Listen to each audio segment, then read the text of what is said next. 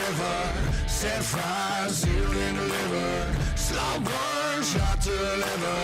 Heart so cold, make a grown man shiver. Wake up, don't be afraid. Make love, but don't be tame. Even the king in the crown is a lost soul, walking in a dead man's crowd. They try to keep us undercover, but we are about to rise up. Rise up. They wanna push us saving people in their pockets, but their time's up. We about to rise up.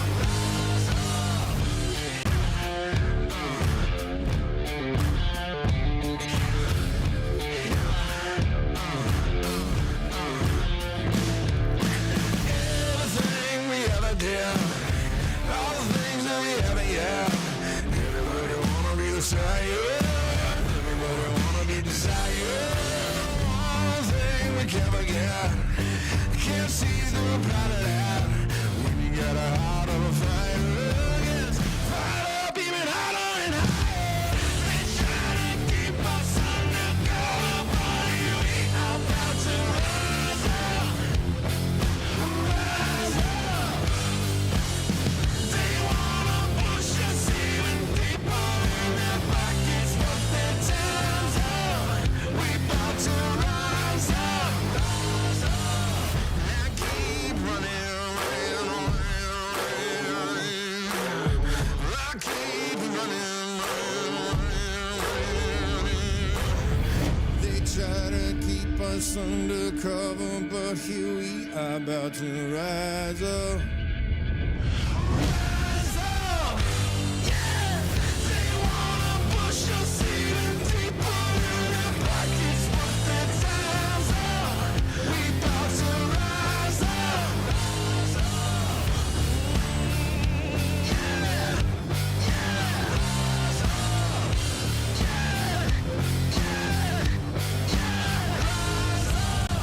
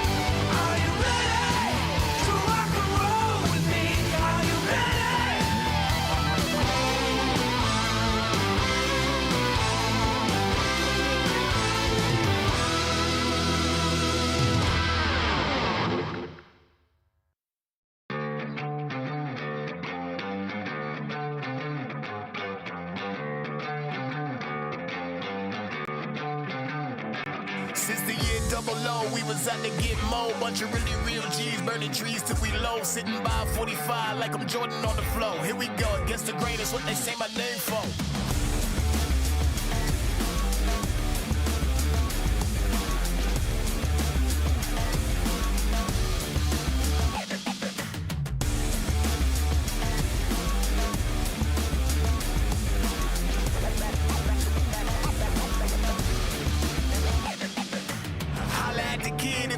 You can get it, hate it, sweat it, I'll be flexing. I'm just riding around my city, bank account and chair model.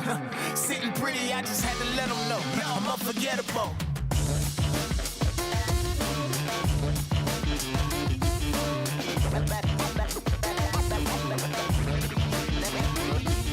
I'm unforgettable.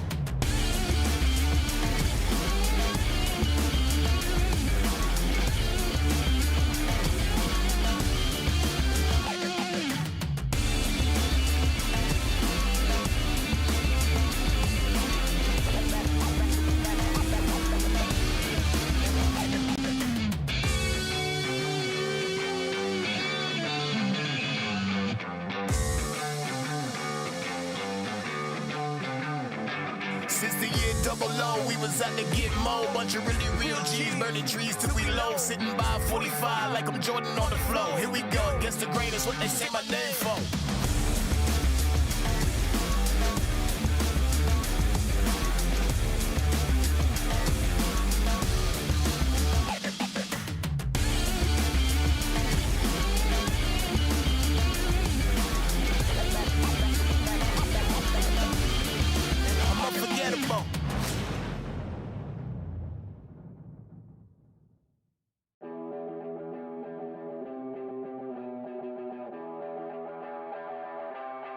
Are you ready or not?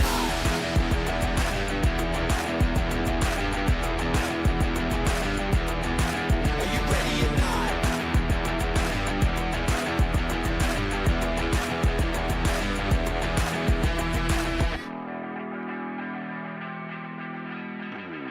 We on a path to greatness. We're shooting the shot to make it. So moving the target is aimless. 'Cause we got the power to shape shift. Dragon Pro Series is brought to you by Snapdragon Elite Gaming, Monster Energy, DHL, and the United States Air Force.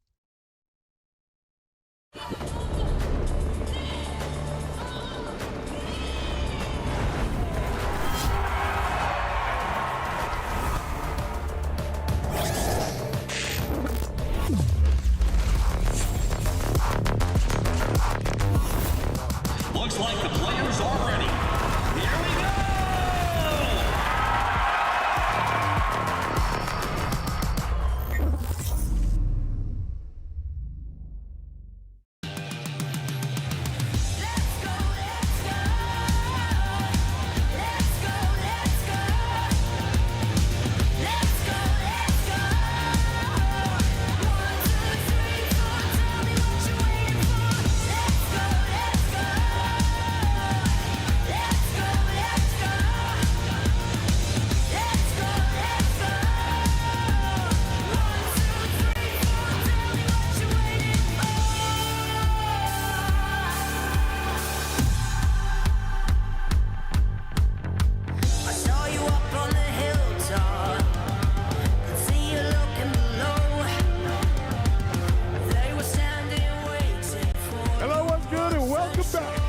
to Call of Duty Mobile. Day 2 of our World Championship, but really, this is where the action's getting started. We've got our bracket now, so 16 teams have turned to 8, and they got $1 million on their mind. Money on the mind, pride on the line, and my casters are ready. I don't need a yap. We need to get into the action. Glitter, CJ Ton, and Infinity kicking us off. Let's go. Thank you very much, F.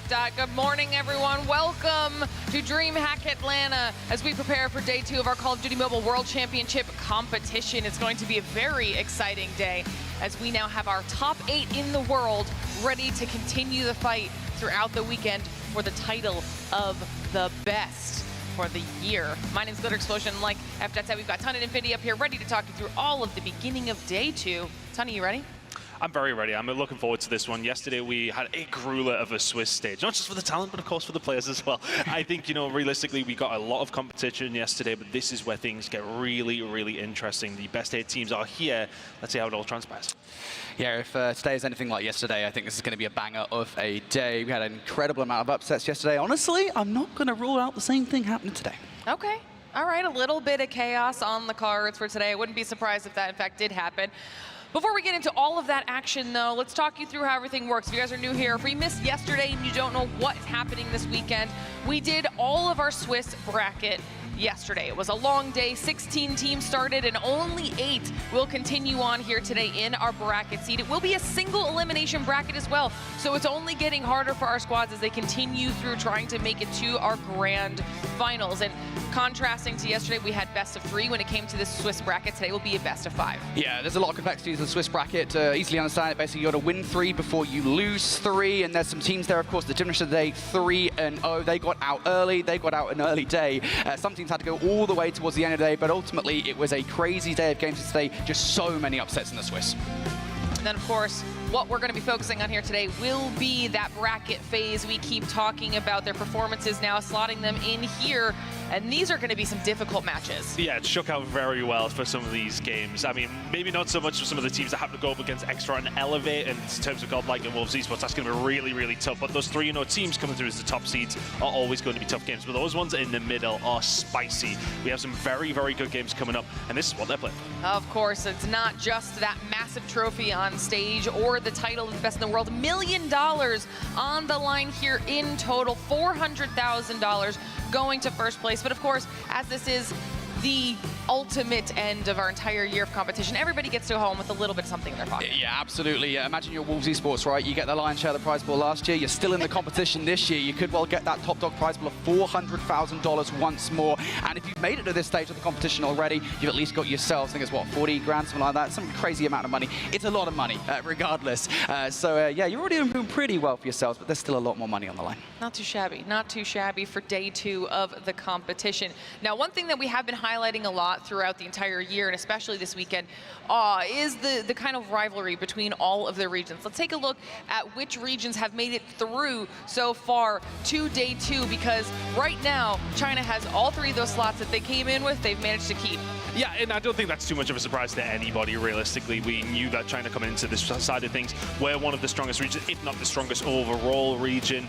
But the East v West battle, okay, is it that much of a battle anymore? I don't know. The East are looking real strong, but crazy to see Luminosity get themselves through in the way that they did. Galrus there as well from the West side, but East is just looking stacked right now. Yeah, it's worth saying this is the same split we had going into the Final 8 last year, right? So we had 2 teams from the West last year, we have 2 teams from the West this year. That being said, shout out to the Garena region, by the way, because they've got both of the teams from that region still in the competition. Not a surprise to me.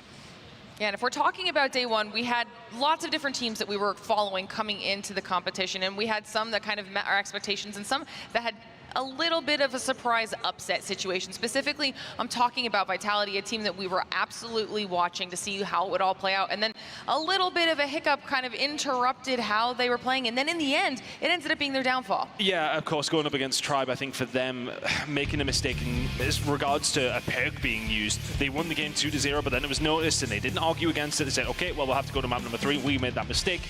That happened, they went to the map number 3, they fall. Now, that didn't knock them out of the tournament, but that put them in a really awkward spot where they couldn't lose again, and they did. Yeah, I mean, you start to face more difficult teams, right? You come up to a qualification matchup against Wolves, and it's like, well, you have to go up against Wolves, the reigning champions, to keep your tournament hopes and dreams alive. I think just so many things went wrong yesterday for Vitality. It wasn't just the mess up with the banned item. Of course, at the start of the day, they lost to 4 Magic Vitrini, and I think that was kind of the start of a very bad day for Vitality. It has to be said, this is a massive, massive upset. This was a team that we considered the super team coming into the event, and they're no longer here. Yeah, so that's why we always say that anything can happen here at these weekends. You never know which teams are going to be making their way through and which ones will not. But you mentioned it when we were taking a look at the Swiss bracket in terms of the teams that did make their way through. There were 2 who did it absolutely undefeated. And of course, that is X-Rock and Elevate at the top of everything. And they've got to feel good about that. Oh, I mean, if you're X-Rock, you feel fantastic about that. That's a 6-0 map count. Elevate maybe not necessarily making things harder for themselves, but if you look at the matchups that they had, they would arguably say they were maybe a little bit more difficult, especially, I mean, you're going up against Godlike, then you're going against Q9. These are hard matchups, absolutely, but walking away with wins in that, absolutely fantastic to see that from that side. Yeah, and something interesting I think we're going to be looking at later on today with Elevate is the fact that the match they did lost, was the Search and Destroys, and that's kind of a storyline coming into this event, right? You know, Elevate are Respawn Kings. They're arguably the best Respawn team in the game at the moment. So them losing the Search and Destroys, that was a question mark. So for that to be the only thing they've lost so far is interesting for sure. But here's their matchup against Godlike yesterday, another very difficult opponent that they had to take down. I was going to say, will they be able to have made those changes in just a night? Have they been able to kind of pick up on those mistakes and see if they can really nail them down here today? You would say so. I think, you know, these are the kind of teams that do come into that bracket play and they will raise their game. They absolutely would have expected to get through on the side of things from the Swiss. They know they will be coming into that bracket play. This is where they have to elevate their game. And well, we keep talking about our teams on the whole, but let's highlight individuals for just a second here, because I know it's only been one day, but we've already had some impressive stats coming out of some of our individuals, starting off with our top 5 kills, Brody. Yeah, for sure. So just a reminder, this is going to be skewed slightly towards teams that go further on into the competition. That's why Godlike and Galaris Wolves, they're all kind of at the top here. But shout out to Trunks, by the way. He's kind of an unloved member of Godlike to a certain extent. Doesn't get the same love that maybe someone like Abiz does, but he went off yesterday, currently leading our kills leaderboard. And looking over towards the score, actually, for Tectonic, that's got a little bit of a stinger, not making it out, and he was the one who put up the biggest numbers by, well, actually, quite a significant amount. He was doing everything he possibly could for Vitality. Unfortunately, he was the one that actually made the slip up as well, but not surprising to see everybody else here in and around and amongst it, players who made it towards the bracket play. Yeah, and it's no surprise there that Lucasid has had the most kill streaks this event. This is a guy that can go off at any given time, and he will go off at any given time. 41 kill streaks in one day of Call of Duty Mobile. That is absolutely insane. And obviously, Lucas is someone that we've talked about a lot throughout the year as a standout player for that squad. So not surprised that we see him, but also a lot of the names up here on our top 5 leaderboards for all of those categories. Phenomenal performances out of everybody there in the Swiss bracket, but now it's going to get even harder. All right, we're going to start talking about X-Rock. X-Rock is just absolutely untouchable right now. Our team that, like you guys just mentioned when we saw those stats, did not drop a single map all day yesterday, 3-0. Oh, I mean, they look absolutely flawless. I think led by Nona, who has been sensational for that roster. I was lucky enough to chat to them in their interview, and they just exude confidence so much. Like, you know, when we ask some of the teams, you know, we're trying to jive to try and get a little bit of smack talk going here and forth. It wasn't happening for the most of them, but no, they were quite happy to say that we were talking about the East versus West, and they were like, we really do not care about the West at all. But now they're going to be coming into this game, not having to worry about the West, have to worry about the East still. But for me, to see their rise from being the team who didn't even make it here last year to now coming in as arguably the team that have looked the best out of everybody is a testament to the hard work that they have put in. They said teamwork is their biggest thing. It looked that way yesterday with a 6-0 map count. Yeah, it was a 6-0 map count, but not just that. The fact that every single map was indomitable. They faced a team from their own region, which in the past they've definitely had to fight against in Wolves Esports, and they decimated them. So it wasn't just a 2-0, it was something like a 250, 150, something like that, and like a 7-1. It was utterly ridiculous. So got to keep an eye out for them. Here's a look over towards Abiz yesterday. I believe this is a nice little storyline that we had coming into the event. I was so excited when I saw Godlike versus Tribe on the docket for the last match of the day. Abiz went absolutely off. This guy hit 51 kills in a game in which they, I think it was like 41-point club Tribe. Yeah, it was insane because we were watching the main broadcast back in the green room, but keeping an eye on everything that was going on. And then it came up through and we were looking through the highlights, and I think a couple of other players on Godlike had like 10 to 12 kills, and Abiz had 38. And it was just like out of nothing. Crazy stat lines from him, but he's going to have to bring a similar level to that today if they want a chance against X-Rock. Absolutely. Of course, we've got both X-Rock and Godlike behind us right now, setting up for that first match here on the day. Fantastic way for us to kind of kick things off here. Godlike is not going to be an easy opponent for X-Rock. No, they're not. I think Godlike, again, I think people still underestimate them. The way in which they played Tribe yesterday, I think it proves that they have stepped things up a notch from the 2023 championship. Look, CDSI was not the best event for them. They're even coming into this event with an extra challenge, considering Skullguy once again could not be here, but Neutrino has stepped in and shown that they are absolutely fine with that fill-in player. Day number 1 yesterday, I mean, it was a competitive day, right? They had to go the distance, they had to go to all 5 matches to get themselves into day number 2 of competition. But even the matches that they did end up losing, they were competitive in, right? They went all the way to game number 3. They took that fine range search and destroy off of Elevate. They took the Hacienda hardpoint off of Galaris. Godlike Esports, I mean, this is still a team that I think if they're able to fix just a couple of nooks in their gameplay, they will absolutely be fine. I don't think X-Rock should be underestimating them here. No, they can't underestimate them, but they will know that a team like God, like what at this stage last year, they were very much at this stage. They have got that experience on the highest level. X-Rock are coming into it. Yes, okay, they have done this year, but they haven't had that experience on what is now the biggest of stages. They will have to come into this with a different kind of mindset. They cannot underestimate anybody, and they will not. Godlike are a team, if you do underestimate them, they will absolutely punish you. Let's see how things are going to go down, because as far as their stats go, it couldn't be that much different. X-Rock had such a clean, easy day through it, but all the way through, Godlike had to fight. But fight they did. Their hardpoint looks good. Yeah, and I would argue, to be fair, I think Godlike probably had the more difficult day yesterday. I think X-Rock's most difficult opponent, of course, was Wolves in that 2-0 matchup. And again, I do kind of wonder, and Wolves fans are not going to be happy with me saying this, I wonder how good Wolves are at this tournament, because they didn't look that good against Galaris, even though they ended up winning, and certainly versus X-Rock, they got dominated. So I don't know if X-Rock kind of had the same caliber of competition yesterday. That's why Godlike's stats don't look so peachy.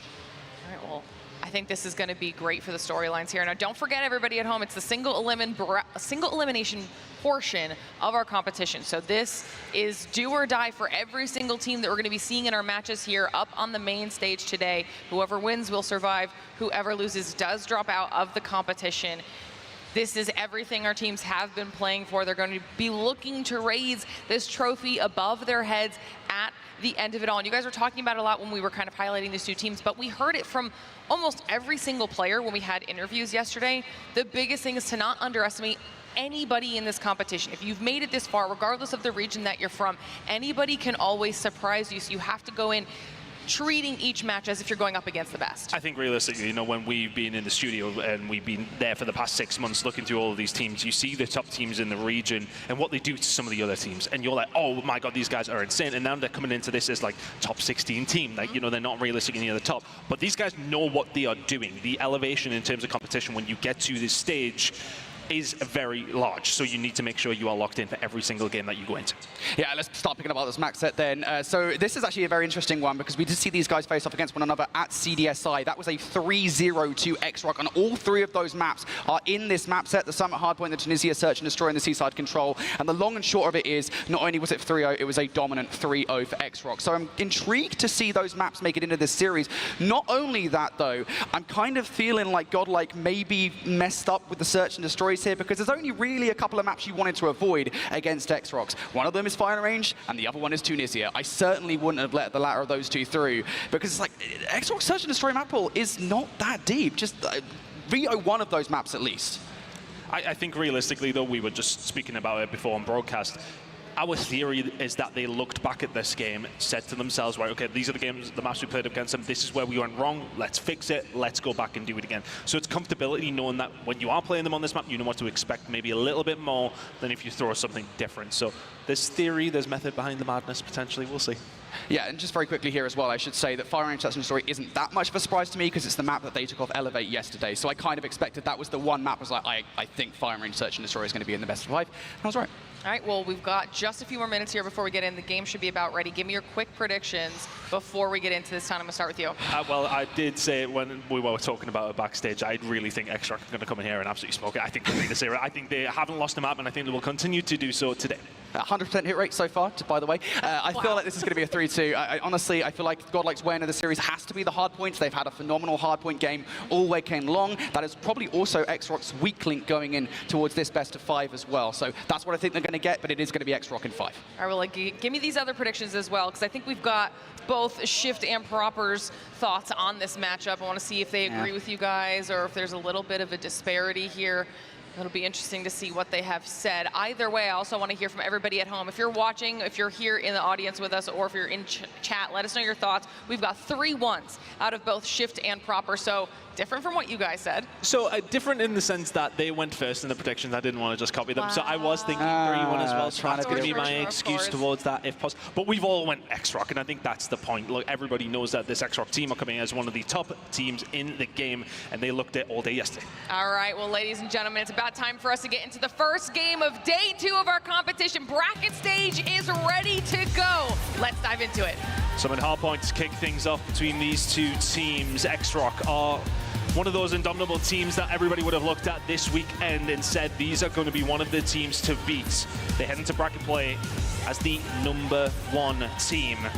It's going to be so difficult for Godlike here, but have they got it within them, Brody? That's the question we're going to find out the answer to very shortly. Yep, Summit Hardpoint, of course, this was a map in which Godlike have played this multiple times against top teams, not just here, but at CDSI, and they have not been very successful of it. So it's an intriguing pick for the battleground against X-Rock, but let's be honest, is there actually a good battleground that you could have against a monster team like X-Rock? But never count out a roster like Godlike. They're going to be going into this one looking for some early P1 control time. We always talk about the fact that early P1 control sometimes kind of catch teams off guard. It can. You can see teams pick up 20 to 30 in this one, absolutely no problem. That's what Godlike are trying to do, and with Trunks finding two just like that, it's going to help things along the line. Found the third kill off cam as well.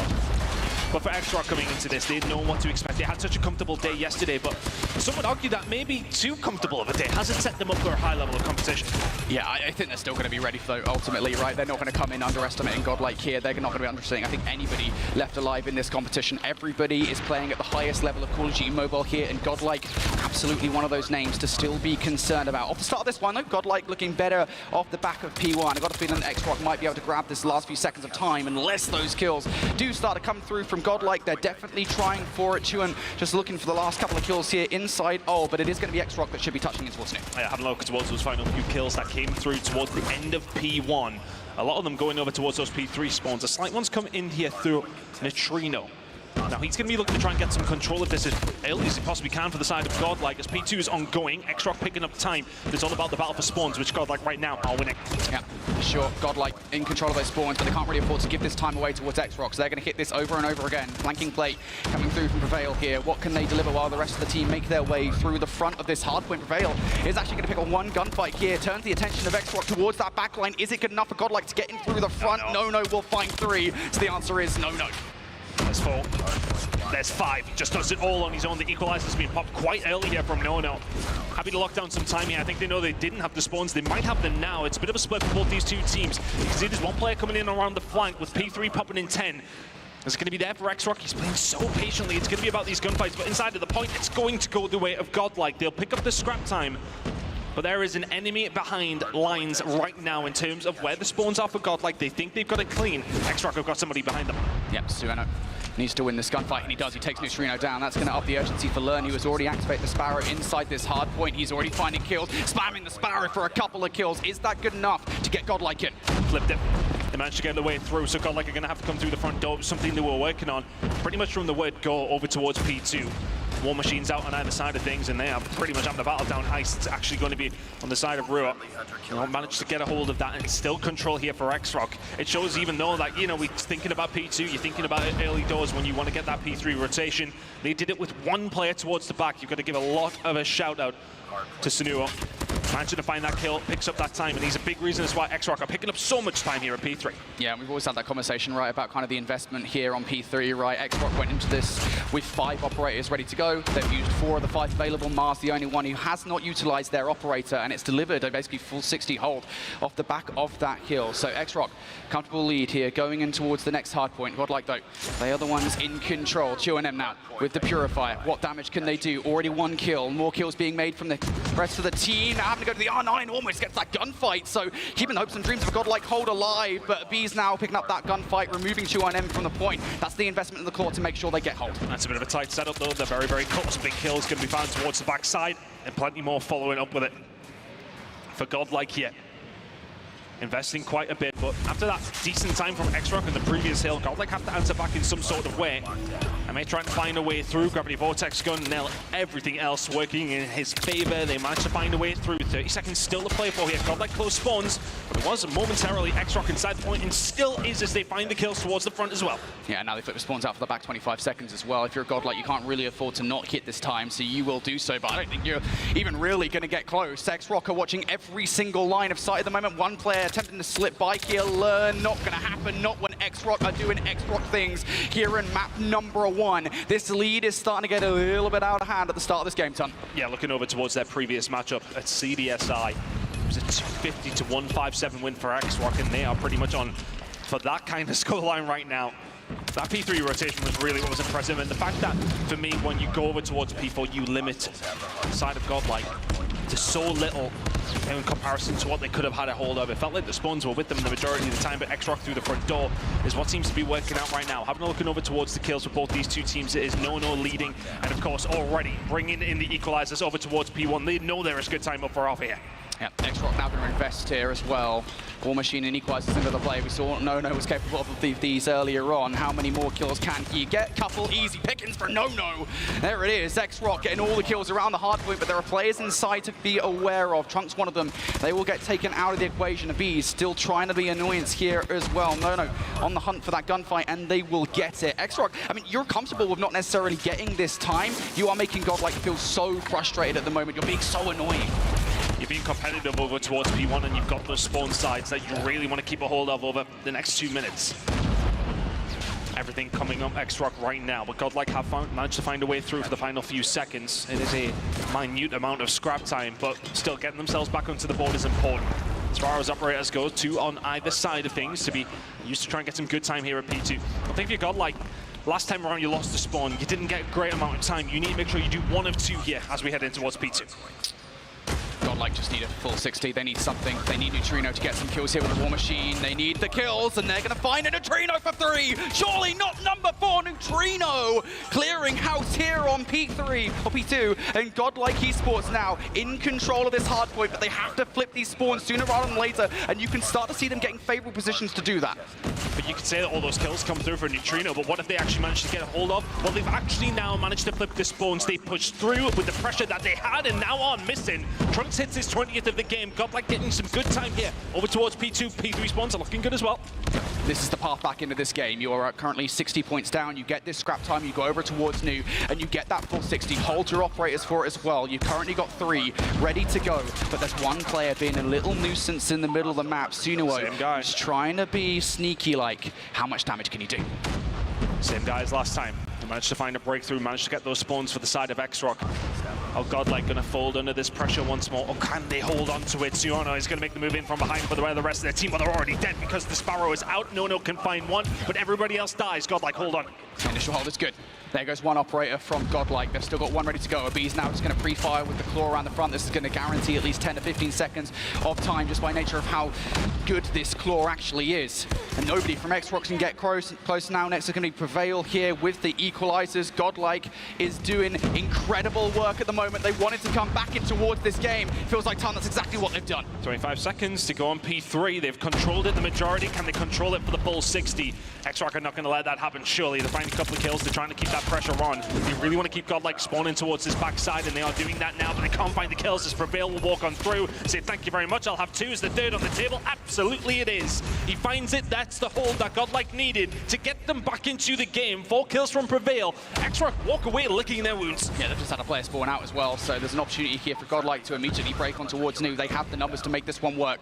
G&M, though, will be taking a bees out on the redirect towards the hard point. Here they go. Godlike facing down Sunuo inside, who's going to invest the claw to ensure early control over this hard point is going to be X-Rocks. This is the right investment for me. They need to make sure they hold on towards these spawns, but Godlike, they're finding kills. They're keeping hold of the spawns, but things are very chaotic over towards the front side. Trunks will find Twan M as well with the Purifier out. So that's going to give you a bit of control over towards Ice. Here comes the pressure now from Godlike. X-Rock winning all the gunfights though. Chu&M and No combined for at least 4. X-Rock, they are wiping Godlike off the face of the earth. One player still trying to influence spawns here for a massive back 25 seconds.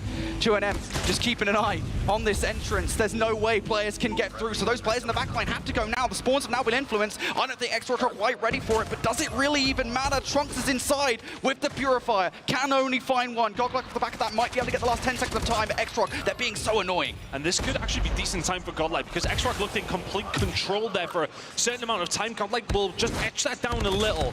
We are going to be heading into the 3rd rotation. Godlike are closer than they were after the 1st. That big hold over towards P3 is the story of that rotation. X-Rock did a good job over towards P4 though to re-establish a decent gap. But Godlike are well and truly into this game. X-Rock gets to break 200. Godlike trying to do their best in and around P1. We've seen X-Rock just frustrate them last time we were here. Can they do the same again? Godlike have to be annoying here. They have to pick up all of the gunfights as much as humanly possible. Predator Missile not going to get invested for Roxy, so at the very least you're going to get that out before a potential rotation towards New, but the gunfight's going in favor of Godlike here. They sweep X-Rock. They managed to do it, pushing in over towards the ice side as well. They're trying to get some sort of control for that P3 flip, but when things start to get chaotic like this, when the game starts to get close, you stop thinking about those kind of moments where you need to be thinking ahead. You start to think about the here and now, and the here and now prevail. Did have the equalizers out, doesn't find a great deal from it.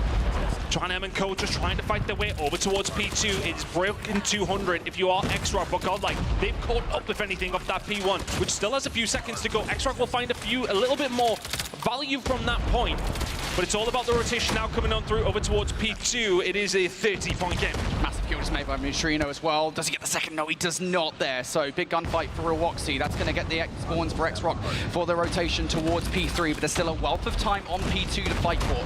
Godlike will invest in for it. Abiz with the claw. On the other side, Roxy's got the War Machine ready to go. What can Abiz get done here? Pre-firing. Big 1v1, and Roxy's going to win it. So that's going to be the War Machine over the claw. X-Rock now on the assault.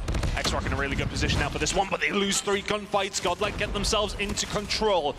We thought if there was a route for Godlike into this game, it was going to be Hardpoint. They are making a game of it here over towards Summit. X-Rock in control, but a lot of investment coming in from both teams. Neutrino will find 3 with 1 bullet of the War Machine, but it's no-no with the Equalizer, who just about gets a solidity for X-Rock. Godlike need to find a way through. They need to be thinking about spawns. Backs against the wall. Yeah, split spawns came in there for X-Rock, so that's how they're able to get through. No surprises, Godlike. Now he's guiding them more. No, my God. X-Rock now looking for the last 15 seconds of time. Godlike Esports now going to be looking for that rotation. X-Rock can't get it done here. X-Rock can't get it done here. You are absolutely right, but Godlike got the spawns off the back of those kills that came through. The splits do not work out in X-Rock's favor. And what happened last time that we went to P3, Godlike found a nearly full 60. They're going to need to be as flawless again. X-Rock only 7 points away. Yeah, but they don't have the same kind of utility this time around, right? They just utilized their one operator they had. That's the Sparrow, and it's gone. So Godlike now have to get it done with the weaponry. Here comes the spawn flip.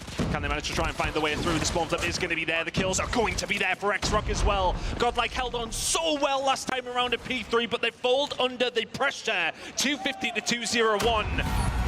Godlike made it a game halfway through that, but X-Rock's lead never wilted whatsoever. They get the job done. P3 rotations be damned. It's about #1 win for the #1 seed coming in. It's called Chaps. Way into the series for Godlike. I'm not going to say it's closed just yet, but that was one door that has certainly been so. X-Rock in that hardpoint look just indomitable. Certainly earlier doors, what was it, a 60-70 point advantage they built off the back of that first set, not only with a solid P3 rotation and hold, but with a crucial break on towards P4. And Godlike, I mean, they might well have woken up in the second set. They looked phenomenally better, but it just was not enough. Looking back towards it again, you can just see the way that X-Rock play here in the respawns. Hardpoint certainly, I think, something they would have had to work on coming in towards Champs, coming into even towards CDSI. Feels like that's definitely paid off, just looking at the way they play around hardpoints. I mean, no was just taking over when he needed to, right? I mean, even that P2 moment that we seen towards the end of the game there, for all and finding those 3 kills, and they actually did mean that the spawns were flipped after that split that came through. He seemed to be the guy that was finding the moments, but I really want to give it a huge shout out as well to Sanua, because 2 times in a row he was there behind them over towards P3. Didn't make it work the second time. The first time he pretty much flipped it all on his own. X-Rock get a full 60 off the back of that. Those are the players that win you games, not necessarily the flashy ones. Yeah, you know what's funny about X-Rock is actually we were having a conversation, right, about, you know, what are the players to watch here? You know, for every single team, you know, who do we look out for? We want 1 or 2 players, and it's like, well, X-Rock, you could literally just choose anybody. They're all just that damn good. Obviously, No is kind of the usual suspect per se, but Roxy also had a solid game there. Over 2 minutes inside the hill, by the way. Shout out Nate Shot. 45 kills to his name as well. Chuanam also providing a lot of slaying power to the roster with his shotgun. X-Rock, I think, just completely collapsed Godlike in that first game of the series. And Godlike, I mean, look, they just got to hit the regain now. You're a 1-0 down. Now you have to go into a search and destroy. You've got to take a search and destroy of X-Rock, and you've already kind of misstepped in the vetoes to get that done. I mean, in fairness, for Godlike there, they've been outslayed massively and only lost by 50, so it showed that when they were finding value, they were finding a lot of it. But I think, you know, we talked about Bees throughout the tournament so far. Dropped nearly a -20 there. That's the kind of player that you need to be having at least an even game. He's been so good for you all the way through the tournament. And look, we don't necessarily like to lean on kills too much when it does come down to statistics because they don't mean everything. But I think that kind of proves it. The fact that they got outplayed so heavily, only lost by around 50. They were doing good work when they had the opportunities, but if they then find that slaying power, it's a very, very close game. Either way, map number 1 will go over towards the side of X-Rock. Now, we were saying before this, though, we feel as if Godlike, if they wanted a chance in this series, Hardpoint was that route. They've now lost the first map. This is a dangerous position for them to be in now. Yeah, it absolutely is, right? I mean, this is the key thing. You're going into Search and Destroys now, and I think, look, these guys are not unbeatable in Search and Destroy in their own region. They showed that, right? I mean, I know other Chinese teams are the ones to get it done, but still, they are beatable in Search and Destroy. But I think even between that, between CDM and CDSI, they have like a plus 75% win rate on Search and Destroy. And again, I have to refer back to the veto process here. You've chosen to play Fire and Range Search and Destroy. I know that Godlike probably think that's their best bet because they beat Elevate on it yesterday, and they looked phenomenal on it yesterday, but it also happens to be one of the 2 maps that X-Rock are significantly comfortable on. And, you know, it's one of those conversation points that we always have about the veto process, right? It's like, do you veto for yourselves to make yourselves comfortable, or do you veto against your opponents to make them uncomfortable? And I'll be honest, I think against a squad like X-Rock, who are the best team arguably in the world, you know, arguments around Elevate, whatever, I think it has to be the latter. To be honest, I think you do need to be vetoing against them. I don't think they've done that. It's hard, isn't it? Because it's like 6 of one, half a dozen of the other, right? It's a difficult one to kind of put yourself in that position. But with their backs against the wall and 1-0 down, that position for Godlike is starting to feel a little bit real. Now, which way should we have went? We're about to find out, because Firing Range is loading up into the Search and Destroy. We go. It's going to be a difficult one.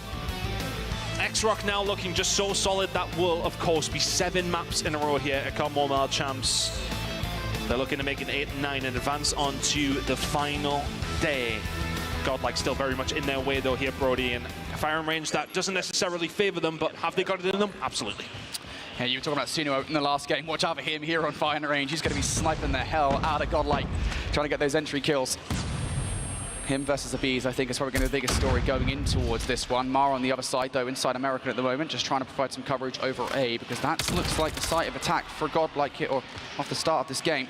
If Fail can get this 1 kill against Chuan-M, that would be everything, but Fail's not certain about it, now having to find an escape route. I like this from Prevail, though. Shows that he didn't like that gunfight, he just advances forward. They wouldn't have expected that because he was a little bit weak. He moves forward, finds one, does eventually get taken down, but that was a lot of pressure that would have been pushed over towards the X-Rock side.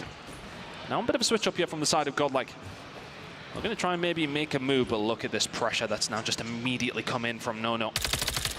He's going to be in a hellish position for the rest of the team to maybe do something. Sunoa actually pushed up towards the woods side. So there is somebody very, very close who's going to cause issue, who is potentially going to get caught out himself. But the map is split in a weird way here, Brody, but a lot of pressure from X-Rock.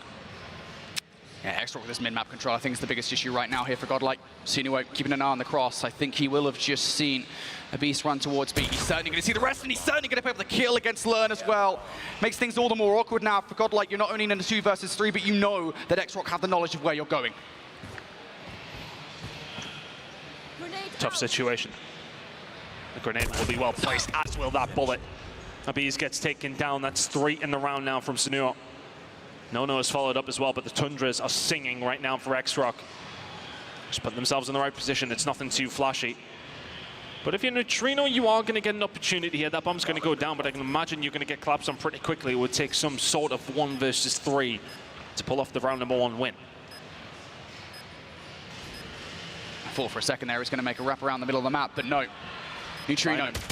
Now looking for it. Has he just found the perfect timing in behind enemy lines? You need better shots than that, though. He's going to find the first kill against Sunuo. No immediate trade. Neutrino might be able to hit the regen kill with some good timing. Even finds a second kill, but Roxy's going to take them down. 1 versus 3 denied. Got a little bit scary for X-Rock there for a second. He got some good timing as he pushes around the back of the B side, but I think if he hits those shots a little bit crispier on that first gunfight, he's got an even better opportunity. But either way, X-Rock will find the win. I think they would have liked it to be a little bit cleaner in that 3 versus 1, but you take the scoreline at the top of your screens as the most important factor. Doesn't matter which way you get it. Coming towards it. Again, just reads a bees. He's got their number and learns trying to survive. Get away from him, my God. Tron M going to run down the middle of the map. He will find one, not the second. Trunks will be able to answer back, but momentarily he's left all on his own in a 1 versus 4. Different look from X-Rock. They get aggressive and they punish Godlike. If you guys want to look up the dictionary definition of the word sniper rifle, you might find a picture of Sinuan where Trunks now 1 versus 4 has to find the perfect route through the middle of the map here. Not only to pick up these kills, but to actually grab the bomb as well. Things just so awkward. Might be able to find Nono right in front of him. He gets the timing. There it is. Finds that kill.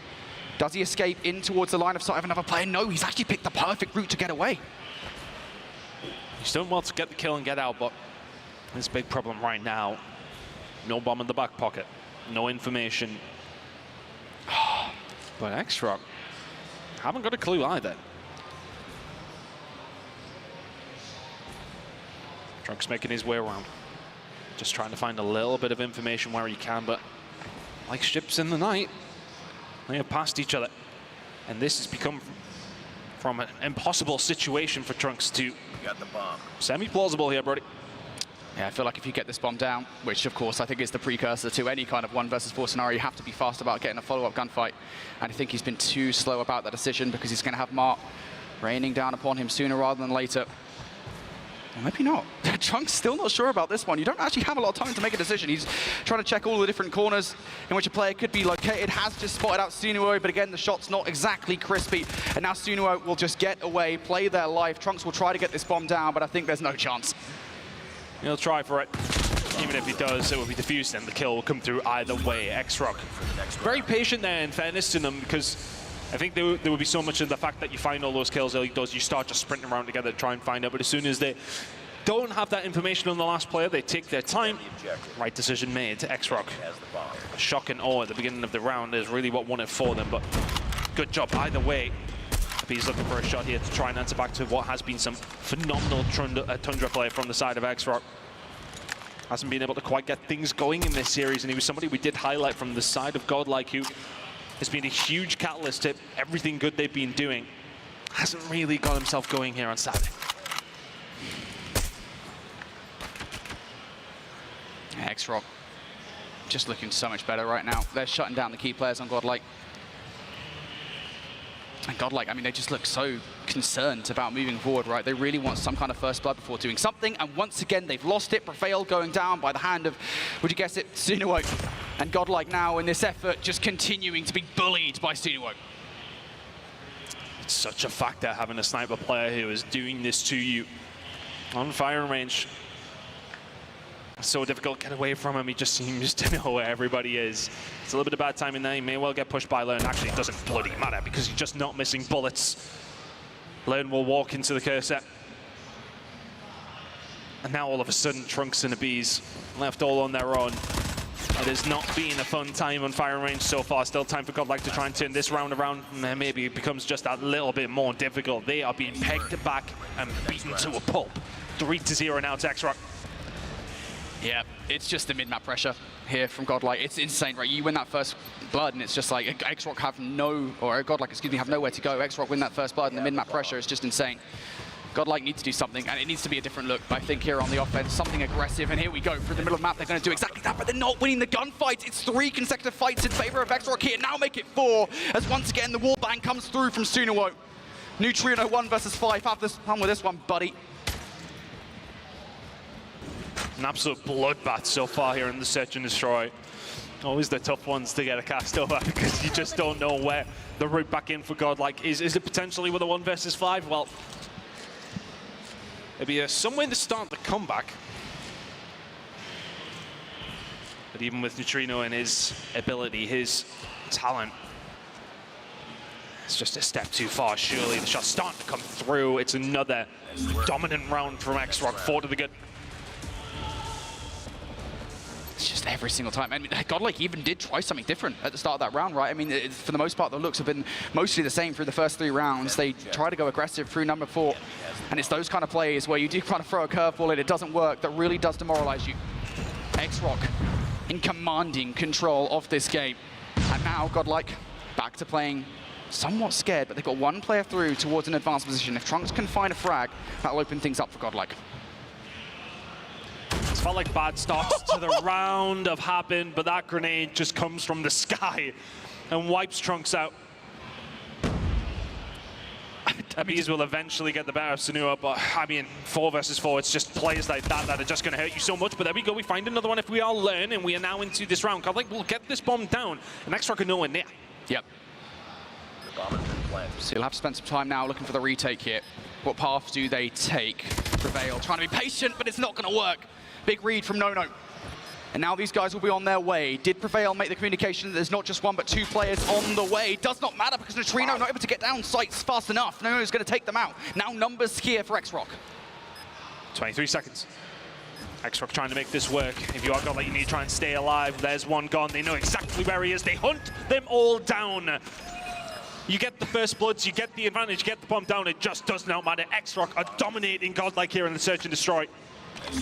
And the thing is, right, fundamentally, Godlike are doing everything right. The way they played that post-plan setup is perfect, right? You know that X-Rock have players over towards B still. You know they don't have any presence on A. So put yourself in a position where you can catch them off guard. But it doesn't matter whether you've got Neutrino in the position or player Prevail there as well. It does not matter whatsoever.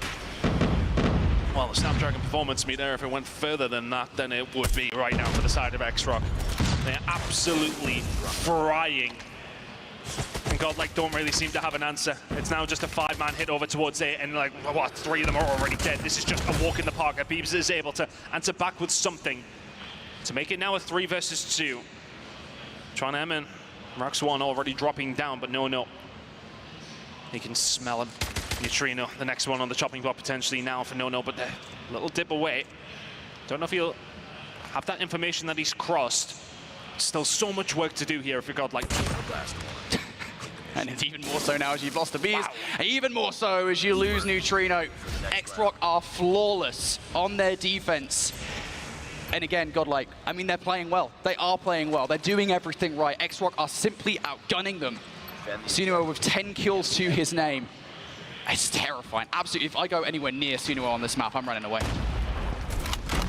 The thing is, you can't run away from him when he's got that scope, right? He's just looking down every single angle he needs to, but he has getting taken down now. Lone gets aggressive in the middle of the map with the Fennec, and that has made the difference. Can Godlike potentially find something now? Well, they've got numbers around B. Seems to be the site of attack here for X-Rock. Roxy is pushed forward towards Wood. Big kill. Trunks would have got that one. That would have made things more difficult. X-Rock would have had to go and retrieve the bomb, and push towards B would have been delayed significantly. So now they've made this one a 4 versus 4. I almost feel like that was kind of an unnecessary push from Trunks, to be honest with you. You had map control, you had life advantage, you didn't really need to make that. I felt like he was in the position to win the gunfight as well, and didn't. Godlike not able to do much here, and Neutrino's just going to get caught trying to just chilling. Now all of a sudden, it is a 3 versus 3. And Beast is able to find No, so a more postured round from Godlike potentially. Beat control is here though for the side of X-Rock. One player here to potentially slow this down is going to be Learn. Has some help on the way. Keeping himself nice and tight in that corner. Watching the cross, 33 seconds remaining. Now Godlike will have to hold tight as X-Rock starting to move into position. The shots are going to come up, but there comes the flank. Beast will find one on the Chuan M, and all of a sudden the gunfight's inside the site start to run on down, but Prevail will find 2, and Godlike will find 1. Let's get themselves around. X-Rock 6 to the good. Yeah, not without trying, I will say, for Godlike. They definitely kind of made a couple of errors there in that round. That could well have been a 7-0 to X-Rock. That's the first time, I will say, in the search and destroy, I feel like maybe there were some unforced errors from Godlike. But still, they make it happen. Big plays from Prevail towards the end of that one. X-Rock, very different look. Nades, utility galore over the top. It's Sunuo's snipe to take Bees out of the play. That's the big one. All of a sudden, that site is wide open. 2 players still over towards the B side. If you're Godlike and you need to get yourself over because that bomb is down, Sunuo finds another one.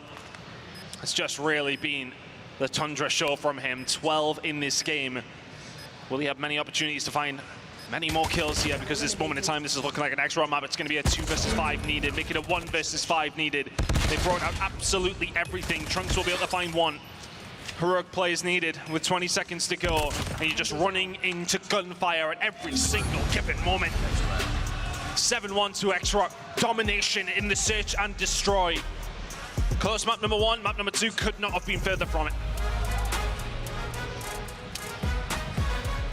Boy, X-Rock on Search and Destroy, eh? I feel like if these teams could, they'd probably be at the game modes. X-Rock are just that damn good at it. And I think you guys saw there why. Again, I kind of stressed it throughout the entirety of that Search and Destroy. Godlike were fine. They were doing everything right. They were throwing a ton of different looks at X-Rock, variety of different strategies, and all of them were rock solid. It's just you cannot get past the gunfights. You cannot get past Sinuo. You cannot get past Roxy when they're playing like that. Honestly, it's got to be so frustrating. I mean, you're literally going through the playbook throughout the entirety of the Search and Destroy, looking for a way to throw X-Rock off. And the only round you do actually win is really via a clutch up, to be honest, via that two-piece. I think it was from Prevail that got it done. Honestly, Godlike there just got outclassed. Massively. And I think, you know, we could go on about Godlike maybe not being able to do this or do that. It has felt more like X-Rock are the ones just performing extremely well. They are yet to drop a map here at the tournament. That's currently an 8-0 record. We're going to keep running it up. We're going to keep counting it because at this moment in time, they look like the team to be sensational performance there in the Search and Destroy. Godlike had zero answers throughout the majority, and now they're going to be heading into a control on Seaside. A map that they've lost previously up against the side of X-Rock at CDSI just a few short weeks ago. Yep, it was, what, 4-1, I think was the final scoreline there at CDSI, albeit again, kind of an asterisk on that one because I believe that was a group stage game, so if it was a knockout game, maybe things would have looked a little bit different for Godlike, but the result stands nonetheless, and if you look across not just that performance, but across both CDSI and the Snapdragon Pro Series for Godlike, Seaside has been a very 50-50 map, so I'm almost surprised in a way that it wasn't the auto veto for them. I knew that Arsenal control would be gone. I was fully expecting a raid control in this best of 5, but nonetheless, Seaside is where we're going to go, and again, it goes back to that conversation point of like, look, I know it's a 50-50 map for them, and I know that they lost it at CDSI, but is it because, hey, we've looked at the VOD, we know where we went wrong on that map mode combination, now we know how to take out X-Rock. I know that feels like a bit of a fallacy, right? Because it's like, it's X-Rock. You don't really know how to take them out. I mean, to be fair, though, look, the Summit was closer than it was at CDSI. Yeah. It was a well-contested game between the two. So is that going to be the case when we go over towards the Seaside? Of course, CDSI, they play up to 4 first in the control. It was a 4-1 victory for the side of X-Rock. It's convincing. It's just terrifying. Right? Yeah, I think just, you know, just in general, this is the game mode again. You know, you are looking to take X-Rock out in the respawns now, right? And so I think just looking forward in this series, not just in the Seaside control, right, but just for the rest of this one, you have to reverse sweep X-Rock. You have to take a Search and Destroy off them, and you've got to do that on Tunisia. I know this is kind of later down the line. Maybe we don't even get to a Game 5, and honestly, the way that X-Rock are playing right now, sorry, Godlike fans, but it's maybe not looking likely. It's going to be so difficult for Godlike. And again, and you know, going back to that conversation point about how important the veto processes are here at Champs, I really feel like it is just a massive test of how deep your map pool is. You cannot have, coming into Champs, a shallow map pool whatsoever, because I think that, more than anything else, is the thing that befalls you. If they find themselves on Seaside, though, if they can somehow scrape it away, standoff will be map number 4. Could possibly lead them to a map number 5, but then again, your backs are against the wall and the Search and Destroys. Map number 1 felt like a potential must-win. They didn't get a hold of it, and now we're heading into a map number 3. They are 2 games down. It's got to be X-Rock, hasn't it? Surely, Godlike are really in a tough spot. Just trying to think of the route back in for them. I mean, Seaside is one of those maps, though. It takes one good wipe. Yeah, I think the thing is with Seaside, right, I think it is just a case of, and I think especially given the fact that, you know, a lot of teams do feel relatively inexperienced on it. This is not the case for Eastern teams like Godlike and like X-Rock. It is just a case of just trying to get yourselves in those advanced positions for a potential spawn trap. I don't know, man. I don't know. It really does feel like, I mean, you have to take these 2 respawns and somehow get the Search and Destroy away from X-Rock in the final map. That's going to be the Tunisia Search and Destroy. But this Seaside control, it is just going to be so difficult. And, you know, we talk about kind of what's been missing so far for Godlike in this best of 5. We talk about the key power plays, as it were. Abiz has just not been there, and he was the guy that was going nuts for them yesterday. Well, they're trying to gas themselves up for this one. It is do or die now for Godlike. You can't lose another map. Not in this series, at least, anyway. if you want to see a Sunday here at COD Mobile Champs, you've got to prevent Godlike from finding anything else here. The reverse sweep is needed, and doing that against X-Rock, it's just a task that seems impossible, but hey, Godlike have done impossible things before. Let's see if they can do it again. Into this one, Godlike need the reverse sweep. X-Rock to the good. All right, let's see. Godlike, what do they look like at the start? I feel like they kind of have to come in very venomous early on in towards this control. So far, so good. They've been enough trade to get themselves on towards A, and of course they are going to go for a bit of a split push here. If they can get that gunfight from a B's on towards Nono on B, that would be big, but no, Nono's going to win that one. So now for Godlike, I think this has to be a much more visual approach towards A. Gotta find a couple of gunfights. You have to. Because your teammates are starting to get pinned into the spawn. You're starting to lose every single gunfight. You do eventually get one back through Neutrino, but everybody else starts to fall. Len is there to pick up some pieces as well, but the spawn trap now starting to come into fruition potentially here as well, as Beast can find one. Prevail needs to find something as well, and does. So that pressure was feeling a little tight there, but eventually they will fight their way out of it. X-Rock do come out better from that opening salvo, but Godlike do survive without too much of a scar, if you want to say that. Yeah, X-Rock, they definitely tried, I think, off the back of that retake to push forward for the spawn trap, but it does not work, fortunately enough for Godlike. Now able to put something together for a push towards B. X-Rock, I think, is going to be looking for a flank either through the middle of the map or from behind. For the front, though, no one is actually able to pick up the first fight against Prevail, leaving a couple of players isolated on the point here. Neutrino and a Bees, what do you got for us? There goes one. A Bees left alive here. Second tick through, you've got to get on the point. If you're X-Rock, you've just lost B. You let a Bees capture it, so an extra 60 seconds, that goes on the board. I think a lot of them have been focusing on trying to keep the rest of Godlike in their spawn, irrelevant of them getting a hold of that point. They feel the position is strong enough to maybe finish the round. Snua now going to actually back on down, does have a flank coming on through, so a little bit of variety here potentially. You've got to try and find something here. If you're on the side of Nono, he finds nothing. Godlike have got a route through here. Into the point they go. They already had 2 ticks on this. X-Rock backs against the wall.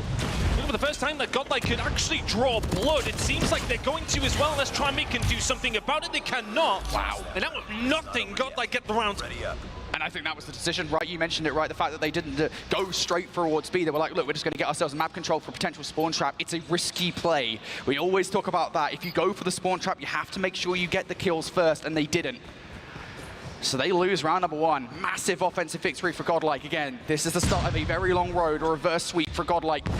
It's a brilliant start at that. Now X-Rock here on the offense. They've decided to full 5-man towards to A. Roxy's going to take himself out of the play, and Juanam's going to go down as well. So X-Rock already down in the numbers here for this play. Still finding a couple of kills. Managed to find something, but Neutrino coming in here with the War Machine is just the worst possible place that you want to be when there's an enemy War Machine ringing on through. Find something, but the kills have mostly been answered by X-Rock. Juanam through the front door. Finds the kill on the Neutrino, we'll push forward. Just gets a bit of bad timing as Prevail was there. But look at this pressure coming in from Godlike over towards B. They're trying to pin them back. Oh, Trunks. Yeah, Trunks is playing a huge role right now, just kind of distracting X-Rock and burning time off the clock. They have to deal with him before they move forward towards either of these 2 points, and that's why they're expending so many resources and doing so. But Trunks is playing his life so well. That's a 2nd kill for him now. Now looking for more. X-Rock, again, are wasting so much time doing this. Finally, Trunks is out of the play, but now the rest of Godlike are here. Trunks, that was a brilliant play for you. Managed to get something going here. Swanon just missing bullets with the Tundra, which we have not seen at all today. Maybe just a little bit nervous now, X-Rock. As Godlike tried to get themselves back into this game. They do have a route over towards that A side. They've pretty much cleared out their spawn, apart from the side. I'll Prevail. Trunks will find 2, though, before going down. Purify exchanged on either side of things, but continuing to push here. Nono is going to invest the equalizer. They feel like they need to do something. X-Rock are trying. The position is also good here from Nono. Yeah. Yeah, this is it. A is gone, and Godlike know it as well. And I love this kind of call from Godlike, right? I mean, you've lost the point. Just get yourselves on towards B, get yourself a map control, because you're about to face down Nono with equalizers. Or maybe not. Minute and 15 seconds to go. Prevail with a huge gunfight onto Nono. Doesn't find the second. Trying to slow them down as Godlike just try to stretch themselves over the B side, but they need to win a couple of gunfights if you're going to get aggressive like this. Nono's surely going to catch Trunks out, and he is. So a little bit of presence now for the side of X-Rock over towards B. Backs against the wall for Godlike. Feels like a very similar round to the first, where X-Rock have had their backs against the wall and all of a sudden have come into life. It was the same for Godlike in round number 1. They're going to need to find a way back in, but so much investment coming in from X-Rock is making it very difficult. 2 ticks already in. Godlike have one final stab at this in round number 2. They've got to make the move now. Neutrino can find one. Neutrino can find two. He's just doing it all on his own. Cannot find the third or the fourth, but it's allowed the rest of Godlike to maybe get a route through here. The kill's starting to ring in. They will eventually lock it down. There's the third tick coming through. Not without a little bit of resistance. X-Rock will find the second round. Yeah, just going straight through the meat grinder with Godlike there at the front of the point. Sunuo with the Sparrow. I think he got 3 kills from that one. Roxy, of course, able to finish things off alongside Chuanam as well. And Roxy will finish that round with a Predator missile and a Hunter Killer drone in the back pocket. So that was a brilliant response from X-Rock. Credit to Godlike, though. They definitely tried their socks off to stop that from happening. Now, split push from Godlike once again off the rip. It's a 4-1 split. Learn's going to utilize the Sparrow to try and do some carnage over by Winery. Will only be able to find one. So for now, for Godlike, I think it's just going to be retreating back towards B. And you haven't really got that much in the way of resistance right now. No, and I think that investment in the Sparrow, I kind of twisted my face at it at first, but he's kind of invested that. They're pushing over towards it if he found something great, but the rest of the team already over towards B. So is it a Sparrow for B? Well, okay, you take it if that's the case. Yeah, and on the flip side of that as well, Roxy just brings out the War Machine there. That's actually probably not the best utilization of the War Machine. I think he kind of spammed half of his bullets before he got anywhere near it. Yeah, I mean, you know, it's a Hail Mary play, quite literally, but it doesn't really work out for him. So B is now fallen by the wayside. That is an early capture coming through from Godlike, and Roxy now forced to bring the Predator missile into play. Not just for kills in this situation, but I think for information. They need to know where these players are coming from. Trunks unfortunately falling, as does Learn. So X-Rock have had opportunities set up here. They may well want to spread their wings towards that spawn for Godlike, but right now information is still not really there. Beast will find a kill. No, I believe that was on the flank or through the middle of the map. The kills are now being traded. Let's try and kill feed, but what can I do here? Not going to be able to find much. Neutrino will find something, though, with the War Machine. These operators have been used so well by Godlike. They found a way through. Yep, that War Machine is everything here for Neutrino. Already found one. Firing bullets down range. This is not just getting kills, but it's keeping these guys away. Oh! No way! Sunuo! The collapse there to take a couple of players off the point, but Godlike's still not done just yet. There's still fights. There's still players left to take out of the play, and Bees is trying to do his best impression of a runner, but it's just not happening. He goes down. First tick, though, through for Godlike. That, I think, is a pretty successful push. Sunuo has actually not really had a good map whatsoever, but that collat, they line up so beautifully for him, and that really allows X-Rock to just completely take control of the site once more. 1:20 to go. Godlike are trying to work on something here, and Sunuo knows something is up. He's trying to hold down the flank if he can. One kill here will be an absolute bonus. Neutrino just dips away, but now, of course, he has the R9 in hand. It's Shoddy Snipers all over again. That's the second as well. He holds down the spawn. It's so important for your team because Godlike have now invested time and players over towards that flank and got nothing for it. That is such amazing game sense from Sunuo to get that one done. To recognize that, hey, not just one, but 2 players coming in on the flank and to take those players down before they can cause any trouble is everything. And now X-Rock back in towards the point. Rock solid defense so far. 45 seconds on the clock. Mara's even peeking himself out of the point. Pick up all the gunfights with the R9. X-Rock being so frustrating now. Annihilator ready to go from Mara. How much more damage can he do? Just wants to put a final nail in the coffin, but he gets taken down almost immediately. So Godlike potentially have a route through here. Chuanam will find one. And X-Rock just about holding on, but Trunks will find something of his own. You can see operators ringing through for the side of X-Rock. No, though, just puts the final nail in. There's 3 with the equalizer. Here comes number 4 as well. Prevail the next on the chopping block. Runaway Sun. Oh my goodness me. Yeah, okay, he's got 2 SMGs. We'll just punch him in the face. A potential route in for Godlike. One last roll of the dice. Yeah, the Beast has to do something on the flank here. At least find one frag. They're ready for it, though. The pre-fire's good. A Beast down for the count. Gunfight's also being rounded from the front of point. Trunks will get 2 with a Purifier. Is that the in for Godlike? You've lost 1 player down to the final 4. They managed to get themselves in. They need those reinforcements very, very quickly, but X-Rock don't have the numbers to answer back just yet. They're waiting for their moment. Suono is going to pull out the Sparrow. There's 2 kills to fall through. Prevail and the Bees have combined very, very well. There's been investment from either side, but X-Rock are coming out on top. It's a 1 versus 5 needed for Prevail. Onto the point he goes. Has he got time yet to get a hold of it? They've got to get there so quickly. Prevail has equalized out. It's the 1v5 from Prevail. Cannot find it. No, sticks a grenade at his feet, and that was so doable. Yeah, and that's a good investment in the equalizer as well. Even though it doesn't do anything, there is a realistic chance if that nade does not connect that he actually gets pretty much all of those players. The equalizers are just that good. So that was the right decision, the right play call there in the moment, but ultimately it does not work. Godlike, just a hair's breadth away from taking a round off X-Rock there. And now they have to stop X-Rock. You've got the offense previously, and they're doing the same kind of strategy once more. It's a 4-5 stack towards A. The wind behind the sails here for the side of X-Rock. It feels that way. 2 clutch-up rounds have come on through for them. Godlike have fallen to the wayside, even with some really good play from them. They've seemed resolute. But how much metal have they still got in this game? Prevail and Lone will start to find a couple of kills though, so that might just help them out on this defensive side. But No now starting to push forward, just trying to put down the hurt where he can. The rest of the team here as well. Now they will eventually get themselves an opportunity to push forward. You can see on the other side of things, a potential spawn trap coming through from MA, does not find it. So X-Rock haven't really made too much of an inroad here. 2 ticks towards A is all they have. They may well find the third very, very shortly though. It should be said this is an important defensive round here.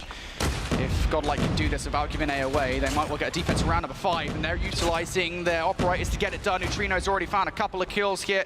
Sinuo next up to the chopping block. He's going to run out of War Machine pellets to get it done. Does not matter, you've got a Bees there for the help. So A is no longer an option here for X-Rock. 50 seconds, you're going to have to go for plan B, quite literally. And with that kill from Mart, the opening has now been made, but it's going to be a while before he gets the resources. Mart needs to do a little bit more damage, and he knows it as well towards the middle of the map. Will not be able to get that kill on towards Trunks, but at the very least there, it was a good effort. Hostile hunter killer drone. And now back on the cards here for X-Rock. Chopping and changing between which way they're going. Godlike just having to commit to something. A may well be gone. They've sent too many numbers over towards B. You need to do something special if you Godlike over towards A. It's not going to happen. So they set themselves up for B. The lives are dead even. A minute and a half to go. X-Rock have time to defend, but Godlike are happy to sit tight here. They have had some opportunity to set themselves up over towards B. It will be hard for X-Rock to break this down, you would think.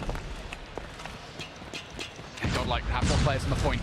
There's actually a lot of them very far removed from it. I think they're very concerned about potential flanking player, but that's not where, for the most part, this pressure is coming from. Does not matter, though, for Godlike. They're winning all of these fights around the point. A couple of players through the middle of the map. This will be a late hit from a Bees as well. Is it going to be timed well against these players? 2NM opening things up with that kill. No. Going to get the second, and there goes Suno as well. Here comes the investment from Xbox. They want to get this done now. Oh, that's a big grenade coming through from Neutrino, though, and the big one from Prevail as well. That's operator shut down. No equalizer now available, and of course Godlike will have that available at some stage during this defense if they can continue to hold on. War Machine being wrung out, doesn't find anything. So big investment coming from X-Rock, they find nothing for it. Yeah, and Godlike are now back towards the point as well. They were held back. If he could have found something there with the War Machine, that would have been huge for X-Rock, but it does not work. Now Godlike, I believe they've got Trunks or B6 this time, excuse me, in that position once again to try and distract X-Rock, but they quickly deal with him. So that's one problem out of the way here, Ton. And now Godlike looking to try and hold on towards this point. X-Rock, they have to hit this as a team, but look at this flanking play potentially coming through from Neutrino. Neutrino was the one that found the grenade kill. On to No when those equalizers come through. Do they know that this is coming? Yes, they do, but a distraction tactic. They will slow them down. Mal will pull out the Annihilator, though, and is this now going to be such a big problem for them? Doesn't find that second shot, maybe a little bit nervy. X-Rock now in a 6 versus 6 with the kill starting to come through for them. Neutrino will find one back with the War Machine, but Sunuo once again is clutching up where needed. 12 seconds to go. It's a 5 versus 3. X-Rock are running away with this one. Everyone from Godlike, it's starting to fall. They don't have the time, they don't have the numbers, they do not have the facilities to win this game. X-Rock will advance on to Championship Sunday. They make mincemeat of Godlike, a 3-0 win. Godlike put up a fight, but not nearly enough. X-Rock take that one away. Man, just the minutest of decisions there from Godlike made all the difference, even in that final round. I'd like to see it in the replay package. If Neutrino even makes that flank, if he doesn't go back towards the point with the War Machine, I think they hold on. I think they get to a round number 5, but no. X-Rock will get it done. Man, just so difficult. Godlike, I mean, look, we talked about it, right? The way into the series was the hard points, and the fact that they lost the first game in this series, I think we kind of knew where it was going to go after that. Really strong performance on behalf of X-Rock there, but coming in out of Swiss 3-0, we knew they were going to be a dominating force. Really difficult for any of our teams to take on, especially this early on in the bracket stage. Godlike, though, like you said, they made it to the top 8 in the world. Yet again, a strong performance. I think the thing is, though, this just further reaffirms why you need to have a good Swiss stage, because if you go through the very last opportunity, this is your first game in single elimination. It's so difficult when you're coming into this against one of the tournament favorites, but then that's what happens when you don't have such a clean Swiss stage. This is your unfortunate reward, is that you have to go up against X-Rock, which, by the way, the Search and Destroy was flawless. In fairness, the control and the hard point were relatively close. You know, Godlike had their opportunities in the control. The hard point was back and forth, but for the most part, X-Rock led all the way through, but the Search and Destroy was quite terrifying, if anything. So X-Rock looked the real deal, and we'll see what they look like tomorrow as well. Yeah, you're just not taking a search and destroy of X-Rock. I honestly would not be surprised, even against their fellow Chinese teams, if X-Rock went through the entirety of the tournament not losing a single search and destroy. I mean, it looks that good. And again, going back to that conversation, Godlike were doing well. They were doing the right things. They just could not outgun X-Rock and S&D. I'm going to remember that prediction. Between Alan's reverse sweep prediction and now you're saying X-Rock won't drop a single SND throughout the rest of the weekend, okay? He's committed there, hasn't All right. he? That's brave. We'll make sure we clip that as well so we can reference it later on tomorrow. But it is X-Rock who make their way now out of the quarterfinals into the semifinals. That was a nice, quick day for them. They can now, honestly, watch everybody else, take some notes on how these other performances are going to go throughout the day, and that could be beneficial for them tomorrow. Well, they know, especially with the next game coming up, who they're going to be playing against pretty early, so they will have a lot of time to get some of that research in. I mean, I'm sure they will know exactly what they want to do, irrelevant of who they go up against. But X-Rock, fantastic performance, and you're right, a long time to wait now. Do not need to do anything until tomorrow. Nice way to start their day. Yeah, not too shabby. I mean, this is going to be massive confidence-wise for them, but obviously commiserations and congratulations to Godlike because they still did make it really far in the competition. Still a fun storyline that we've been following since last year, and it was just enjoyable to see them compete here again. Yeah, look, I think the competition has just raised itself significantly from last year, right? I mean, Godlike surprised a lot of people last year. Nobody expected them to do what they did, making it all the way towards grand finals. So, again, the competition's very different this year. I don't think there's anything wrong with dropping out of top 8, especially when the team that took you out is X-Rock. Absolutely. Well, it's time for us to talk to some of our players here. We've got F. standing by, I believe, with Nono on the stage. That's right. We got Nono here, and of course, Brian to help us have a little chat.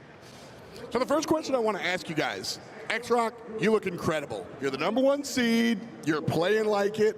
Where do you find that energy? What makes your team this good? No， 你跟 X-Rock 打得太厉害了，你在这个比赛是算第1名，然后现在打得像第1名，你们是什么方法到这里？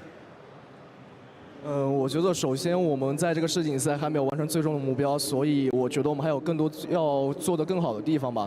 然后可能大家觉得我们打得好的原因是因为我们5个人，包括我们的教练组，还有我们的整个赛训团队都齐心协力。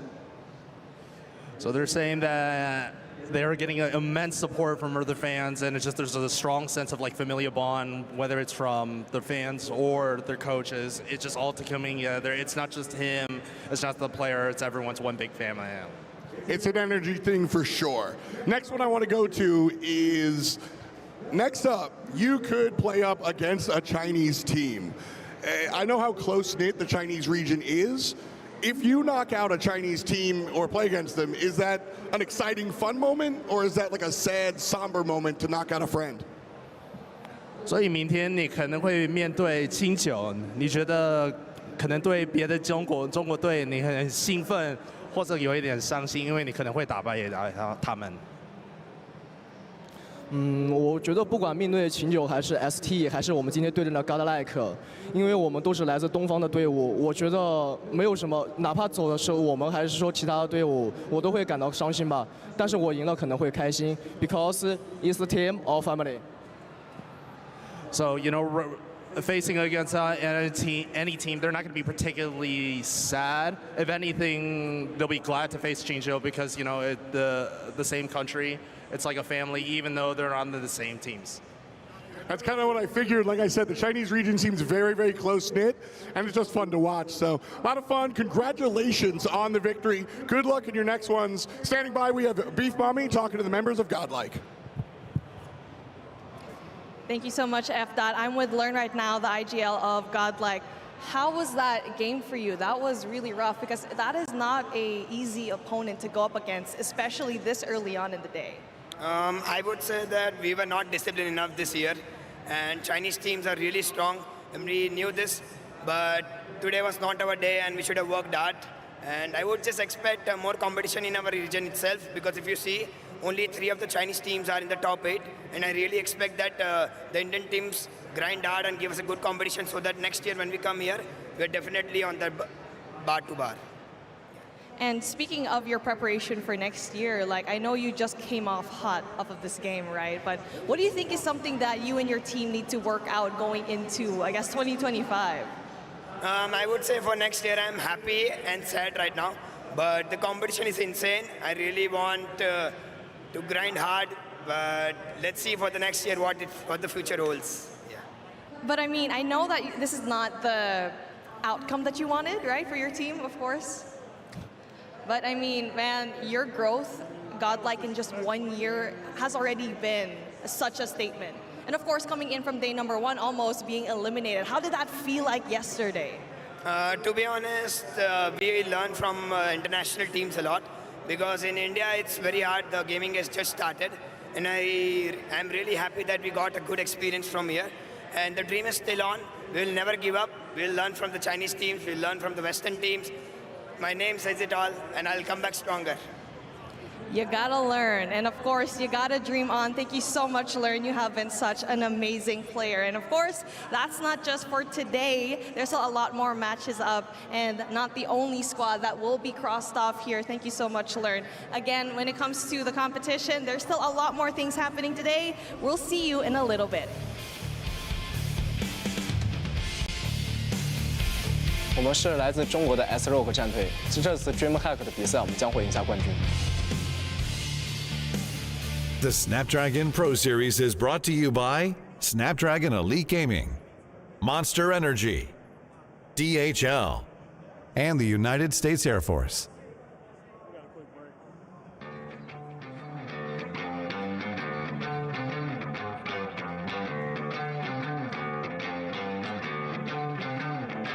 Since the year double O, we was out to get more. Bunch of really real G's, burning trees till we low. Sitting by 45 like I'm Jordan on the floor. Here we go, against the grain is what they say my name for.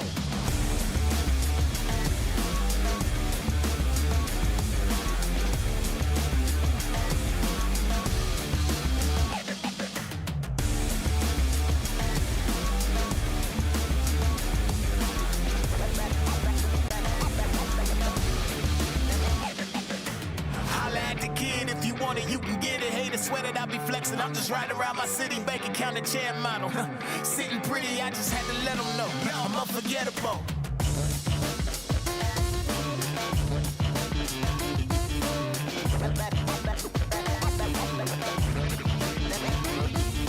I'm unforgettable.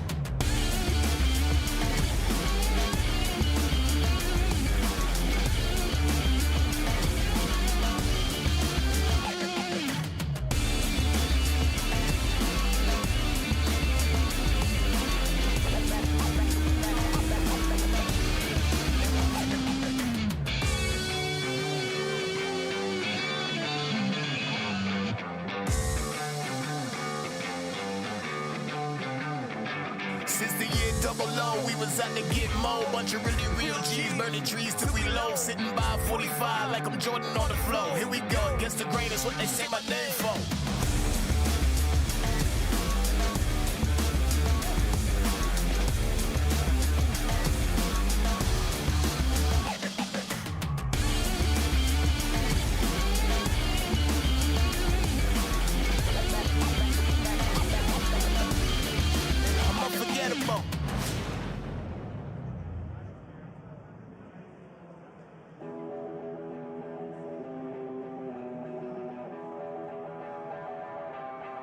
Are you ready or not?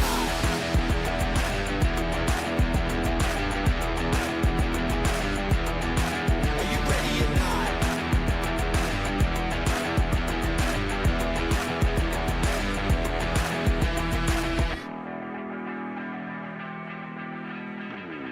We on a path to greatness. We're shooting the shot to make it. So moving the target is aimless. Cause we got the power to shape shift. We'll catch the energy waving. We go till our bones are aching. Cause the top spot's for the taking. And we on a mission to take it.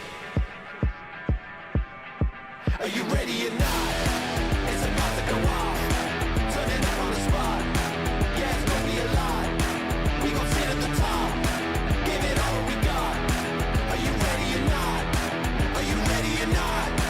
Are you ready or not?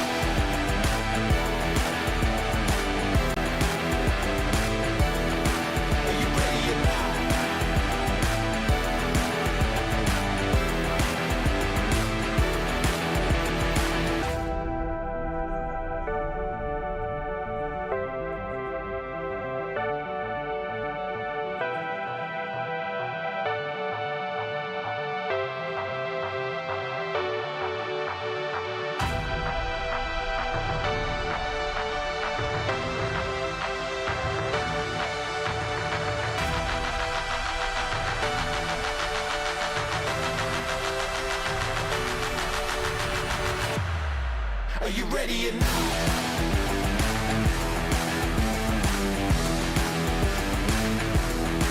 Are you ready or not?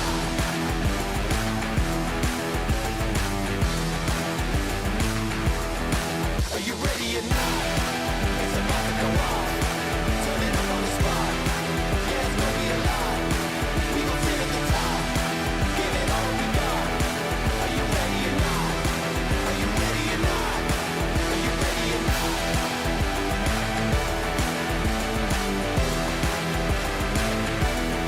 Are you ready or not?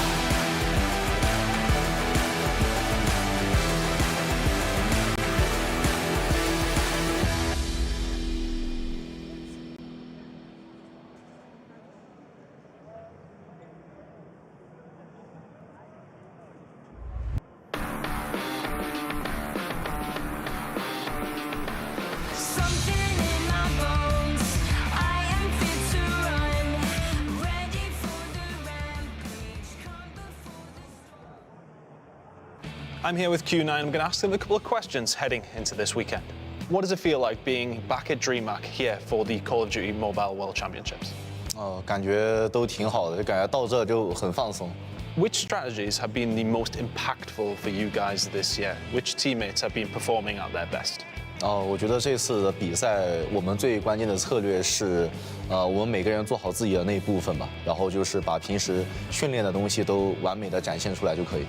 So Wolves last year were a big problem for you guys. Are they still the biggest issue from your region, or are X-Rock also a really big problem now? 我觉得其实这一回的世界锦标赛，每一个队伍都是强敌，就我觉得每支队伍都应该小心，所以我觉得我们更应该做好自己的那一部分，然后在场上能够自信的放松的去打好每一场比赛就可以了。 The top of the world ranking is very tight. Are you guys favorites, do you think, or is there somebody else? 我感觉我也说不清楚，但我觉得我们一定是这一回，怎么说呢？一定是这一回的强队之一。 So the road to becoming the champions is strewn with failures. Is there anything that you guys have worked on that was an issue for you, and what was that? 我感觉现在的选手的个人的能力越来越强了，然后包括每个队伍的一些战术啊都变得更加丰富了，所以我们要做的就是，可能我们要在个人能力上比他们更强大，我们的战术要比他们更丰富，这就是我们要做的。 So you've been named MVP multiple times already. Would you have any advice for up-and-coming players? 我给他们的建议就是多去观看那些顶尖的选手的个人视角，就 POV， 然后平时自己的话也要多练习，就是带着那些一定要带着思考去玩，就是想，比如说在哪些方面还可以做到更好，去做到提升，这个会重要，这会加快你的进步，对。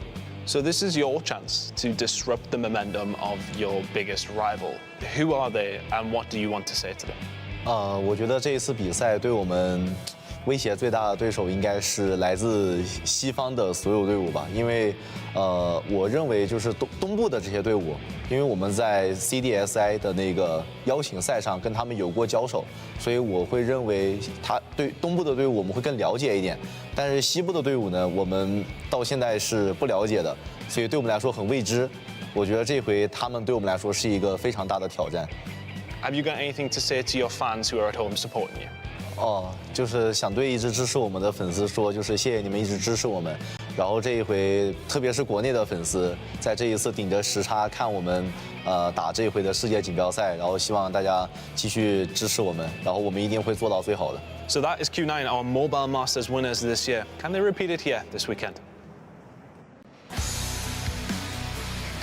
Welcome back, everybody, to DreamHack Atlanta, where we are live with our Call of Duty Mobile World Championships. It's day 2 of our competition, the bracket stage of our competition, and already a team has been knocked out, and it is X-Rock who continue on and will play tomorrow in our semi-final matches, one step closer to making their way through to the grand final. It's time for us to continue on here with match number 2 of the day. And of course, that means we brought back some new casters as well. We got Proper and Shift now to get us through match number 2. You excited to be up here? You ready for day 2? Brits are out, Americans back on top. We're just happy to be here. Feel good. Feel great. I like that you said newcasters because everyone calls me old all the time. So this feels very nice. I like this. Stop it. I'm keeping you young and youthful. I love that. Yeah, I did it just for you, all right? Feel sprightly. Now, you just got to hear from them in an interview, obviously Q9. Well, we have Q9 and Stalwart setting up on stage right now for match number 2. So let's start talking about this squad. Where do you even start the conversation? These guys have understood what it feels like to be at the pinnacle, not only of their region, but for Call of Duty Mobile as a whole. Kind of still chasing that proverbial dragon of trying to beat the champion after coming up short last year to even their fellow countrymen. The same story kind of follows them all the way through CDSI. Look, they have what it takes to be a championship caliber team. I don't think that anybody us can doubt that, but they keep coming up short. You have tons of different players that were so impactful across their entire stage yesterday. Yeah, and I think that's the other part about this Q9 team in terms of like comparing them to last year is that they are a more complete team. Last year it was search and destroy, and that was about it. I mean, yeah, they handled business against teams that were way underneath their caliber. When we got to the playoff bracket, they really came up short when it came to the respawn overall. That seems to have been pretty darn polished. I think a lot of that is because, like Andy was saying, all 5 players have really taken some individual onus to be better in the respawns and not just rely on each other in search and destroy. Which is even what we heard in the interview. They were saying exactly that they worked on things not only on an individual level, but together as a squad as well, as we get to kind of see some stats here. Yeah, I mean, look, the last few times, it's just one rivalry over and over again. How much can you take for Garena? For Stalwart, it has been pretty easy for Q9, but when they're going up against Garena's best in Elevate, still coming up short.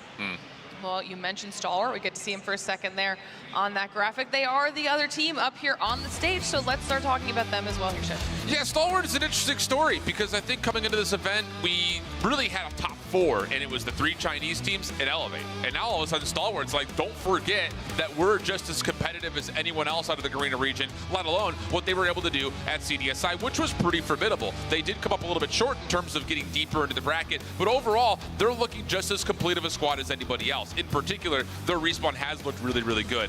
Playing up against Galrus yesterday on the Arsenal control really surprised me. 3-0, perfect. Really understanding the map, not just doing it by spawn trapping, but just as a macro focus, they were playing the map well.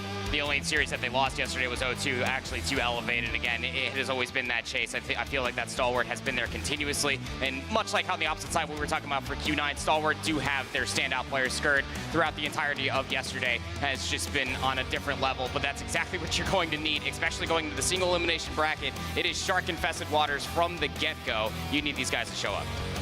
Got some stats here for Skurd as well.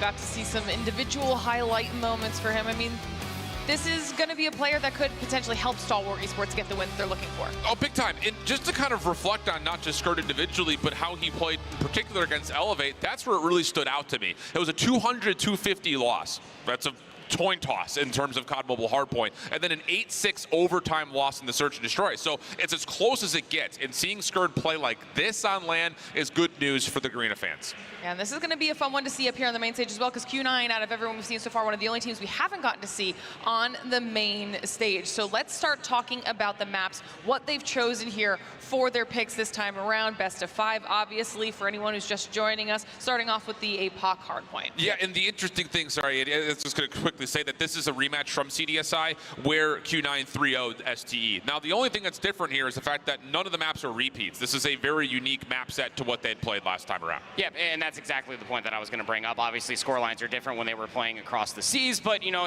not seeing the Hacienda hardpoint, which you inevitably lost for Stalwart, 250 to 124, probably very happy not to have that one in this specific pool. Yeah. Search and Destroy, respectable as far as scoreline is concerned, though we do know that for all Chinese teams, they are very good at Search and Destroy at one point or another. But ultimately, with all that said, I think that this is still going to be a square-up matchup for this map number 1. Apocalypse could be the start that you need for Stalwart. Yeah, I think for Stalwart, you have to win map 1, 3, and 4 if you were to win this series, which is easy to say against a Chinese team because we expect Chinese teams to win the Search and Destroy. But I think in particular, neither of these two teams are great at Apocalypse, and Stalwart has been riding the Summit train all weekend long. So it feels like both hardpoints and the control have to be won by Stalwart if they want to win the series. All right, then give me quick predictions here. Who do you think's going to be taking this one home? Q9. Same? Yeah. Oh, yeah. 3-2, though? Yeah. I have it going 5 because, to Shift's point, if Stalwart are going to win this, it has to end in 4. Q9 are flawless through Search and Destroy all throughout the entirety of the tournament so far. So, yeah, don't go 5. Yeah, I've just got Q9 losing the control. All right. Well, at least similar in who you think is going to be taking this one home, and it looks like everybody is going to have same opinion, same 3-2 and 3-1, so everybody matches up in some way. We get along sometimes. A little bit, every once in a while. So this is what we'll see. We'll see if everybody at home agrees with you well. If you're in chat, give us your predictions on who you think's going to be taking home match number 2, which team continues on in the bracket, and who will be knocked out, whose run ends here right now, because that's exactly what is about to happen. Q9 versus Stalwart, getting ready to go. The game is loading in. Let's push another team through. Let's do it. And again, this is all about, can Q9 find a way to get another rematch versus X-Rock on the top side of the bracket? Otherwise, Stalwart look to surprise, take down one of our top 3 squads coming in to this event overall. And I will say, the improvements from CDSI to now have been good. Just comes down to, are they good enough against one of China's best? For me, the word consistency keeps coming to mind when it comes down to the Garena region. Do not bat an eyelash at what they've been able to accomplish since then and now. But how good are you today for both Stalwart Esports and Q9? Again, playing it yesterday for Q9, 250 to 160 versus 4MV. Take that as you will. But yeah, between these two teams, the only one to play it across the weekend is Q9. Yeah, and that's the other point about it is, like, power ranking that result, it doesn't really make much of a difference. Yeah, it's small data overall. But like we've kind of mentioned, both these two teams had played it quite a bit throughout their regions as well as in CDSI, and it really didn't feel like this map leans one direction or the other. So that's why we say Stalwart. This feels like a must win, and so far so good. Finding some decent time here in the first hardpoint, plus good focus over towards rotation and new at the right side of the map. So have some threats nearby.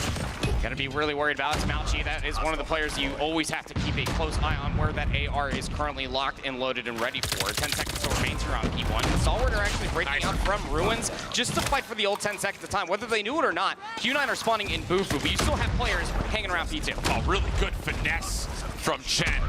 Getting over to the top of the jump wall, finds a couple eliminations that will move the spawns in favor of Q9 for new, and he also keeps his life to make sure he doesn't overchow. Shot up over through cave side. Smoke giving him a little bit of cover, but as soon as they break through it, it's right into the waiting arms of Q9. 3 straight eliminations. Only one more player to find in the back, and they will find it. Really good start for Q9. Now all eyes need to look forward. You got 2 trying to push all the way out to the maps, the rest trying to go through the hop up, but if you attempt to try to go through the broken down ruins, you will just get gunned through a multitude of different head glitches. Some players are actually able to get all of the back of ruins, so a pinch is currently going on, but Q9 do great enough to be able to isolate these players. They'll get back inside the top. Yeah, Clove just a little too antsy right there. He tries to push down when he's got 2 teammates right behind him and just a middle of a reload. Maybe that could have led to more significant of a break, but Q9 quick to rebuttal, find their way back in. From the front, though, 18 seconds of scrap time to fight for it. Stalwart have broken their way through cave side. Couple of nice eliminations behind this. Smoke will work out. Really good contest here for Stalwart, able to get this to a tie game. Look at the spawns, though. Investing into P2. How quickly do you think they're going to be able to at least read this? What you should know now is you have a spawn inside of ruins, and you already at least have Clove turning back to look at the broken down chopper. Catches 1. Second would be Magnificent, and is able to do that as well. Spawns will not flip, but this is very, very good for the rotation. Clove has just been the hero right now. He goes for a 4 spree by himself, front side of the trench, and now all of a sudden you've got Sparrow out, you've got Equalizers out. IG just not able to find more than just the first, though, so the trades are decent for Q9 in the face of the operators, and now they have a chance to pop some of their own. This is that time. Sweet spot. P3. So we're going to start seeing a lot of investment. We know how good Q9 have been in the past of just being able to respond in kind, and it's Ooling's War Machine to be able to find 3. A lot of space to push on forward, albeit the Sparrow pulled. Did not find everything, but the break nonetheless. Yeah, really good 50-50 split here. The tug-of-war between the operators have led to success on both sides, so efficiency metrics looking solid. Purifier to try to change things up for Chen, and it will at least allow Stalwart to be pushed back just a touch further. Final 12 seconds, though, not really much to consider in terms of the overall scrap, but the push from beyond the hard point is what we're really focused on, and as Stalwart continue to try to fight through old, they will also have a couple of players try to contest new. This P4 is going to be massive going in towards the second set. I mean, just look at the way that Q9 are still forced out on the backside of the useless building. And I love this heads-up play, at least from Stalwart Esports, but just because you have a superior positioning doesn't mean you automatically win the gunfight. /alive will be dealt with, and should be easy pickings to set up on a couple head glitches here around the statue head. So far, so good. Only one operator available, and that would be onto FDX if he chooses to use it or not.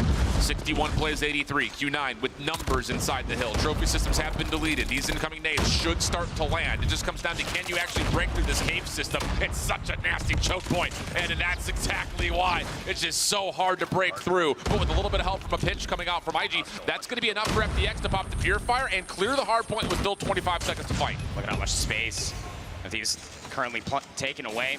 Purifier was a great investment here. Can you still hold for this back 15 seconds? Can tie up the game if you're able to do so.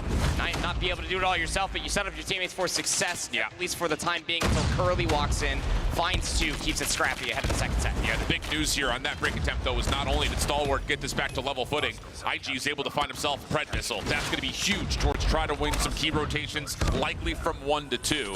See if he decides to hold on to it or not, because he also has an operator to play with. And wow, the kills for Stalwart looking good on rotation back to the middle of the map. Just down to, can they get the high ground with Q9 spawning on the left side of the map. I mean, also just a heads up play. You talk about the rotation over towards 1 to 2, and that's just all depending whether or not they actually lose it, as FDX is still finessing for his life. But previous to these gunfights that are currently unfolding from the previous spawn, Stalwart are doing a great job at just keeping Q9 at bay. That said, Q9 do fight back. They're back inside the time once more. Moving feels like he's got to pop the War Machine and turns into 2 immediately. More around the backside of the truck, but largely speaking, this War Machine doesn't find as much punch as you would figure. It does allow Q9 to flip the map around, though. Pred Missile had been spent from FDX, but IG still holding on to his. Here comes the next play forward. Q9 still dealing with decent numbers, but Clove making a mess of it, already on to 2. He has a chance now for Stalwart to continue to break through the chicken coop, but on top is Zuling, and that's enough for Q9 to still retain the right side of the map. Yeah, it's all from that moment. Minu Stalwart just couldn't just idly hang by and just watch all the time go over towards 1, but Q9 punished it. You're able to win the gunfights and flip the spawns for such a heavy rotation. It's a dead even game, 110 to 110. Got to try to find some stuns and nades to get over towards his hop up, but Q9 are starting to shut down the space. I love this idea, though, from Stalwart initially. Try to just take your full focus down to the bottom of the map, because you technically have a Pred Missile to clear out the hard point, but as they get pushed out, now they're just defaulting to playing through the cave right into the winning arms of Sun Sparrow. You also have the Purifier playing up, and this is not good. You do not want this if you're looking at it from Stalwart's perspective. IG just trying to desperately throw the Pred Missile in, but it's not going to really change the status of the hard point whatsoever. Q9 dominating on this setup around P2. I mean, such an immediate response to your point there. The moment they got the information, and I mean frame perfect got the information, all of those operators get popped, and even the equalizer from Curly at the end finds 4, and it's just disastrous on P2 for Stalwart Esports, who thought they would have had easy pickings for how that first set started off. Now they trail by 40 plus. Without trying to sound too critical, remember that moment, because that was lazy gameplay from Stalwart. They're spawning P4, and instead of taking the long route to try to put more pressure through Temple, they're just defaulting to funneling into a Purifier, an Equalizer, a Sparrow, and if you can't take by my candor, that is an episode of Will It Blend, and Stalwart absolutely will blend. So 167, 110, back over to P3. Stalwart will have a chance with 4 operators of their own to almost do the exact same thing that Q9 did to them. That one player, Rogue, still over towards P2. At least goes 1 for 1, does LG, but still, from all of those operators, they're still being popped. Look at how many more members for Q9 are currently around the objective, because Stalwart are just getting gunned, no one's anchoring the back spawns, and then you get flanked, Q9 back in the time. At least for now, over towards trench side, Sun dealt with. Still more operators at the ready. Equalizer and the Purifier going to be spent. What does it find? It finds nothing?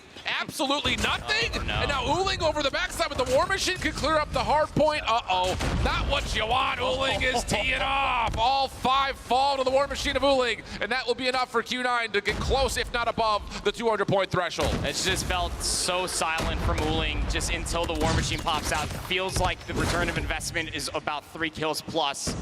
Very explosive operator, and the snowball continues on from P2 onward to P3. But you even look at the rotation towards P4, you still have the grace period before it actually pops. But Stalwart are still trying to hit through the old time and trying to surround the upcoming hill. Yeah, and the problem is that was such an expensive hard point in terms of operator usage. Now you're just dealing with just Clove, who has one at the ready. The rest of Q9 getting close to earning some of their own as they can win the game right here. And once more, here comes that same funnel, but just from the opposite side. If you're Stalwart, you have to get control of Chicken Coop. You cannot just keep defaulting to playing through the middle. I mean, this map has been at the pool for 2 years. We need to know this by now.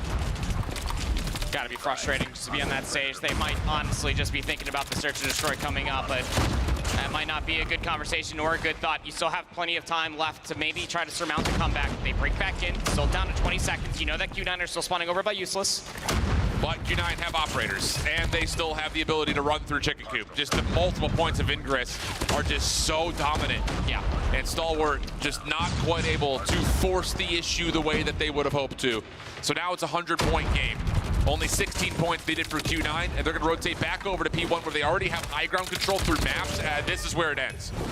It is. I mean, Q9 now have a sweet pickings on how would you like to win? Well, might as well just call a game here. Look at the spacing being provided, just making sure they cut down players left, right, and center. But Skurd does have a Sparrow, is able to at least find two. You also had a push manifesting all the way through maps, so Stalwart in possession of the time. For now, 3 operators, though, when Q9 want them. And they may not even need them. Couple of eliminations coming through. Clove trying to pull the hero play over towards the backside of Coop. Does well, catches a couple more. Stalwart now starting to zone a little bit further forward, but can they survive through this incoming utility? Just 11 seconds needed for Q9. It would have to be the remaining time here for Stalwart plus a full 60 on Newts. Not impossible, just improbable. So now it's down to what do they have left available. Shot up, trying to get the War Machine out, only finds one with it. The pinch from Mount Chi gets an opportunity for the rest of the teammates from the front to start finding success, and this break could very well mean the end. There's still enough time to close it out here so long as everybody stays around the time. You have to contest if you're Stalwart, and you're going to be walking into a lot of line of sights currently being held. The contest comes through, so we will go new, but there's already a player trying to thread the rotation. Yeah, 1v1 over the top of the jump wall is going to be everything. Pushing forward is Clove. He's able to at least zone out for now. Again, Q9 still holding on to 3 operators. Hit from the front is where largely this is playing, but look at the play over through the jump wall. They're pinching it nicely. Nades and War Machines over the top. This is leading to now an opportunity for Q9 to get the kills that they need to move on forward. FTX still holding on. Skurd needs to be the hero, but can he survive through Curly's equalizer? Doesn't look likely as he rips apart the back line, and that will do it. Curly with the final moments, and Q9 take a very comfortable win. It really does say something that even when they're staring down the barrel of having to break through P1 going in towards P2. They had those 3 operators at the end of the previous set of hard points, but then they just waited for the right moment, found some spacing, and then the moment they got inside P2 to call game, that's when you saw the operators being pulled by Q9. And it's those core fundamentals that do make them a very frightening team, because they always have a plan, and they always execute it very, very well, comparatively to Stalwart that did obviously have a plan, but once all of your operators get shut down, only finding maybe at max 2 kills, and then Uling pops a War Machine and finds 6. Yeah.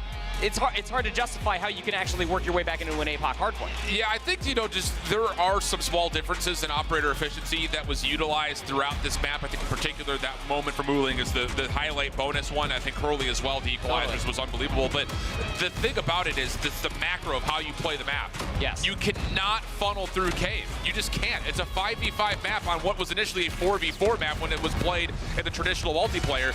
You have to send players on routes. You cannot just run through cave, whether it's P2 or P4. That's a day 1 mistake, and it's what punishes Stalwart. Yeah, I mean, you just simply cannot play a card game with inside-out cards, and that's what it generally felt like. It was the definition of insanity. You're forcing yourself into very inopportune gunfights and more inopportune opportunities that made Q9 just look so brilliant with their operator usage as well. 50 and 34 out of Curly. A lot of those coming from the equalizer pulls of what we were just talking about. Same for Uling, 45 and 25. But you look from top to bottom, and just the assist column again coming through. A lot of good team shots were coming through from Stalwart, absolutely, but Q9 just always felt like that they were playing around one another. Yeah, again, it's tough because if Stalwart were just to have tried to hit the outside routes through Temple, that map may look very different, but the largest stretch of points put together was between P2 and then again over to P4 where Q9 were just dominating the middle of the map. You just gotta hit, you have to hit a route. I mean, the common phrase in the COD world that we say is route man gets paid. No one got paid today from Stalwart because no one was hitting routes. So tough scenes overall, but hey, that's the one thing we talked about, that this APOC map wasn't necessarily going to lean towards one team or another based on statistics. What we're looking forward to would be Stalwart trying to take the Summit hardpoint in map number 4. But first, before they could do that, they got to find a way to fight against this firing range search, which Q9 is great at, and then find a way to manipulate the seaside control. I mean, it's just, how do you not spin this as an uphill battle? Q9 throughout the entirety of the weekend are 4-0. Yes, they've had some at least close escapes, but so their search and destroy, from what I was able to go back and watch last night, has been very, very good. And I think that this does play into their game mode, especially or into their wheelhouse. walking away with how dominant that win was on map 1. Uling's going to come in here with a sniper rifle and just have a heyday. Yeah, that's definitely an uphill battle for whatever we're talking about, X-Rock or Q9 playing up against them on Search and Destroy. But in particular, I mean, this Q9 team is the #2 S&D team this weekend. Like you said, they're flawless so far. Their average margin of victory is 5.25. So it's pretty good. That's average 7-2 is how they're beating teams. Whereas on the other side, it hasn't been notoriously bad from the side of Stalwart, but it has been one of their weakest modes kind of historically, and that was also showcased at CDSI. So the improvements haven't necessarily been there, and the problem is you got to have a firing range and then a Tunisia if you do get to map 5 that you have to take down this Q9 squad, and those are the 2 most played maps in Chinese COD Mobile. So you don't feel great about their chances in terms of winning this through the through the Search and Destroys. Yeah, I mean, no, definitely not. You go back to the predictions. That's why even I was the one that at least given the benefit of the doubt with taking 2 maps, because if it goes 5, yeah, it's tough to spin it. At Stalwart will be able to complete it. But I digress. Look, they were able to at least have a 7-5 win versus Luminosity, and that is super respectable as far as 2 of their wins in Search and Destroy yesterday compared to the 2 of their losses. Yeah. They did get blown out of the water, albeit on a takeoff, 1-7 versus Galaris, who of course are a very good Search and Destroy team. But kind of gives you a taste of what this one might honestly feel like. To Shift's point, you are sharing the stage with a top 2 Search and Destroy team on the weekend. Yeah. And to be fair, this is Stalwart's map pick. Sure. And I think if you were to look at comfort, other regions playing up against Chinese teams, I think the rule of thumb is you have to win your Search and Destroy pick. That's what Elevate did when they won CDSI. They won their Search and Destroy picks and they dominated in the respawns. Right. That has to be, I think, the key to victory for every team playing up against X-Rock, Q9, or Wolves when we eventually see them. Yeah, I mean, the firing range is always kind of a toss-up because, I mean, it's one of those map mode combinations. To your exclaim about Apocalypse Hardpoint, we've had this around for quite some time, so you feel like that there could be some unknown variables potentially for it to come all the way through. Again, when these 2 teams last faced off against each other, which was not too long ago, they did play that Express Search and Destroy, and it ended 9-4. So yeah, not bad. I would say that the armor is not impenetrable, but you're definitely going to have to work real hard when it comes down to firing range, really finesse your angles. We just want to see good utility being used to unearth some of these positions that you know that the sniper rifles in Q9's hands will be lurking at. It's just one of those things, like, and it's something to keep an eye on throughout the day, is how often are these teams going to say, let's take the sniper 1v1? Like, let's actually voluntarily square up, see who wins that opening battle, as we're already into the action here in round number 1, and nades have already landed from Mount Chi on the Clove. That's over towards the B side of the map, which Stalwart still seem to want to try to push through. The MG's already up and blazing through these walls from Mount Chi, and he's saying, I've got damage and I'm trying to force the issue, but a late stun does land and it gets us to a 4v4. I don't like how late this assistance might have honestly been, and now that the rotation comes through, you're not even going to be able to find an exit. So 4v4, we will wrap all the way back over towards A, but the benefit of doing that tin push, you'll be right back to assist your teammate for this push. 3 players for Q9 have already committed to playing in the obstacles course, even getting a little bit further forward. Sun able to hit his first shot. Response on the way, good for IG. Gets 2. Shot's not gonna land for Chen as well. So we trade this out nicely if you're Stalwart. 2v1 situation, and Shot Up is on the long flank. Question is, do they have a tally on where Uling has moved towards? It doesn't look like it, but it may not matter because the bomb's being planted at B. Gonna have to at least get through 1 before you can find the other. Uling. Oh, timing. That is actually criminally insane. Oh, they saw him though. And Shot Up is deciding, do I want to play sandbags or want to play inside the site? He's going to opt to play sandbags. Time ticking away, starting to lean back towards B. Difficult 1v2 here for Uling. He's cleared out a lot of the backside of the site, but now here's the difficult part. How do you work your way into the actual bomb site itself? Nade being cooked. This would need to land. And, well, it's in a good spot. It does get a hit marker, in and out. Maybe an opportunity to get the isolation, but the time is running out here. And IG has backed himself into a corner where he's gotten the regen and an opportunity to crossfire with Shot Up. A brilliant little bounce back there from Stalwart after losing the first blood. You cannot make up that faith that IG had to have for Shot Up. I mean, yeah, I would also trust Shot Up if he had to watch my cross like that. But, you know, it's one of those things, you get naded. Typically, our first reaction is just to move. That's the exact play that Uling wanted, but not to be played into those hands. A nice little bounce back to Stalwart when they seemed that they were down. Yeah, opening shot. Okay, Shot Up also able to find Sun. So an early 5v4. FDX getting at least some consideration for his position. A couple of shots coming out towards him. Still fine and dandy, though, as the defense for Q9 is going to be tested here. One player playing a little bit more aggressively through mid. It's a little bit of a crossfire setup inside of the trailer with Chen on an R9. So he's going to be stuck there for pretty much the rest of the round. With taking down of Sun, that's a big scope out of the way. As the push starts to manifest all the way through jungle, you do have two defensive players here. They're guarded by a trophy. I'll say, trophy system already finding its impact. They're looking for the players deeper. They don't see Uling. This trigger discipline and timing on the peak is brilliant, but the trades are still decent for the side of Stalwart. You go to a 3v2, the flank from IG, decent. That's going to be a good freebie onto Chen, and now you just back up, rotate to A, which is wide open, and the only one left is Curly trying to rotate back through 10. Timing is everything here in a 1v3. Might not even get a good look as far as an exit, let alone an isolation. Even with having a numbers advantage, Stalwart are not going to give Curly a shot. Yeah, and the problem with Curly here is he doesn't know if anyone's playing rogue behind him through B still, so it's tough to get proactive. Someone could get timing outside of the wood. So many questions. So many opportunities. So Curly just has to kind of put the blinders on and just focus forward. First shots are perfect. IG will drop immediately. Now here's the tough part. Smoke out. He gets the first. Almost a chance at the final, but shot up right there for the trade. Holds on, and Stalwart taking early 2-0 edge. HP advantage, but had the read. Almost had the full-on centering. A couple headshots away, maybe about another 20 HP. I don't know, maybe. My brain would definitely go there, but what a great opening for Stalwart Esports. Again, going against everything that we've said so far. Q9 kind of get mixed up with what Stalwart are throwing their way. Different setup here for Q9. Same crossfire setup inside a trailer, but you're going to have number 2 and Mauchi playing top 10 with a passive sniper angle from Sun. Not going to give an offer to take that 1v1 sniper battle early is Q9. So different kind of more reserved identity in this round 3 defense than what we had seen previously. Just waiting for the timing. Maybe someone could overextend. It's going to be so frustrating for Q9. They do not have the opportunity to try to dictate this pace. But you are on defense, you realistically don't have to move. Late stun going inside of 10. Looked like it did connect, at least on 10, but just a bit outside. Mauchi will be happy he is still alive. Yeah, I mean, he hit him in the elbow. It's just real tough because I don't think you would normally check that angle. Yeah. So the fact that he does, finds the tag, it pushes Mauchi back into the deep side of 10, which now puts a little bit more pressure on this double stack over into trailer, because they will not have anyone watching their mid-cross as much as they had previously. But time is running out here. Lots of nades are still available for both sides, including a defensive retake smoke if they want it from Mauchi. So he's the important one to kind of keep an eye on from the defensive standpoint. This is bold. 38 seconds. You got to go. They're just going to flood inside of 10. The timing is good enough for Curly to find all 3.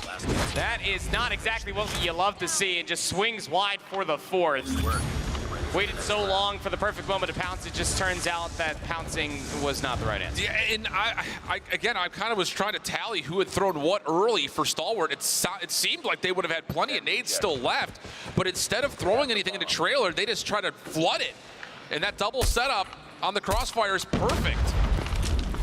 So maybe the first moment where you look at Stalwart and say, what went wrong there? Lots of nades and smokes being thrown over towards the middle of the map.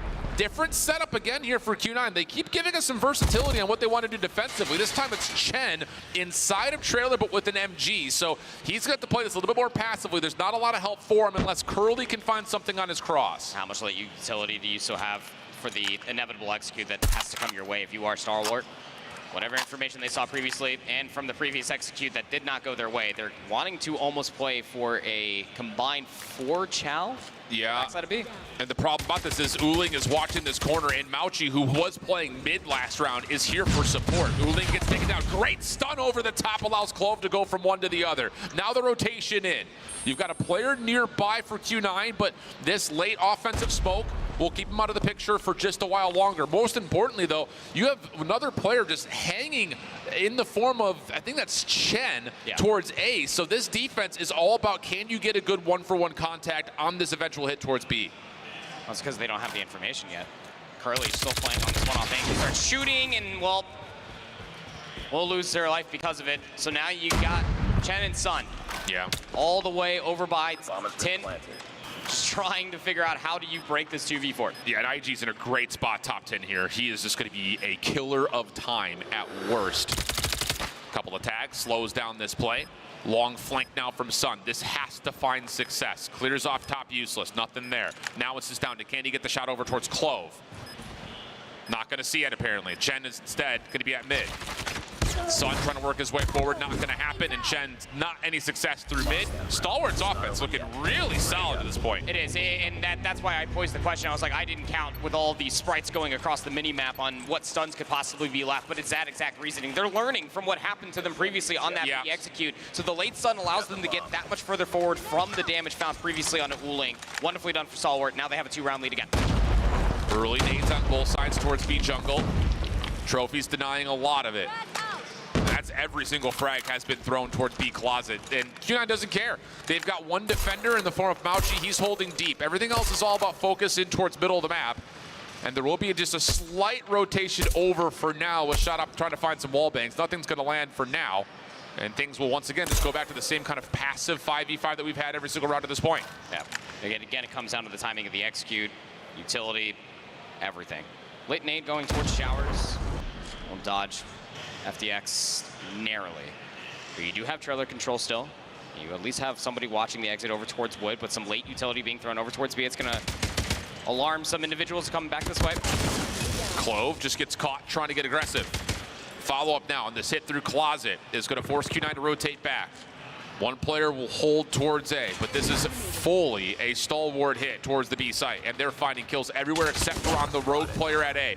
Now can they isolate? Sure can. Mauchi will drop. It all is going to come down to what can Chen find on this rotation. He still has a nade available. It's being cooked. Does this land? It's placed in a pretty decent spot. IG's down to a single point of health, but the help from Shot Up is better. Stalwart get 4. Yeah, that's just a tough situation. You're really hoping for the nade to be able to get enough damage, but still hanging out behind the bomb from that previous push.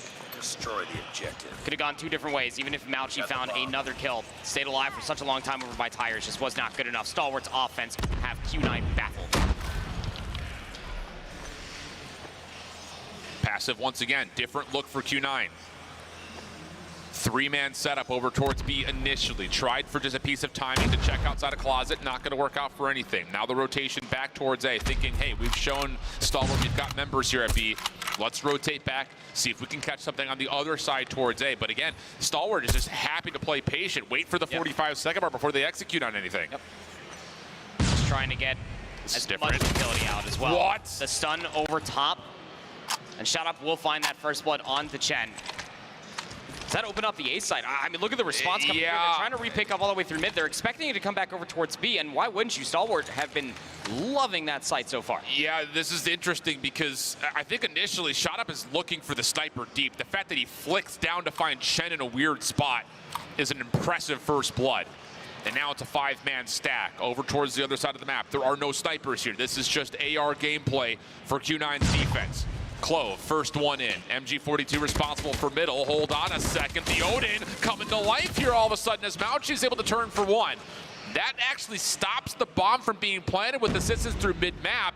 And for the first time, Stalwart have been a little bit thrown back after this B hit. Late nade from Uling, and then a great realization from Sun. Hey, I should probably check the full flank because G was currently working that way. And the patience, but on the other side, pays off, albeit being first blooded in a very, very crazy way. At least you walk away with 2. Yeah, and I think for Q9, just to kind of give credit where credit is due in that last defense, they know that they've been stunned up a lot backside of that car on the backside of B towards Tires, so they stay even further back away from it. You avoid getting stunned, and those long-range angles end up working out. So we swap the sides. Q9 now on the offense. Initial efforts towards A. There's 3 stuns being tossed, and the hit behind the smoke will start to ensue. Clove has nowhere to go. Extra tags to FDX, and this is going to lead to a plan. Should. Even a late nade should confirm it. There's going to be a little 1v1 outside of wood. IG would be able to really throw a wrench into this post plan should he find this kill, but the timing's not favorable. Not at all. Mauchi's taking the long route as well. I love that. Yep. It seems to be somewhat transmitted to Stalwart, and they will take down Uling initially. Shot up. I believe he knows that Chen's in the corner. Smoke will come down. This is your retake Smoke. Chen has been stunned as well. Here comes the play forward, but do they have an idea that Maoji's playing behind them? Shot up needs a turn. He does find the kill. Now it's just all about what's in front of you. Chen in the corner. Good for the first and then the second. Beautiful read from Chen. Initially looked like he was going to be isolated, but not the case as he finds the final two. Pretty stark comparisons as far as how offense is like the first 30 seconds ago in their fighting range offenses. Just no hesitation. Able to push all the way across the test dummies. Getting right in towards that A-bomb site. From there on out, it was truly Q9's round to lose. Now they only trail by 1.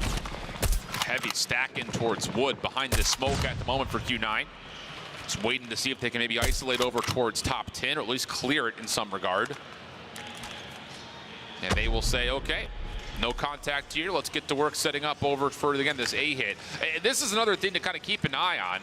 Q9 in their last round, it's 3 stuns and a push, then a plant. As soon as you get the site opened up, that is, again, just textbook Call of Duty, and they're setting up for the same thing again. There's the frags over the top, trying to delete the trophy systems. Doesn't fully work out. There's the offensive smoke behind him, and Clove steps up and goes 1 for 1. That'll slow down the push. Even the delayed nades that came over the top to kind of mask this push still allowed the 1 for 1 at the very least, but now they're getting the heck out of dodge. They're leaving Maoji behind, but IG able to at least get back inside of Wood. Can't walk away with a kill now, 4v3. Yeah, keep in mind how this round has gone. That attack smoke is supposed to be the green light to go. Yeah. So Clove going 1 for 1 stops everything. IG is going to need to learn that as soon as their execute is foiled, they're going to wrap back. So he gets a little bit punished for that. And off that elimination, Q9 will still get a plant together. Flash over the top, not going to allow for too much for Stalwart, but they still pick up onto 1. Chen holds, shakes off the status, while meanwhile there's a 1v1 to the other side of the map. Shot out versus Sun. This is an important one, and I love the help. It's just so damn good.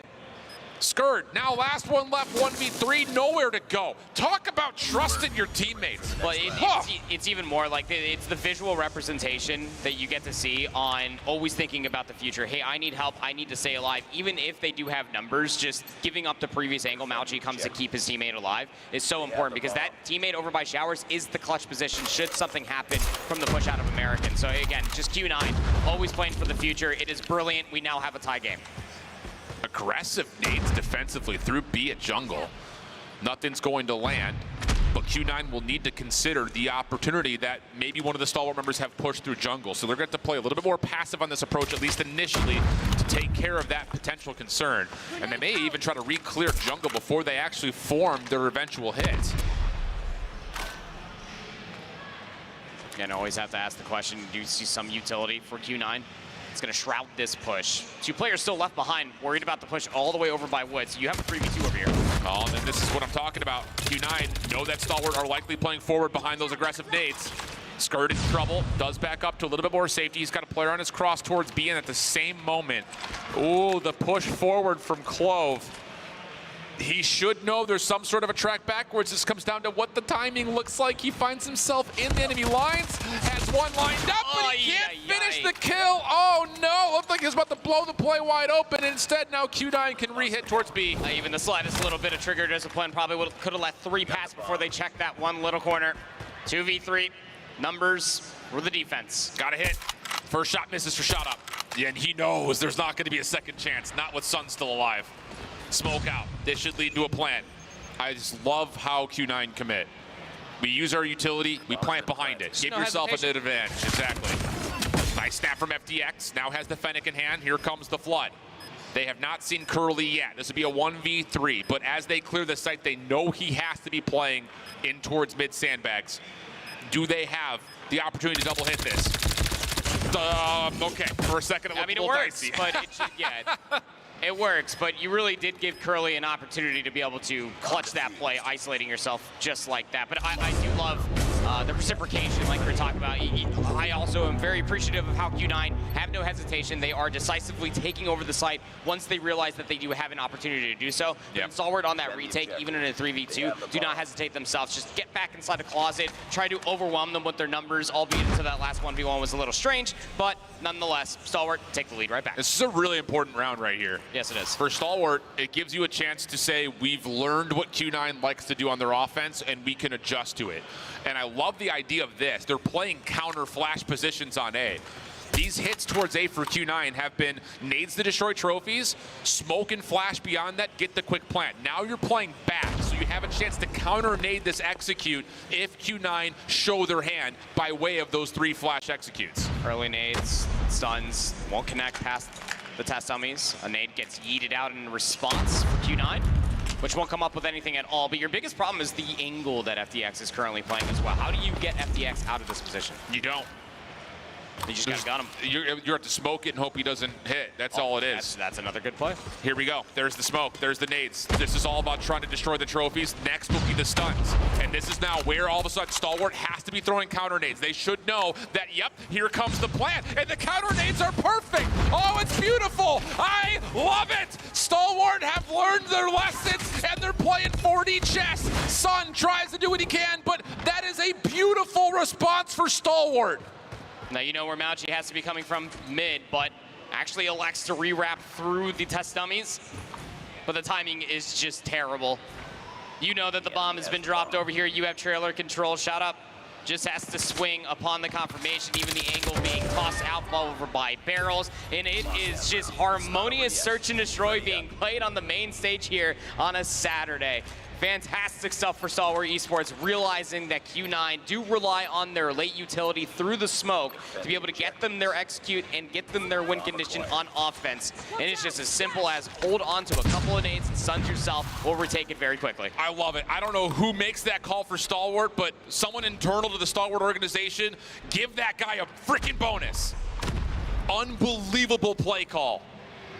And now they're setting up for another full retake, but they could do this through mid. Yeah. They're not stacking towards America or Tin. They may try to wrap on trailer here.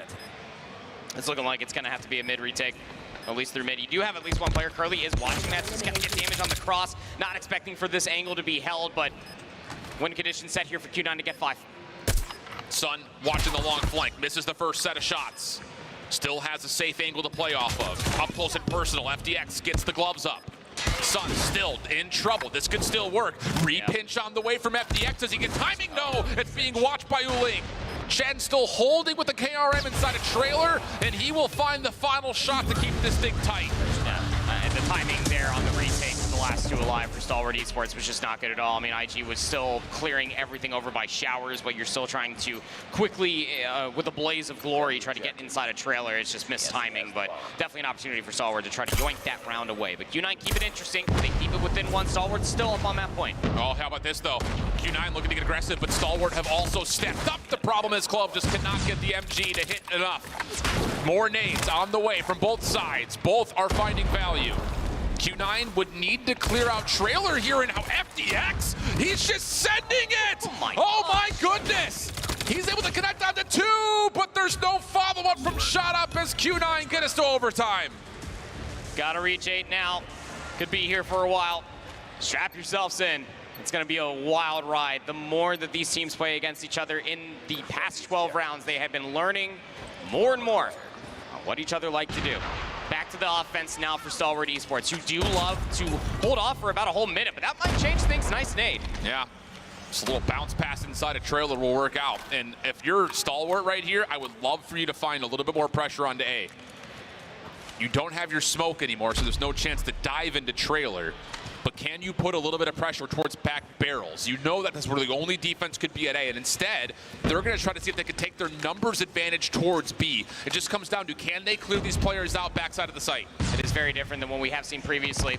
Suns nades over the top. The MG42 can only go 1 for 1, but it's Curly back behind the boxes. Also has the read on the 3rd, and Citizens nearby. That's a risky call from Stalwart. We'll talk more about that in a moment, as they still have to commit onto this B site.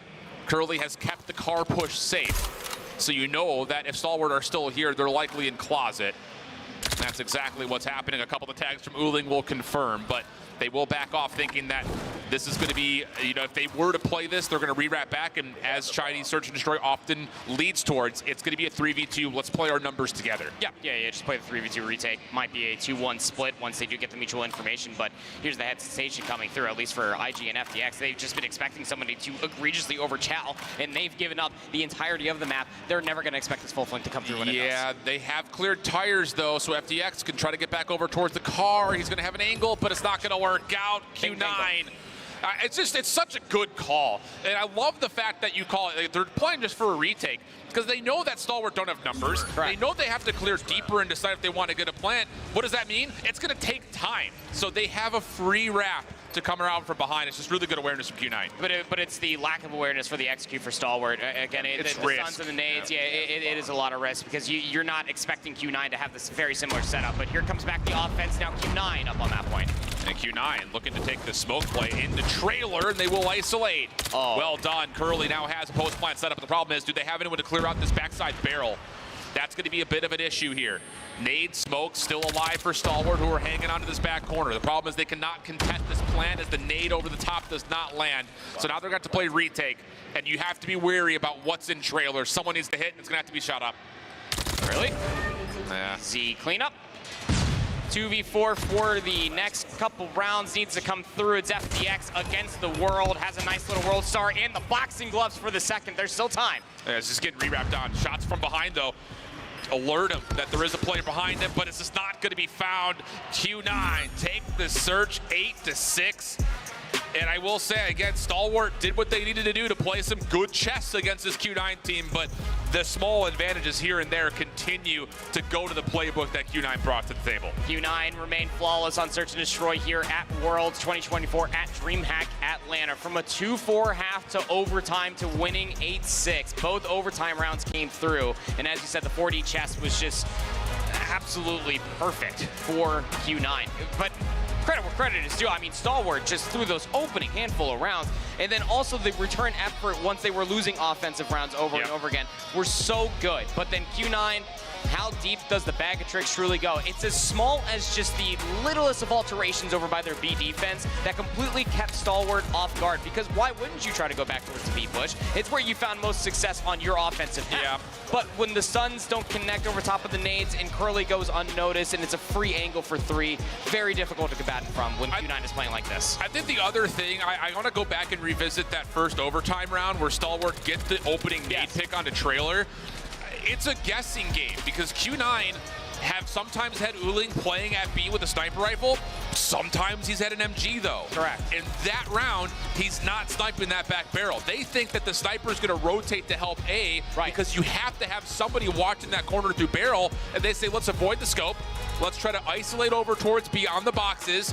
The stuns don't fully land, though, and wouldn't you know it, Curly's holding an MG over the top of it. There is no sniper rifle that time, and Curly walks away with 3 to give them that advantage. Slightest alterations, but the one constant is, in fact, Curly. 17 and 11, that's a hell of a lot of engagements through the rounds of Search and Destroy that we saw. 13 and 9 out of Uling. Said to keep a close eye on what that cat is about to do going in towards Search and Destroy, and wouldn't you know it, was pretty darn good about it. The bounce back from the two usual suspects from that map number 1 for Q9 now lead them 2-0 over Stalwart. And Stalwart coming into this control, I mean, at least you know that it could be a more favorable game mode for you, but 0-2 back against the wall versus this Chinese team of Q9 that you have yet to beat before. Yep. That is a hard mental bounce back. I will say, though, and again, I think the veto process worked out decently here for Stalwart. Control is the one map that, as I said, kind of in my prediction, I had a 3-1. I had Stalwart winning the Control. They also got Seaside, which they played a lot of at CDSI, is also their best mode at CDSI. I've only had a chance to play it once so far on the weekend through the Swiss. Yeah. But I think that Stalwart will be very happy to have a chance to get themselves to a map 3 on a map that they like in Seaside, with a chance to then go to a Summit hardpoint where they've been great. It's just going to hurt because there were moments there in map 1 that they could have at least kept the map tighter, if not possibly won it. Same situation there for the firing range. So it's the small little gaps here and there that may have Stalwart feeling a little bit more mentally taxed than you'd think.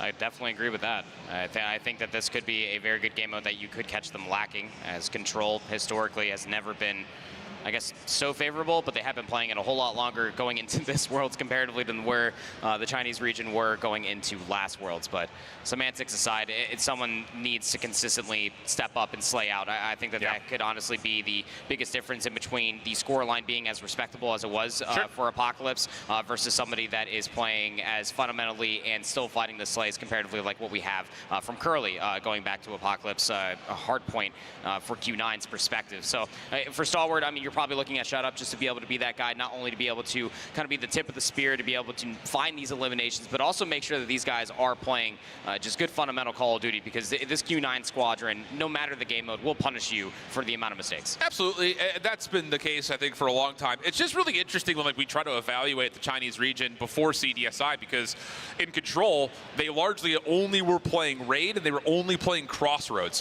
We obviously don't have Crossroads in this particular map pool, so them trying to jump onto a Seaside and an Arsenal that they didn't play a ton inside of their region, I think just had us kind of questioning, again, for the second straight year, how good was China going to be at Control? Now, going back to last year, we had those questions, and we got a lot of very resounding answers. I think in particular when they played Crossroads and they played Raid. But Arsenal and Seaside are different monsters. They don't play anywhere near the same because the map largely relies on, can you spawn trap better than your opponent can? Do Q9 have that ability to give that understanding, know when the windows are to do that, and then successfully pull it off? Because even watching the last map with X-Rock, their executes were great, but sometimes they were getting punished trying to push across the map. So that's, I think, kind of where the question is can Q9 be better at that than X-Rock, where even though, of course, X-Rock won the map? Yeah, I mean, look, what X-Rock were able to do comparatively to what I think Stalwart has been doing across this entirety of the series, barring some rounds in Search and Destroy, is being unpredictable. It's not playing too one-dimensionally. That's why, you know, if you want to go back to make an immediate comparison in between the modes, you go back towards that break of tempo on P2 for Apocalypse. That's where we were kind of exclaiming, both Shift and I here on the desk, of just somebody just needs to hit a route. That could have been the difference maker, and someone getting creative rather than just taking the immediate route to try to get to the objective. It's just the small things, and I think that's, again, where the conversation for X-Rock comes into play, where what makes them so good, fundamentally sound. It's the same thing we were praising Q9 for in that map one. Yep. And it's just, oh man, it's so tough, because I think the macro conversation that we haven't really touched on yet, but merits the talking point. How do you reverse sweep a Chinese team with a Tunisia map 5 still waiting? And that's the next conversation, right? Because if you're Q9, you're going into Control, I mean, albeit a weaker game mode for them, like, you're still happy because you have the Summit Hardpoint map 4, and even if you lose that, you're going to Search and Destroy, which, again, you should be confident on. You are flawless on it throughout the entirety of the weekend. This one, the closest Search and Destroy they've had thus far, but onto Tunisia Search and Destroy, that's where Wuling should feel more than comfortable. Yeah, and again, in terms of map pool, because that's always a conversation since China plays it a little bit differently, is Tunisia, Firing Range are the two most played Search and Destroys in this pool. Coastal would have been the other one, but we don't have Coastal in the pool. They were not strong in terms of reps on Kurahana. They were not strong in terms of reps on Takeoff. So I think, again, just kind of looking at the international side of things, you want to try to put them there. The fact that Q9 get a Firing Range and they get a Tunisia feels like a steal away. Plus, then you take the hardpoint conversation in the mix. The most played hardpoint map that China has played is Summit. So it's like between that and Hacienda, but mostly Summit has been kind of one of the linchpins for success for these three Chinese teams. So again, Q9 is going to feel great about how this map pool came to be in the first place. It's just going to always be slim pickings when you're looking at a lot of these different teams trying to counterpick, pick ban just against any of these Chinese teams because of how much consistency that they do have.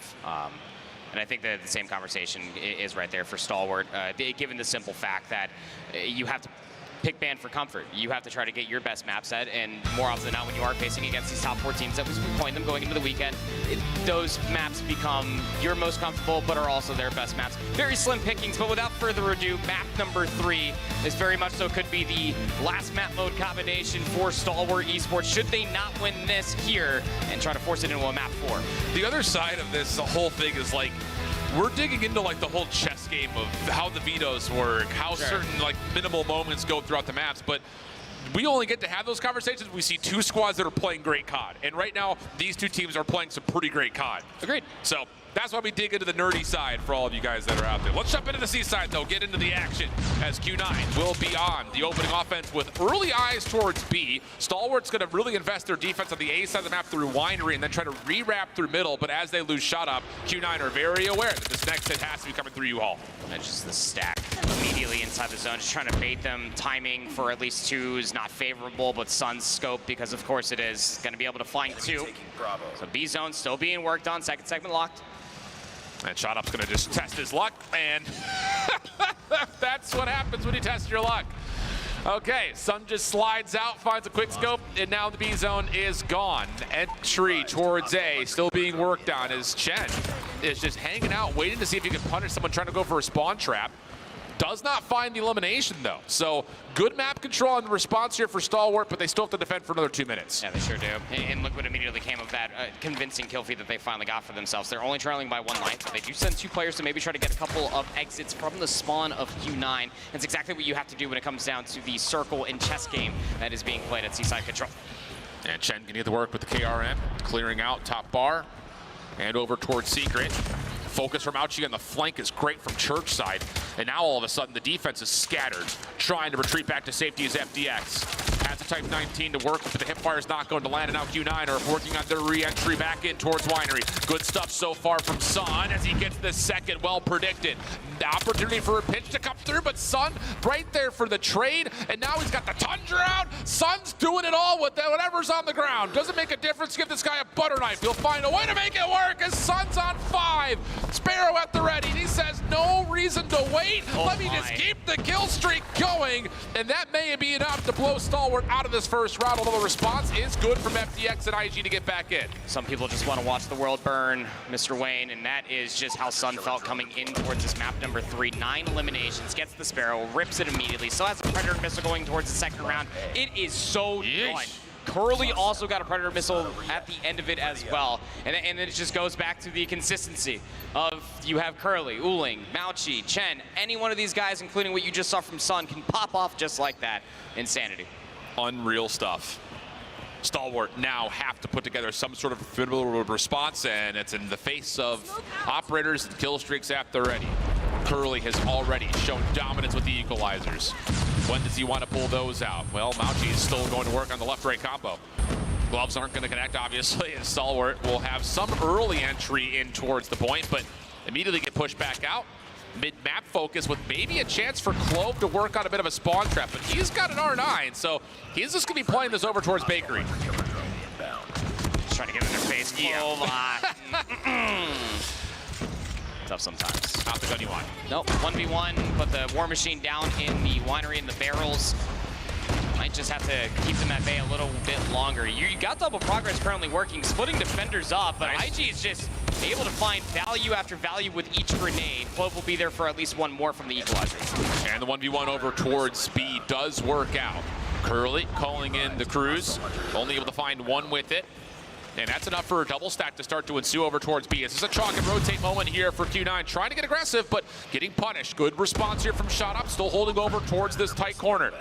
Needs help though, and help is on the way as it starts to rotate in through Church side. IG able to connect, Odin in hand for him. They're still trying to find Chen in this back corner, who's done well to kind of avoid a lot of this incoming utility, and he's gonna come up from behind with a Purifier. Oh, the timing on that pullout is absolutely beautiful, but at the same breath, Skurd makes a bit of a mess over towards the opposite side. Q9 will be bounced out of the point.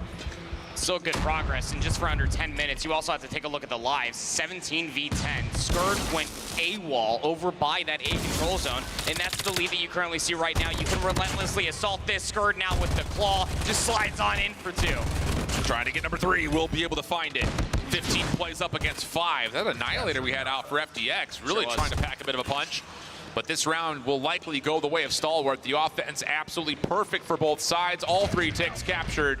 And that's enough to get us tied up going into the third round. Yep, even Stevens going in towards the third, back towards Q9's offense. And what have you learned from Stalwart to be able to combat it against this coming in towards this one? No, you do have a Pred missile in the back pocket of Sun. You do have Curly and Mauchi's operators should they decide to pull that out. Nothing in response for Stalwart Esports that's going to pull some explosivity on what Q9 is currently playing with. So they're going to take it through mid, try to get over towards A first. Trophy systems are down. IG kicks us off for the first. Curly equalizers out, gets kind of baited into pushing into the Stalwart defense, and that's only going to lead to a single elimination. So not the most efficiency there. Nice moment from Mauchi to hold on, make sure that this Stalwart defense can't push too far forward, but there is at least one player lurking. That is Skurd around the back, waiting for his time to hit. SQ9 get to work once again, opening up barrels. Here comes Skurd on the pinch, shut down off the spawn from Uling, and that's going to be enough now for the stack to be in at A. Slow capture though, and that's because Chen here with the Q9 started to push all the way up into the fencing. Gonna get caught on the cross. There is assistance now, though, so Q9 might have thought that they had numbers, but Clove just flies on in for 2. Uling feels like he has to pull the War Machine. Yeah. He was crazy with this combination back in map number 1. And Stalwart just have to stay back, wait for it to expire. They do so perfectly. Absolutely well done, and then you hit for your retake. This is good clinical Call of Duty, friends. Absolutely beautifully done. FDX turns that into 3, waiting for that War Machine to expire, and now IG's got one of his own as he tries to take the attention up towards the top statue, and IG's going to connect for now 3 in this life. Maybe more to come as he moves in towards checkers, and he finds Chen. Really well done as Stalwart's defense now has the map, they've got the time, and they've got the lives. 25 seconds remain. Sun saw all the value that was being pulled for Stalwart Esports and their operators and thought the Predator missile should be helpful. Nobody was in a position to try to gain value from that after your team was still in the spawn. So now you're desperately trying to get across the map. 20 seconds remains, 15 plays up against 9. And they're going to try to run right into Shot Up. Who's got the R9 ready to go? Split focus here for Q9, just trying to get into one of the zones. Doesn't really make a difference which one at this point. Just something to stop the clock. 14 plays 7.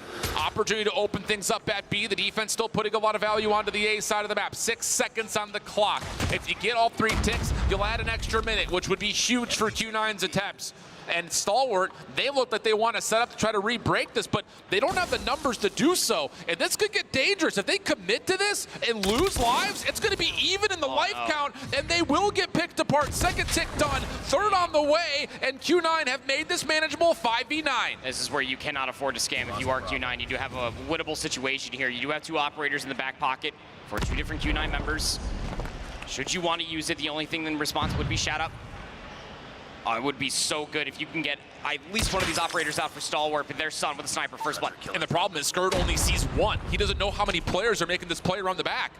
And there's time for Q9 to set up a bit of a spawn trap here. They could farm a kill a couple of times over and turn this into essentially a 5v5.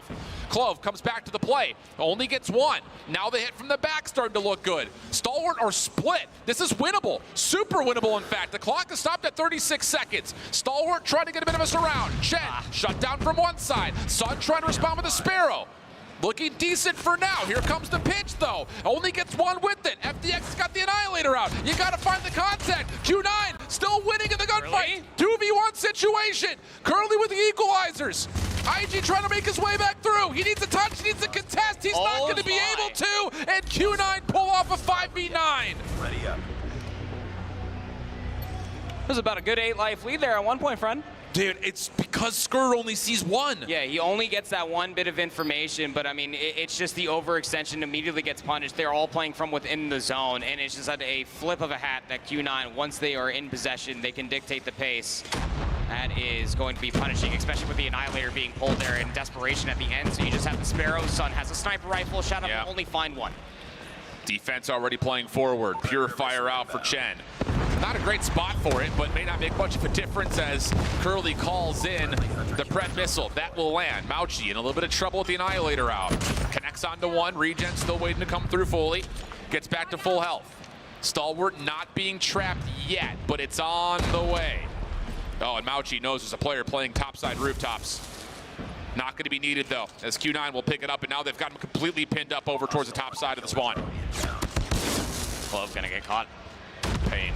And this is Pain.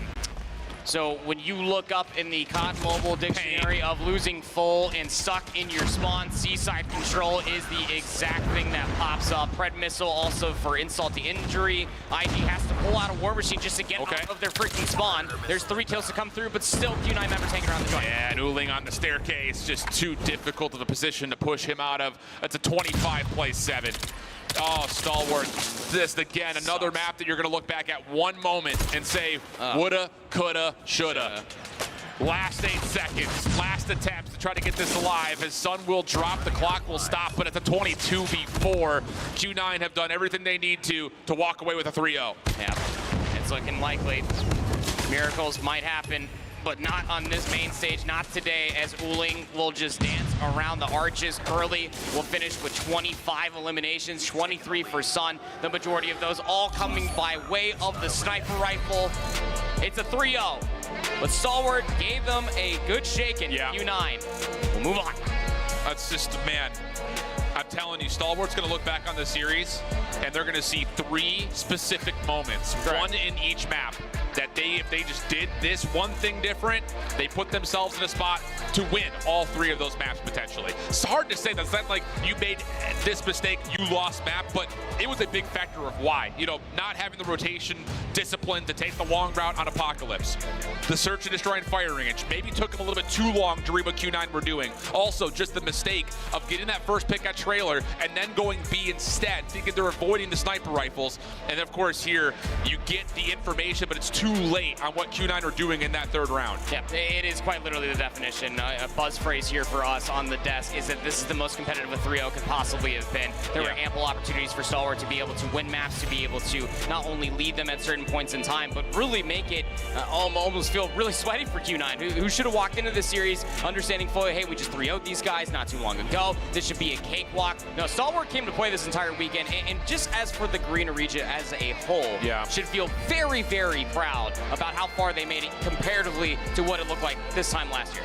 The other side of things is that Q9 just are not making mistakes. Correct. I mean, there were moments that Stalwart found advantages, but it wasn't because Q9 was making mistakes. On the other side, Stalwart did make mistakes, and Q9 did punish them for it. That's what makes this Chinese region so difficult to beat. Yeah, I definitely would be keeping my eyes on Q9 for the rest of those squads now that the two quick 3-0s to start off our bracket phase of this competition. Q9 moving forward now into the semifinals after closing out that control. And honestly, things are going to be tougher now that we're seeing just how strong the two teams that have qualified so far are heading into semis. These are going to be some tough semifinal matches before we even make it to our grand finals.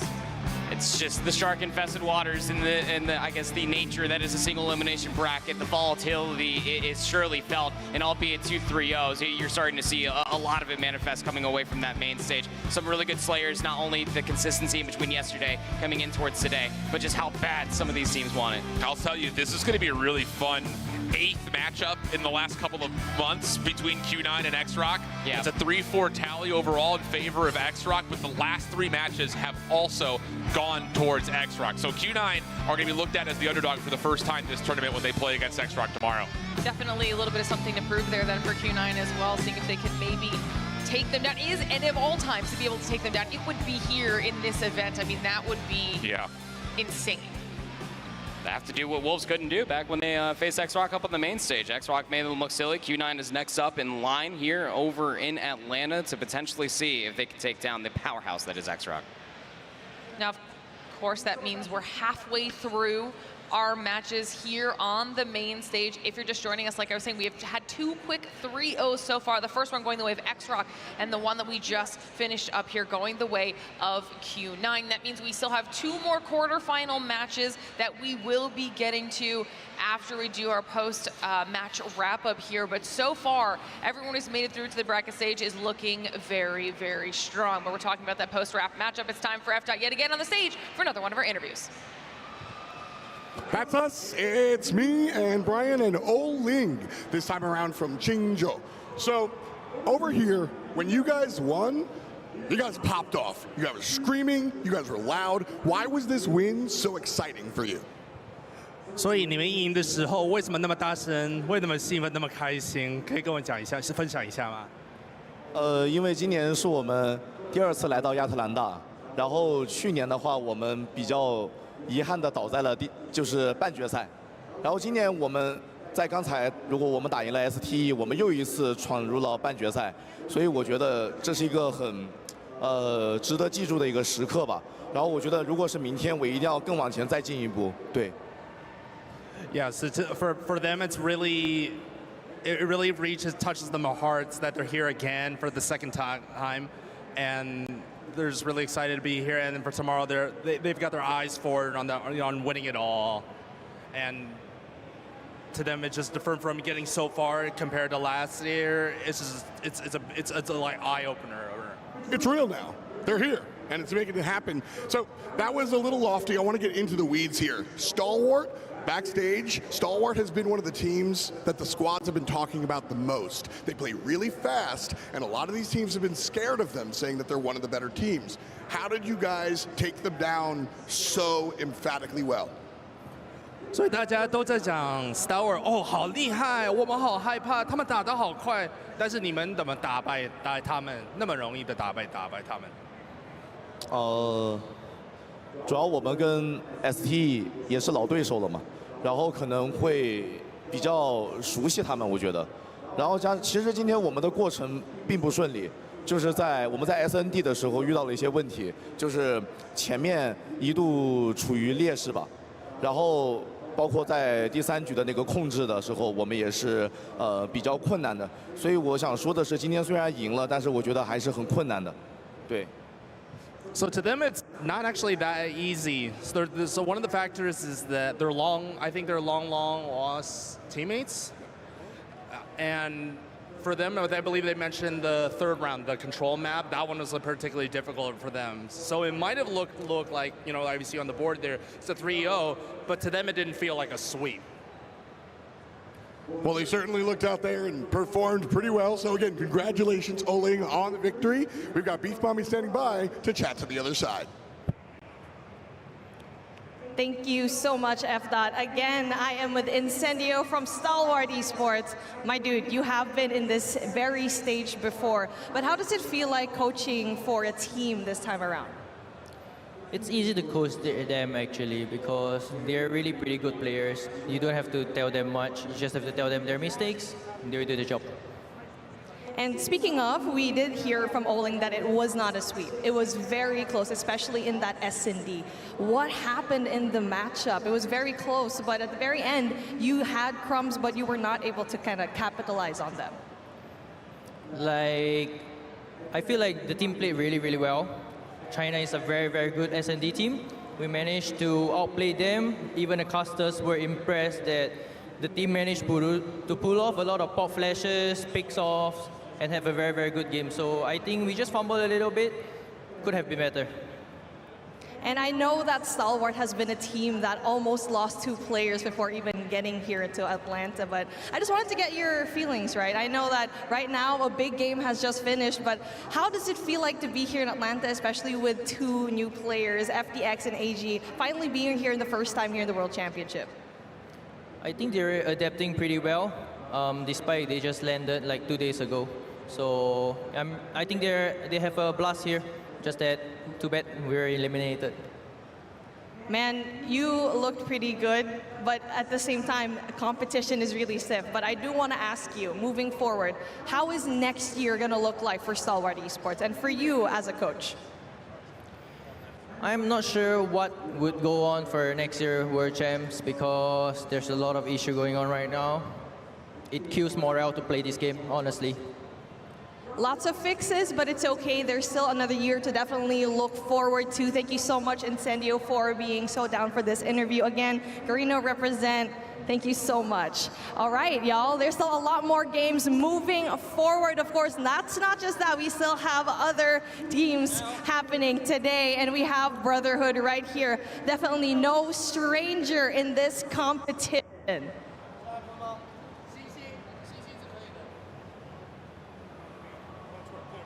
And I love that camaraderie. Stalwart, Garina.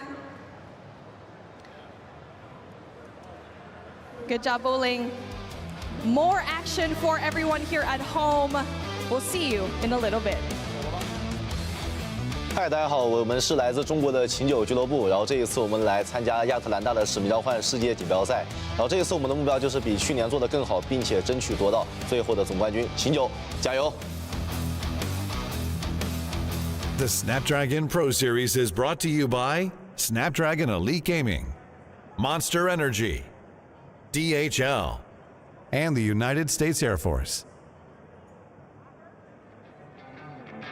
Since the year 00, we was on the get mo. Bunch of really real G's, burning trees till we low. Sitting by 45 like I'm Jordan on the floor. Here we go, against the grain, that's what they say my name for.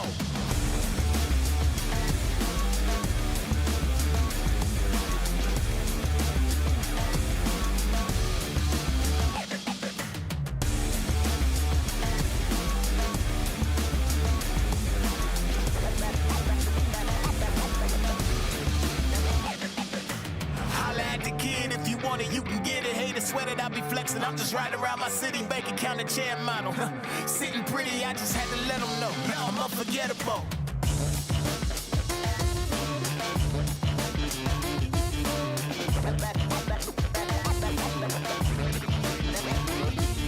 I'm unforgettable.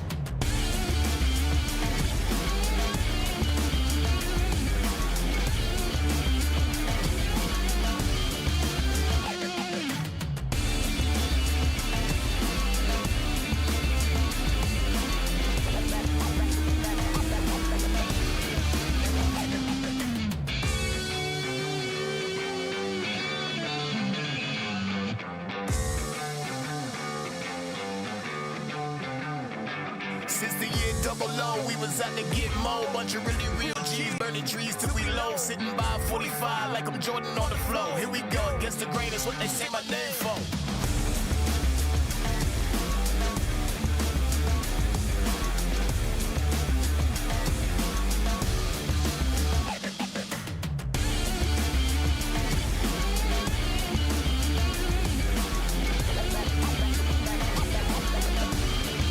I'm unforgettable.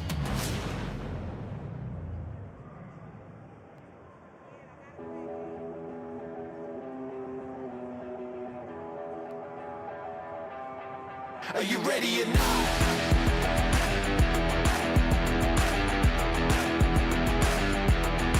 Are you ready or not?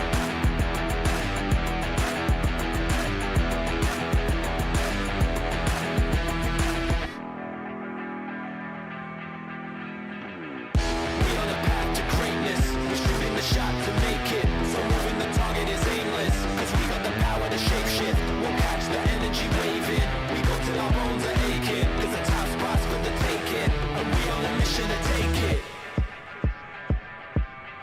Are you ready or not? It's about to go off. Turning up on the spot. Yeah, it's gonna be a lot. We gon' sit at the top. Give it all we got. Are you ready or not? Are you ready or not? Are you ready or not?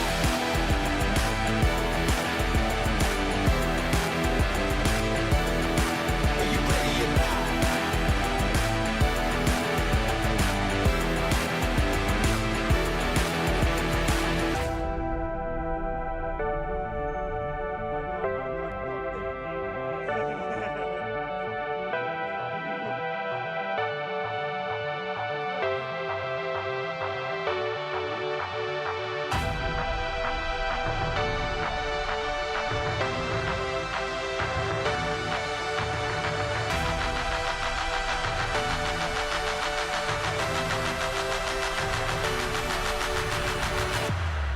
Are you ready or not?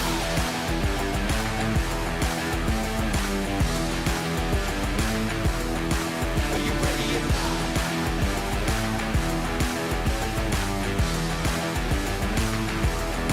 Are you ready or not? It's about to go off. Turning up on the spot. Yeah, it's gonna be a lot. We gon' sit at the top. Give it all we got. Are you ready or not? Are you ready or not? Are you ready or not?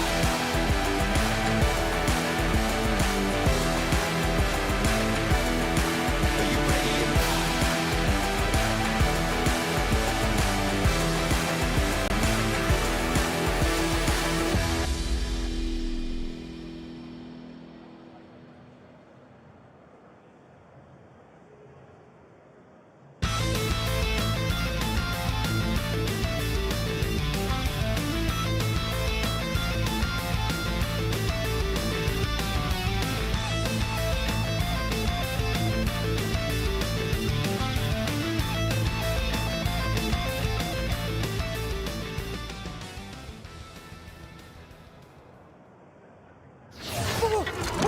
Are you Cargo? It's amazing to meet you. Thus began the adventure of Cargo. What's happening, DreamHack? What's good so far? All right, all right. You like to hear a little bit of that. You guys are getting ahead of yourselves, though, because I'm going to ask you to get loud real soon. So we've made a lot of friends. I mean, I guess we're saying goodbye to friends. My bad. But we're still making friends out here. That's what it's all about. It is the era of everyone. And I've got some robo friends along the way. Our homies at DHL have been really, really cool to bring out their big man, Cargo. Everybody say what up to my dude, Cargo. He's got a whole story and some free stuff for you guys. So make it loud, be proud, and say what up to Cargo the Robot.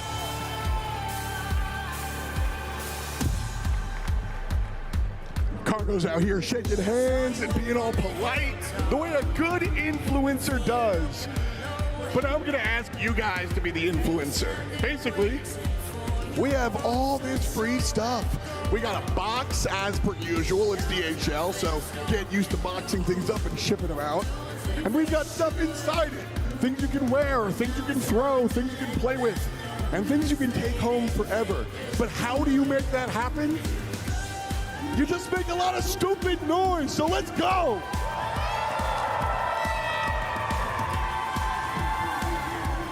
You gotta keep going, and Cargo picks the loudest person in the room, so make it explode!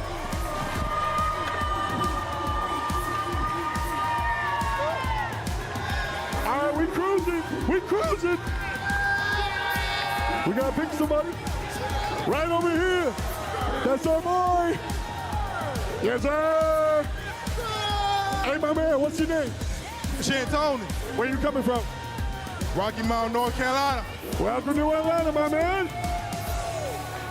Now, like I said, we got some free stuff for you. There it is. Just one, though. We got more stuff, yeah? Hook 'em up. And there it is. He got a water bottle. He got some hats. He got a bag. There's a whole box here. DHL has been partnered with the Snapdragon Pro Series for a minute. It's been really, really cool. They really power us to make all this happen. Cargo is the one putting on the stream, believe it or not. Whoa. What do we got here? I don't know. Let's find out. Oh, yes, sir. Come on now. Oh, we got the hat. Talk to me nice. You feel me? Race car. Come on now, sponsor me. You get the stuff, but not the microphone. Give it up for my man coming all the way from a little bit up north. Good looks. We're going to keep the party going. Thanks so much for hanging out. Thanks to Cargo. Back to Glitter and the homies. What people don't realize is it's actually proper inside of that suit now. He managed to become Cargo because that's how much of a big fan he was yesterday. Did you see how excited he was for Cargo? You caught me wildly off guard. I actually think that FCOT might be out of a job with the guy that just won the prizes as well. Right. Look, we're doing it all here. My goodness me, Cargo, what a guy. Love Cargo. I thought you were going to say that it's proper in the box for a second. I was like, I thought that was where you were going. I told him that he could become Cargo for them. That's what he's got going on. That makes a lot more sense. Okay. Welcome back, everybody, to DreamHack Atlanta, our Call of Duty Mobile World Championships. We are live. It's still day 2. We're halfway through the day already because we have 2 quick 3-0s so far for our first 2 matches. 2 of our teams have made their way through to our semifinals, and we're looking to find the last 2. That's what we're going to start doing here today. Match number 3, right around the corner. This time it's going to be between Luminosity and Galaris, the last 2 remaining teams from the western side of things. So let's start talking about them a little bit. We'll start things off with LG. Well, I mean, look, at least we're going to have a Western team there tomorrow, I suppose. Look, for these 2 teams, though, it is a big opportunity for both of them. But for me, looking at LG, for them to get through the way that they did, some big upsets coming through from them. They did so well yesterday, very resolute though, having to go through the long way about it, but they absolutely got the job done to get themselves here to Saturday. Yeah, and it is a weird story, I think, for LG this year, right? Of course, these are players that, for the most part, were not on the Seminole roster from last year, the LG roster, I should say, from last year, that will go all the way towards top 4. These guys have been kind of trailing behind that, and during Season 5 of the Snapdragon Pro Series, they changed that up, right? I mean, they became the #1 team in North America through a new composition of players, and now they quite literally have the entirety of the region on their back. Rax. They are the last North American team in the competition, and they have stiff competition on the other side as well. Look, LG, I think on day number 1, they did kind of breeze through some of the lower level teams. They got through exclusive relatively easily. They had to go to game 3 against Animus and Wolves. Luminosity, I think here, just they're still fighting. They're still fighting to kind of stay alive. And we've got some stats here too. And we actually got to do an interview with AORAF as well yesterday. And we heard some really good thoughts from him after their win. He said that last time around, they came in over a little bit too confident, a little overly confident, and they kind of had to settle themselves down this year so that they can take every single game as it came and take everybody as a tough competitor, not underestimate anyone, and it's actually worked out for them so far. I mean, you have to do that in the Swiss, right? You have to take everybody seriously. We've seen some of the teams that we were maybe expecting to get through, thinking of Vitality, who, okay, maybe they didn't take anybody not seriously, but at the same time, you know, they let games slip. You can't do that when you're in Swiss. LG did a good job coming through 3-1. Yeah, and I think it is a bit of a different position again for LG comparatively to last year, right? I mean, you are in a totally different position. Last year, going into the tournament, we were like, hey, NA is on top of things. This year, your entire viewpoint of the tournament is different. You are the underdogs this time around. Absolutely, and then they will be facing off against another potential underdog in Gallerus, a team that we've seen throughout the Swiss succeed under pressure situations, but now we're down to that single elimination time of the competition. It's going to be difficult for them. Yeah, definitely. Gallerus, I don't think are an underdog anymore. A lot of people were underestimating coming into the tournament. I think after yesterday, that's absolutely not the case. Now, it's important to note that yesterday was not a flawless day by any means. They did still take a couple of losses, notably to both Wolves and Stalwart, but at the end of the day, those are two pretty good teams. I think the most impressive thing, though, about Gallerus is very clearly you can see the improvements they've made from SBS Season 5 into Champs. During Season 5 of SBS, they were a flawless control team, but the hardpoint and Search and Destroy could be a little bit shaky, and at the very least, well, one of those things has been worked on. Their Search and Destroy was phenomenal yesterday. I don't know if it was just the map. They played like 3 takeoffs against top teams, but certainly their Search and Destroy, the way in which they're playing, the different looks they're throwing at their opposition, their strategies is insane. I really like the look of Gallerus right now in Search and Destroy. Yeah, they look very well drilled when it does come down to Search, and just being able to have those options throughout the entirety of the map is always something nice to have. But they really do need to have improved on hardpoint after yesterday, where they really weren't at the races on that one, and that's what you look out for them. And okay, maybe the statistics aren't there, but in this series, it is vitally important that you are able to find that, especially if you're Luminosity, but you need to back those good Search and Destroy stats up with something else as well. You can't just be an S&D team. And that's something we were talking about in the green room as well. Now that we're at this stage of the competition and just this year's level of competition overall, you can't afford to specialize in only one of these game modes. You need to really make sure that you're nailing down multiple avenues of potential success. Yeah, it is just right. It's the modes, it's the maps. You can't really be bad at anything at this stage of the competition. It kind of almost loops into the veto conversation a little bit, right? Where it's just like, you know, if you're bad at something, you almost kind of have to hard veto it. That's a conversation I think coming in the tournament we had about Seaside Control. It's a conversation that does apply to Gallerus, right? Because Seaside Control was a map that they were struggling on yesterday. So yeah, you cannot afford to have a shallow map pool whatsoever. So we have the vetoes here going into this one, and there was a couple of questionable decisions, a couple of things that we kind of expected to see. First and foremost, I expected to see Takeoff, Search and Destroy banned, given how good Gallerus were yesterday in that map mode combination. It did get banned by LG, so good job, LG, on that one. I expected to see Seaside Control gone by Gallerus. That's both the case. What we're left with, though, is kind of a situation here where, LG didn't, they banned Summit Hardpoint versus Gallerus. I was kind of confused by that decision because Gallerus are not that great at Summit Hardpoint. I think we'd have preferred that. And that decision has led the first map in this best of 5 to be a standoff hardpoint, which is Gallerus's best hardpoint map. So in a way, I think that's kind of a mess up. But on the flip side of that conversation, Gallerus have allowed Express, Search and Destroy through, and that's a very strong S&D map here for LG. All right, well, we've got the match just a few moments away, so let's start talking predictions, okay? We've got all the information. Now tell me what your thoughts were and who you think's going to be taking this one home. I think, you know, when we looked at it from the outset this morning, I absolutely believed in Gallerus, and I still do as well. I think it's very easy because we've seen them so much yesterday to get that sort of influential gameplay on our screens. I went 3-0. I think they step it up here again today. I think they bring the S&D, and I think they can go on and do well here. I feel as if they are the ones who thrive under pressure, especially especially with what we've seen from them at Mobile Masters. Okay, their hardpoint wasn't necessarily great yesterday. I think they turned around today, and I think the rest indeed looks just as strong. Just for clarity here, I did not say 3-2. I said 3-0. Okay, I'm just saying. I did not say this would be a game 5. I'm pretty sure I said this would be a 3-0. And the reason I said that was because I think Gallerus' hardpoint, albeit it was kind of not that great yesterday, I have faith that they can take it. I now feel even more confident this is going to be a 3-0 simply because of the way the Vetoes have gone down. The fact that they're managing to get a stand-up hardpoint at the very first map of this best of 5, I feel very good now this will be a 3-0. Well, it looks like Proper and Shifter on the 3-2 train this time around, but everyone in favor of Gallerus at the end of it all. Will it go the full 5, or will we get another 3-0 to add to our matches here on the day so far? Should be interesting to see how all of that plays out. If you did, I'll double check, just so everybody, I'll double check, make sure everybody did put 3-0. If you did, would you still be at 100%? No, because I messed up the last series. Okay, listen, okay. The last series, I was hoping, oh, not the last series, the series before. I actually don't know what I predicted for the last series to be. I think I said Q9 3-1. I think I was expecting Stalwart to maybe take the search, no, not search, so the hard point, and they didn't. So. I entirely forgot what I predicted for this game, to be honest with you. It came up on the screen, and I was like, oh, that's must what I said, but to be honest, it might have been 3-2 as well. Who knows, Brody? I'm actually quite lost. Yeah, I mean, you're never right, so. I'm tired. Well, we'll have to see. We've got enough disparity now. We'll have to see who is correct with match number 3, because it should be about ready to load in. Those flyovers will be here in just a second. Everybody at home, let us know your thoughts here as well. Who's winning match number 3? Who's the 3rd team to qualify through to our semifinals and is one step closer to the end of it all? Let's dive into it. Well, here we go. Standoff hardpoint to kick off our 3rd game of the day, our 3rd quarterfinal. It is a Western matchup between Luminosity and Gallerus. Should be an interesting game. Teams on the stage just getting something sorted out, so I don't believe we'll be jumping directly in. I can see the referees in there, so we'll maybe just talk about this one a little bit longer.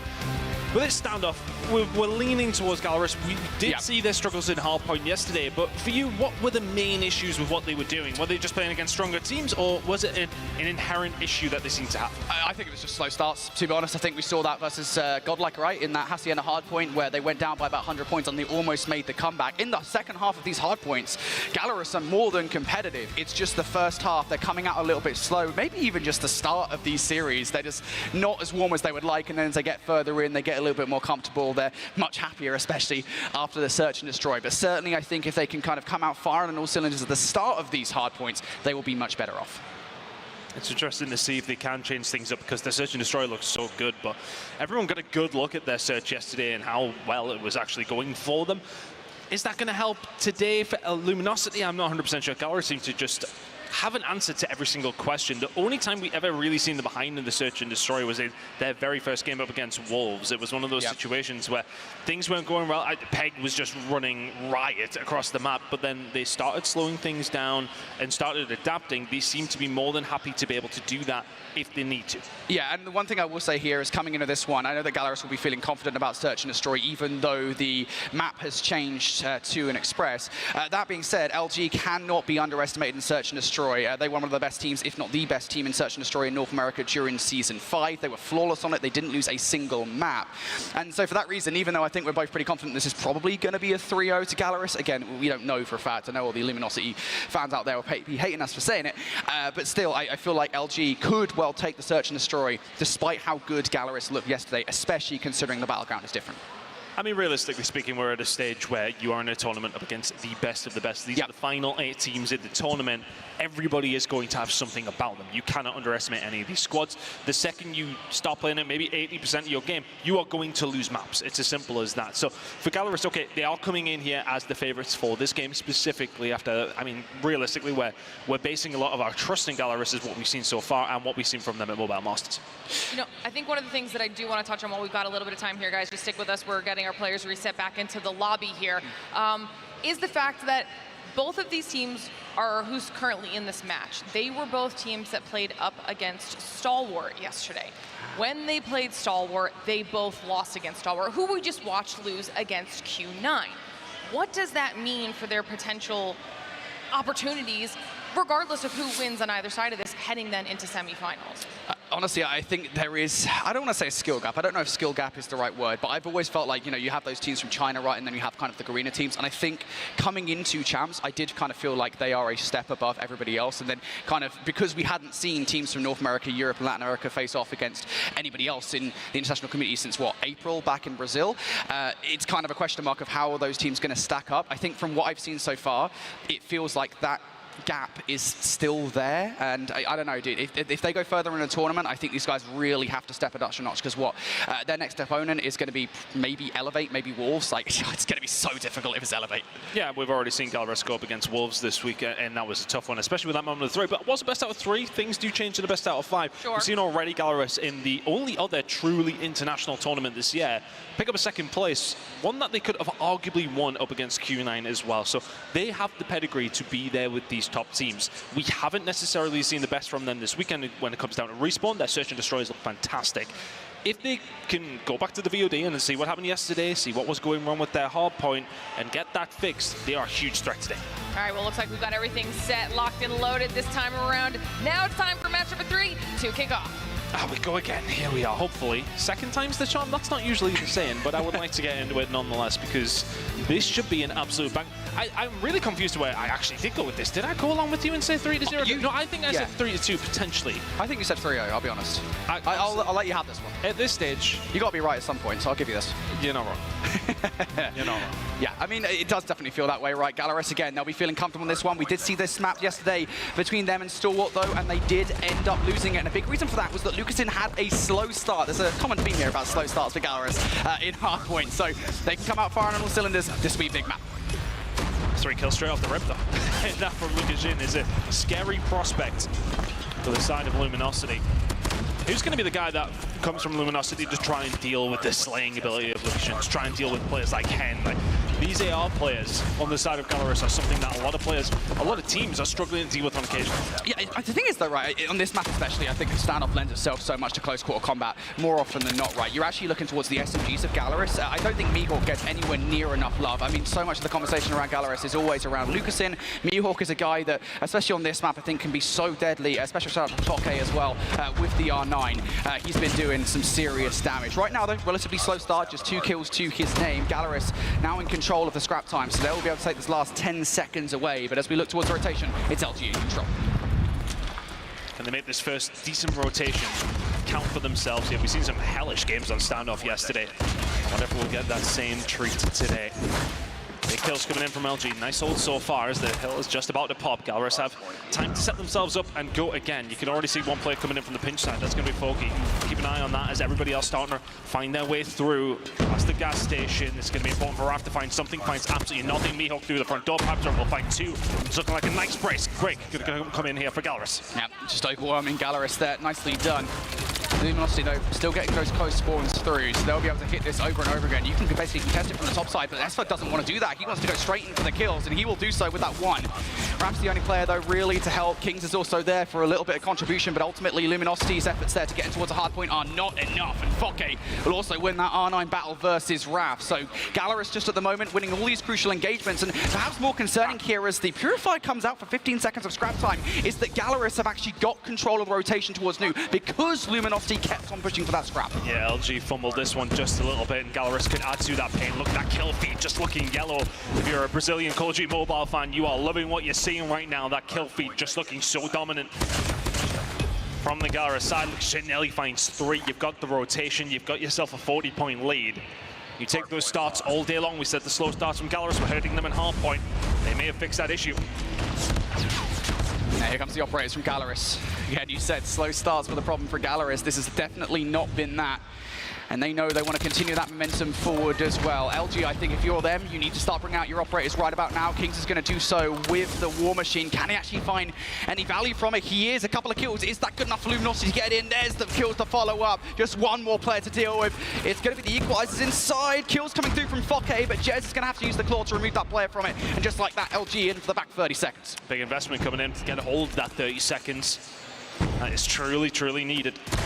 Stuck inside now with the Sparrow, and now is the setup going to be here from Gallerist. Are they going to fight over this? They're sending 3 towards the old hard point, but sending 2 towards Nu as well.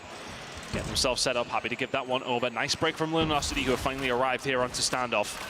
Transitional kill starting to go Gallerus' way, but I think they'll still take it. You know, that P2 hold was so good from them. The P3 not necessarily great, but 8-point lead heading into the fourth hill. You take those all day long. Yeah, this is comfortable for Gallerus at the moment. And you can hold this one as well. You've got all the players in the right positions. Mihawk far removed from this hill. Pabzera keeping an eye on that tractor side. Good shots from him. Mihawk still hasn't activated. Finally, though, he's going to get shut down. Spawn's still good for Lucas in here. So Gallerus still in control of this hard point. Luminosity haven't really had a look just yet, but as those 3 kills come through, this should be it. Spawn out here for Gallerus as well. Luminosity look for the break. You need Hen to go massive. He doesn't find anything but one. Last player remaining, Pabzera. He will fall. A lovely break coming in from Luminosity. Kings to find a couple more as well. Forces them away. That's the first really solid break. That's going to come quite early here for Luminosity as well. Gallerus managed to pick up about 10-15 seconds there, though, so not the end of the world for them. If Luminosity get the remaining time, they will have a lead heading into the next rotation. That's more like it from Luminosity over the last 2 hills. Yeah, I think Luminosity are actually the ones for a relatively slow start here, as you said. I mean, they've picked things up over the last couple of hard points, and I want to say a big reason why. You never want to count out an individual player, right? You single them out for having a bad performance, but it's more of a positive than anything. Cartel's currently only on 7 kills, and he is a player that in these playoff situations, he always steps up. He's done it before. Of course, he did it for Seminole, actually all the way back at Mobile Masters. So he's a player that when he steps things up for a roster like Luminosity, I think the whole roster will step it up a notch. S-Thug picks up 3 in the middle of the map. LG, now a good look here at P1 time. 45 seconds remaining on this, and Gallerus sends it back with 3 kills of their own. Comes cruise missile that was available as well. That will be dropped in. Cartels will be dealt with, and all of a sudden P1 belongs to Gallerus. 35 seconds to go. He will find a couple of kills here. Thinking about the rotation over towards P2. Kings ain't thinking about that. War Machine is in. Finds one with it. Pabzera finds 4 of his own, but answering back a Luminosity into the hill. 20 seconds to go. Rotation's going to be important. Gallerus are on the right side of the map, but Luminosity game and have the numbers. Yeah, I don't want to see Gallerus go heavy into this one. I know those spawns are quite sticky, so you can kind of afford to do so, but still, don't over-invest. And this is exactly why spawn outs now start coming through for Gallerus here. So Luminosity, if they don't try to push through P1, there is an opportunity to break those spawns in towards all, but they have chosen to do so. P1 is the choice for Luminosity. They are hungry for that back 10 seconds, and they will get it. So now just 22 points, the difference between these 2 teams. Gallerus now going to bring out the operators to hold on towards this next hill. Holding quite early here, especially from Lukashin, but Henry Cow will get the job done here with this Sparrow. Luminosity find themselves behind here. Gallerus in control of the point. Luminosity, the communication has to be on point. Let's go for a listening with LG. I'm about to use my equals now. Seeker is weak. Candy bro weak. One remain. Finally. Seeker war machine. Main push through. He's going close up gas. Dead. I smoked across. I'm I need trophies main. Mark it box. Go gas. One market.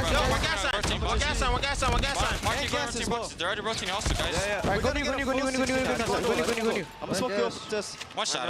No. We go new. It's all good. Blocking, we got Yo, this. there's a guy new already. There's a guy new. And new?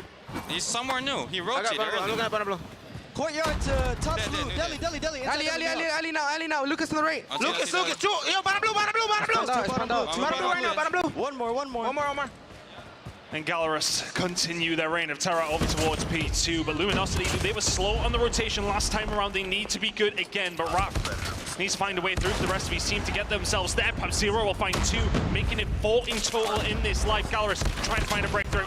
Purified Cartels, oh, not enough value out of that whatsoever. Only 1 kill with his name. Close spawns for LG is going to keep themselves in the conversation for this hard point. Jez now, investment of the claw. You're just going to have to pre-fire this thing down range to make sure all these players get taken down. And it works out. A couple of kills here for Jez. LG, now a moment to breathe. Gallerus now going to have to individually hit this one. Jez is getting all of these gunfights, but Pabzera able to climb through the window for free. Finds a double. Fokke, can he get another kill? No, as Kings will double up by himself. LG fighting tooth and nail for this time. Now Gallerus get a bit scrappy over towards that hill. Mihawk's still trying to have a little bit of a look here, but Luminosity will be the beneficiary of P3.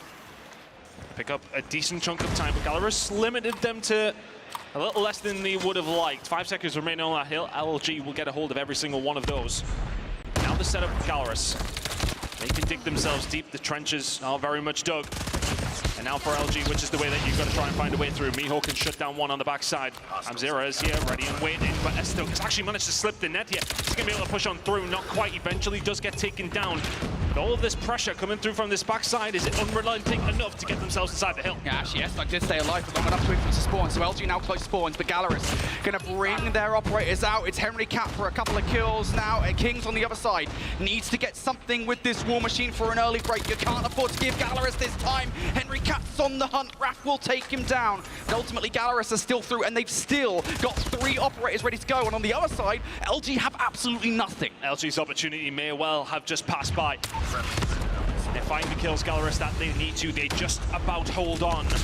Gallerus now in the ascendancy, 15 seconds to go on this hill. They are only around 20 seconds away. Investigate from Voki. If you're going to find the equalizers, you don't find much from it. Cartels has got to come through and got to find the kills, and he finds 3. It doesn't get them a whole lot, but at the same time, it keeps Gallerus that little bit further away than they were likely going to be heading into this 3rd rotation. Gallerus find themselves around 15 seconds away. Luminosity far, far behind right now. Yeah, and that was a bit of an intriguing investment coming through from Gallerus. I know it said that they had 3 operators. I didn't say they had to use them because they couldn't win regardless on that hard point. And now going into the next set here, granted you're kind of making your operator cycle go forward a little bit faster, but still now you've only got 1. So you have to fight for this last 16 seconds inside the time. Luminosity trying to get it done. 3 kills now coming through, and that 1 operator that can. Pabzero the War Machine trying to provide some overwatch. Pabzero's been leading the lobby for the majority of this game. 36 kills. There's another one to make it 37, 38 incoming. Pabzero just ain't missing with anything right now. Gallerus in control of the point. Luminosity offered up a fight, and they still are. Continuing to be in this game. Gallerus still 3 points over. Cartels and Koa just about holding on by the hair on their chinny chin. But here comes the rest of Gallerus. Are they going to be able to break it on through? Hardpoint was the problem yesterday. They still haven't secured it. Yeah, just 1 more second is all Gallerus need. That double nade doesn't secure it. Luminosity don't really have a path through this hardpoint in towards Nuke. They'll get that 8-second grace period, but it has to be a fast and furious hit for the rotation. I don't know if they can get it done. But the Luminosity has to be utter perfection over this next 5 seconds. Spocky inside the point, but that will do it just right there. Lukashin lines them all up to kill the game off. Hardpoint doubts be damned. The 250 hits the side of Gallerus, and they are 1-0 up in this series. Disastrous start for Luminosity. And we said it. We said, what does Gallerus need to change their hardpoint woes coming into today, coming into the most important match of the tournament thus far? It was those slow starts, and trust me, Gallerus did not have a slow start there. And I'll tell you what, to be fair, despite that brilliant start from Gallerus, what was it, a 60-point advantage or something ridiculous like that off the start, despite that, Luminosity were constantly snapping at their heels throughout the game. They just could never quite catch up. Gallerus playing incredibly well, and again, I think we're going to see it in the stat lines, but the key difference maker again, you know, versus Stalwart, their key players weren't really in the conversation until later on in the game. Throughout the entirety of the game, everybody stepped up to the plate for Gallerus. Everyone listening as well, the communication was fast and furious, but they just couldn't find kills. It really did feel like that kill feed was dominant by Gallerus throughout the majority of that game, and really helped them on their way. Luminosity, I want to say that they had like spurts, didn't they? They seemed to just have a few moments here and there where they find 5 kills, they'd get a hold of the hill, and they'd get some good time from it, but they were few and far between. Gallerus just finding everything they possibly could have needed to throughout the majority of that one. Tried to sort of kitchen sink at it towards the end for Luminosity, but the game had been done for a little while. And that's what it means to Gallerus. Their hardpoint has been a huge struggle for them so far at this tournament. They find it in map number 1, and that will make them supremely confident throughout the rest of this series. Yeah, just nobody from LG was able to keep up with Gallerus. I mean, there's literally, normally in these situations, right, you kind of have one standout, right, that's doing well, and everybody else is kind of dragging their heels a little bit. No, this time around, everybody from Luminosity is struggling. I mean, they're all doing their bits in the hill for the most part, right? I mean, the only player who gets less than 59 seconds, we'll say, inside the hardpoint is Raph with 30 at the bottom of the leaderboard. But still, I mean, LG, they're just not slaying out versus Gallerus. Outslayed by 45. Quick maps, mate. Love that. I might not look clever, but it's the accent, I think, mate.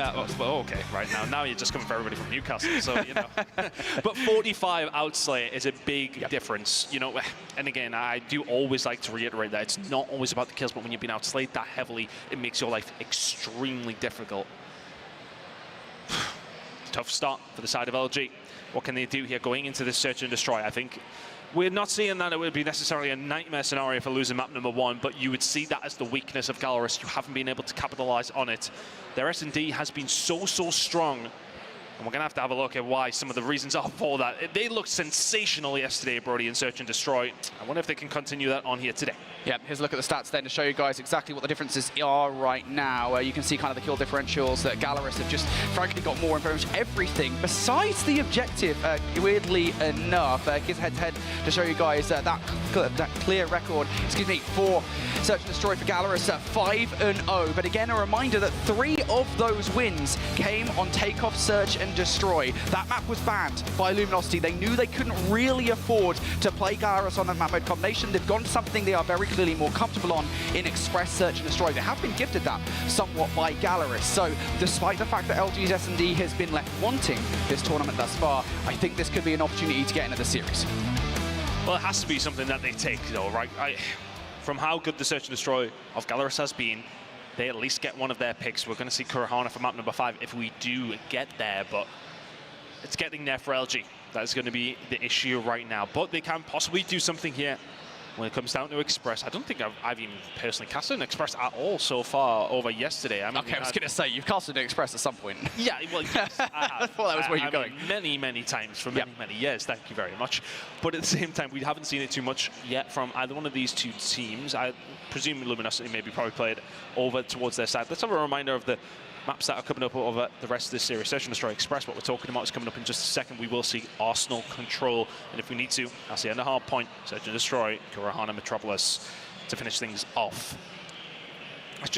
I think that opening map for me gives an indication to what seriousness Gallerus are bringing to today. It wasn't just a win on a hard point, it was a convincing one as well. Yeah, definitely. I think this is the thing, right? Gallerus, again, we kind of said that their keys to victory going into the series would be winning the hard point, and then I guess, you know, it's a bit presumptuous to say they are going to win the Search and Destroy and the Control, but, you know, that's just off knowledge of the fact that, you know, their Control in Latin America during Season 5 was phenomenal. It was quite literally flawless. And then Search and Destroy yesterday, I mean, again, I don't know if it's just the map, but they just look so well composed. You know, very clearly you can tell they put the work in their Search and Destroy. So for me, it kind of feels like now Gallerus are on the path to that 3-0. The only question marks are, is Express, Search and Destroy going to make all the difference for LG? You know, this is very clearly a map mode combination they are comfortable on.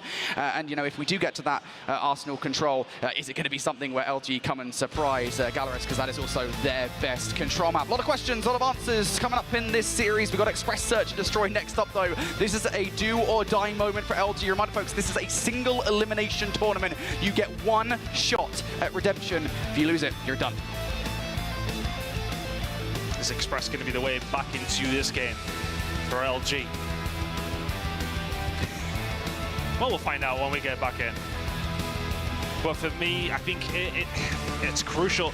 Look, I mean, look, the Control has been good over this week. They will look at it as a potential way back into this one as well. But you can't let yourself go down too many maps in these series, in these quarterfinals. We've seen 2 3-0s already. The stronger teams are making it count every single time they get that advantage. Can Gallerus further cement what they want to do here, or can LG tie things up? Yep.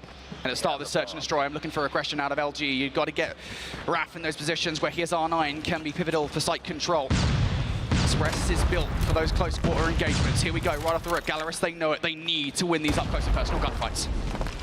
Anybody sent over towards A. Utility indicative of exactly what's going on for both two teams. Just trying to find a pick. I think that's one of the massive strengths, though, for Gallerus is their sniper play. But Foki will get up close and personal, not finding one, but two. Raf with the R9 taken down in the first round, and that's Gallerus' advantage already. Yep, and now you've got a flanking player to deal with in Henry Cat as well. So for Luminosity, they're starting to feel the vice blows in now. Mihawk continuing to be effective in this round. Cartels for a 1v4, I said. He's a player that steps up in these situations. So already brought it down to a 1 versus 3. If you can get the skill against Henry Cat and then get the hell out of dodge, that's nice. You've still got a wealth of time to work with, but he's going right back for the reach up. From the position he's in and where the opposition are, this would be one of the best 1v3s you're ever likely to see if it was to happen. And it doesn't. Gallerus with a really good start. It comes from Foki finding those R9 kills to kick off the round, puts him in such an advantageous position. 1 to the good. Brilliant start from Gallerus. Again, you know, they've probably started the VOD right. They know that Luminosity are an aggressive team here on Express, Search and Destroy. That more often than not is the key to victory to winning this map. So for Gallerus to match that with Foke coming out with 3 kills at the start of the round, he's doing what R9 for Raf needs to be doing. Already opening bloods here in favor of LG. They're looking to once again get control of A. Gallerus now have to retake it without numbers. Lucas in within that snipe is going to make things more difficult, but Kings gets aggressive there with the R9, doesn't find the first. All of a sudden, it's Lucas in left up 1 versus 3, and it all goes awry. To be honest, if Lucas in hits that shot, I think that completely turns around though, because then you would have the numbers that don't have to back him up, don't have to give their position up, so you're then not getting rushed. Luminosity do a really good job. Big shout out towards Kings, who finds 2 inside the train. And then the gun getting the job done. We're over towards A again. Teams went even so far on this one, but look at the hold from Luminosity Gaming. They're heading over towards this side. PabZero has to give a shout to his teammates and say, bloody hell, boys, help me out, because they are swarming over towards B, and Luminosity have complete control here. Yep, I really love that play call from Luminosity. Send a couple of utility bits over towards A to give the impression that it is going to be an A kit. Players that were on B were not ready for it. Straight out of the playbook for Luminosity. And all members are alive here when this bomb goes down. So for Gallerus, how do you approach this one? You've got a plethora of places you can need to check. Well, you need to win an unfavorable gunfight is essentially what they need to do here. Luminosity are going to be posted up. Now, bomb is, of course, down. 40 seconds or so remaining on this one. This is a gunfight you could do with winning if you're Foki.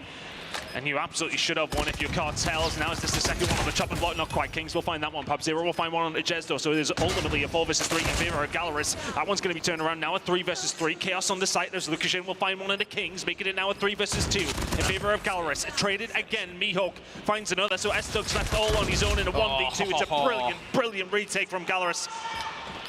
And it is Mihawk through the middle of the map that makes the difference there. That flank, I think Luminosity had all their angles covered, but that one. And when Mihawk comes through for the disruption, picking up 3 kills there, it is Gallerus who are able to make the retake, and that's disheartening for Luminosity. They brought it out of the playbook. It is a play that worked out initially, but Gallerus' retake is just better. Just hits Diffie. This time around, Luminosity wasting no time. It is a straight barrel towards B. Gallerus going through the middle of the map. There to answer the question if they wish to push through ticket, but they haven't quite executed yet. Right, find themselves in a good position here, though. He can start to advance forward, start to cut off some lanes that Gallerus potentially could use. They ain't, and the bomb is yet to be put down. Mazera trying to put some pressure on, and then is Hen. Let's try and push through here with the Odin. They get Thug off the bomb. Difficult position now for Luminosity. Gallerus know exactly where they are. They know where the bomb is, and they have the advantage in numbers. Yeah, Luminosity, I mean, they've got the bomb, yeah, but they do not have an opportunity to get this bomb down. Trying to hit the audio cue to draw the player inside ticket out. Henry Cat, I mean, he's getting drawn out, but he gets away with a kill there. King's dead to rights. Surely not another one. Jez has given a lot of himself away to Henry Cat there, barely gets away. And Hen is still in this position. Now, Foke trading things out. Raph finds one, as does Cartels. Mihawk able to trade out once again, and they know where Jess is for this 1v3. He is done and dusted. Mihawk once again, the one to put the final nail in the round. Setting up the flank when you've got those number of advantages, you know some of the potential routes on the flank are not going to be covered. He just wraps all the way around from behind, can kick into game whenever he wants. He's not the one that initiates it. His teammates starting to put some shots down. He walks through. It's 2 free kills to kill the round off. Team's heading over towards the A side now. This was working for Luminosity. They went to change it up. Hasn't worked since. Foki will be the first one to find a kill. Raph shut down as he tries to push through. It's a big grenade. It's a set grenade. And Foki's just going to get aggressive as well. He's going to be able to find anything. No, he isn't, because Mihawk is there to do it for him. Foki is then following up. Here comes the cavalry. And with an R9 in hand, a dangerous prospect. Kings does answer back. 4 versus 3. Making it 4 versus 2. This is very aggressive from Gallerus. They're getting deep into it. Jez knows it as well. He just held that angle. And got something off the over-aggression. Cartels really would have wanted that fight. You know where Jez is, so just trying to hit this one at the same time. Yep, there it is. 2 versus 1 works out perfectly. And now Cartels left alive. 1 versus 3. Might have just seen Mihawk. What? Oh! Mihawk gets first shots in, but Cartels will turn on him. Keeps this 1 versus 3 alive. The snap from Cartels, giving Luminosity a little bit of hope here. You've got a good eye on where he is. PabZero has been frying in this game, put up some serious numbers at map number 1, and that's as crispy as you could possibly want. Big shot from him, kills the round off. Gallerus still in prime position here now, Brody. It's just Gallerus outplaying Luminosity in so many of these different positions, right? That play call from them was perfect. Now the double blind has rushed straight towards B. Who's going to win out? The R9 of Fokke has been a problem, as has the Fennec of Mihawk, and it continues to be so. The snipes of Lucastin and Pabzera also in the mix. And Cartel's left alive once again. Sorry, Tom, mate, you didn't even get a chance to get into that round. That was so fast. And these are the counter rounds that you just want to avoid if you're Luminosity. When those first couple of rounds, we had some close ones over towards A, where they were taking their time. Utility was going through. They were trying to put the pressure on that side. As soon as we went over towards B, I don't think Luminosity have had a sniff. Gallerus onto the attacking side. They can now dictate where they really want to go, and they're going to continue going over towards B because, hell, why not? It's been working out so well. It's happened again. Luminosity are just getting slain left, right, and center. 6-1 to the good now. This Gallerus Search and Destroy is looking scary. I just don't understand how Luminosity didn't see them run past. They run straight behind them. LG had no idea whatsoever. I mean, maybe Gallerus just got there first. I'm not really sure, but either way, LG taken by surprise from behind. Now Gallerus on map point. Once again, double blind straight towards B. Just finds first blood. Fokke will find one back, but usually the result of anything over towards B is only one thing and one thing only, and that's a Gallerus round win. One more player remaining. Gallerus have just made absolute mincemeat of Luminosity here on Express. Yeah, hold your best S&D and take the L. 2 to the good. Gallerus running away with this one. That's an LG map. That is an LG map. You get that, you get gifted that by the Vetoes. You take that. And yet the same kind of play style that we know LG are capable of from SBS Season 5, they just were never able to enact it. What gives them success on that map mode combination back during the challenge season? It's Raph getting in positions where he can be a nuisance with the R9. It's Jez being frustrating with a sniper at long range. You just could never activate any of that because Gallerus were constantly up in your face. They were winning the R9 battles with Fokke, and I gotta give some love to Mihawk, man, because he was constantly running routes around Luminosity. He was running rings around Luminosity, to be honest with you. They had no idea where he was 90% of the time. It felt like when things were a little slower, it was working out quite well for LG. It was a decent start from them. You know, they were unfortunate not to be 2-0 up. But after that, they were like, okay, let's try B out. Let's throw some different things at Gallerus. Gallerus like, oh, you want to go into 5v5 gunfights towards one side? Yeah, bet. No problem. 12-6 from Fokke. And a 7-1 lead. And the Search and Destroy is enough to take the map away. A 2-0 lead in the series. I'm sure I did say 3-0, I think. You want to say 3-0 now. You know, and it goes back to those storylines, right? I mean, so much of the conversation around Gallerus is always Lucastin, right? And you know, I think we're partially guilty of that, right? Mobile Masters, that it's hard not to be. It's hard not to be because he is just that good of a player, and there's always that conversation of point, like, is he the best player in the world? I think certainly we were having those conversations around Mobile Masters, but you really do have to give some love to the rest of the Gallerus side because all of them are capable of keeping up with him. I think in this series in particular, they've actually outpaced him. Lucastin, I think, has taken a step back somewhat while the rest of the team are the ones slaying out, and that's not the worst thing in the world because it doesn't matter who's slaying out as long as they're winning.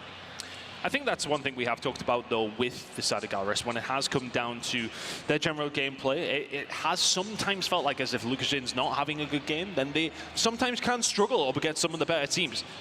He hasn't had to have a good game. The rest of the team are absolutely frying. Pabzera in map number 1 was utterly dominant. Every single time we've seen him on our screens or seen the kill feed, it was him lighting LG up, but now LG have to do almost the impossible here against Gallerus. It would have to be a reverse sweep if they want to come back into this series and stay alive here at Call of Duty Mobile World Champs. Yep, and again, a positive going in this one. This is probably the best map you could have asked for in Control if you are LG. This is their strongest Control map by far. I mean, as a matter of fact, they got 4 wins during the Snapdragon Pro Series Season 5 in North America on Control, and all 4 of them came from Arsenal. So you basically won the jackpot as far as the Vetoes were concerned for Control. But still, I mean, does it really matter at this point? Because on the flip side of that conversation, you've got Gallerus, who albeit have, I think, relatively struggled on Control this weekend. You know, you go back to their Season 5, their domestic challenge season, and they were flawless on Control. They were the best Control team in that region. So I think it is so difficult at this point, not just to ask LG to win this map, but to ask them to reverse sweep. They are fighting a very, very steep uphill battle. That's a thing for LG here as well, because that's Gallerus now 6-0 on Search and Destroy. Gallerus will now be thinking to themselves, right, okay, well, even if we lose these next 2 maps, we have another Search and Destroy. We haven't lost one all week. That's going to be confidence inspiring for them. They will know themselves, even if the reverse sweep's potentially on the cards, okay, there will definitely be some nerves there, absolutely. But if that goes to a map 5, they will still feel supremely confident they can walk away with this series, and that will also be in the back of their minds now to think, right, we've got 2 maps to finish this one off. We might not need them because we have that map number 5 in the Search and Destroy in the back pocket securely at this stage because it's been absolutely superb. But Arsenal Control going to be coming up next. I think, you know, for LG to have that flawless record on this map is going to give them confidence heading into this. Gallerus are a different beast, man.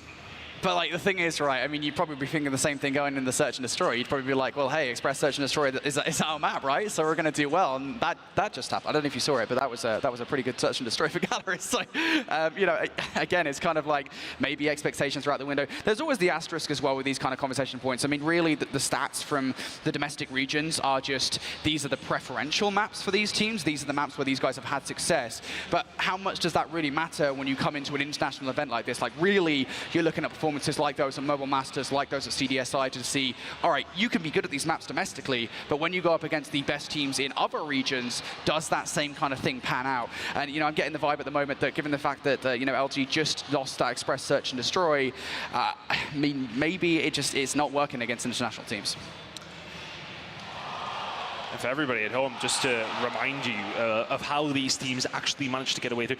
Gallerus had to go to their very final game to get there. It took them 5 before they were able to get it done. It was a 3-2 out of Swiss. So they're coming in as the lowest seed here. Luminosity got through within 4. It took the 5 for Gallerus to get into bracket play. With a big single elimination. Tough to take for either one of these 2 teams if you do go in with the L, which right now is looking like LG's option in this series, because Gallerus are giving them none other. How's this one going to go, though? Is it potentially Arsenal Control to bring it back into this game if you are LG, or do Gallerus continue the theme of 3-0s today? It's been one-sided in nearly every single affair. It has been the case here in this series in particular as well, but can Luminosity potentially turn it around here on Arsenal Control? I would love a competitive series. I would love to even get a sniff of a Game 5, but we're very far away from it right now. Gallerus, do they come out all guns blazing like they have the last couple of maps already? It looks like that might be the case. First couple of kills going their way. Luminosity trying to fight a war on 2 fronts, but you're not going to get a war won when you're facing Lucas in on the other side of the battlefield. Oh, and you worried for him when that sniper play did come through. They get up close and personal. It does not matter what this man is using, and this is just not the start you would have wanted if you're Luminosity. 5-0 finding one down the outside. It's only Estok who can really answer back to what has been a flurry of kills for Gallerus to kick things off. And with it, plenty of map control. LG will have to slow things up considerably here. Raf trying to play sneaky for a route, perhaps towards B. Maybe towards A. You've got to make a decision, I think, pretty fast here. Focky getting the read, doesn't matter. Raf's going to run-gun him, so that's a good start. The problem is, though, you might well have that 1 kill. The rest of your teammates haven't actually found kills anywhere else. Maybe not. Maybe Raf is just good enough to pick up all these gunfights, create some space for the rest of LG, because nobody is now contesting him in the middle of the map. And they had to rotate around for the pressure that was coming in. There is actually a spawn kill potentially on the go as well here. Raf doing actually crazy things here with the KRM. And he is really one of the big reasons this is why they've actually managed to find themselves this far up the map. 29 seconds on the clock. That has now been stopped with the pressure that they've been able to go on over towards A. Keep an eye on Pabzera. He might be the one to make the move here. If the rest of the team can get something going through the double doors, Cartels will find one onto him, though, and shut that down. So that should be a gun. Be locked in by Luminosity. So now B, they have a whole minute and a half to try and get things going. But Gallerus have been set up here for some time, but they've been dealt with. Jez finds not 1, 2, but 3. And that opens the door well and truly wide open for the side of LG. He is gone. LG now on the way. Nobody from Gallerus to deal with here, but those ones coming off the spawn. Henry Cat trying to be on the point though. Rap now looking to be a nuisance with the KRM. Going to immediately bring out this Predator missile to deal with that pesky player that is on the point. Luminosity, first tick about to potentially be through here. Gallerus got to find your way through. Yeah, Gallerus has just been really broken open by the side of Raf. The shotgun come out and all of a sudden they came to play. Henry Cat can find 2 though. Here comes the pressure from the side of Gallerus, who just wiped them off the face of the planet. 9-9 on lives, but the thing is now for LG, they haven't necessarily been pushed back here. What a huge name from Cartel straight off the spawn. We'll give Luminosity the initiation here if they can try and find a way through. Yeah, we've been taken here by Raf though. Again, he's trying to do the exact same thing, create some space for the rest of his team while the rest of Luminosity make their way to the front of the point. Cartel also invest in the war machine. He's found one, but you don't quite account for Meekorp with 3. Cartel's still alive though. Cartel's trying to get something going here. Gallerus only have 4 lives remaining, but they just need to hold on tight. One player on the flank is going to not be dealt with. That's going to be Raph to find Hand. 3 versus 5. Foki now going to be taken down as well. Lukashin can find one, but Pabzera has also brought out the War Machine. He needs to find some value with it. Luminosity backing up because they have the time to. Pabzera can find another. Surely doesn't find that gunfight. He does not. 1 versus 3 for Lukashin is what is needed, but just so difficult for him to do in this position with the sniper. That should be the round to LG, and is. Through thick or thin, they get the job done. That was a scary one for a second, but they get the job well and truly done. Very well played. Yeah, and it's the exact same strategy twice there for Luminosity consecutively, right? They get Raph through the middle of the map, they get in a position where he is cutting off LG, forcing them to all go up the steps. They can't get through Raph, not when he's got the KRM at that short range. Not even Foki can beat him in those gunfights. So for Gallerus, just getting outplayed by that. LG with the strats, win them that round number 1. Now they can they follow it up with a solid defense in round number 2. The one operator that they've got ready to go here, S-Thug, going to bring it out to play. Not finding any value just yet because Gallerus made their way towards B. Gallerus have freely walked down the B street. S-Thug well placed to Pabzera, and now all of a sudden LG can start to think about trying to get a little bit more control over towards this side because Gallerus just walked straight up. They will find those kills, they will push out those lanes. Keep an eye on Mihawk. They know where he is, though. He's taking some damage, so they've got a decent idea, but he's got a claw in his hands. Now he's on the spawn spree here. This is going to be dangerous, but they deal with him almost immediately. No players really spawning in for him to deal with. Everybody from Gallerus wasn't really finding the kills that he needed them to find. And I think more to the point here, Gallerus haven't actually done anything off the back of that, right? A was totally clear. Now they're preoccupied with the Luminosity players that are trying to retake the point. No progress made whatsoever.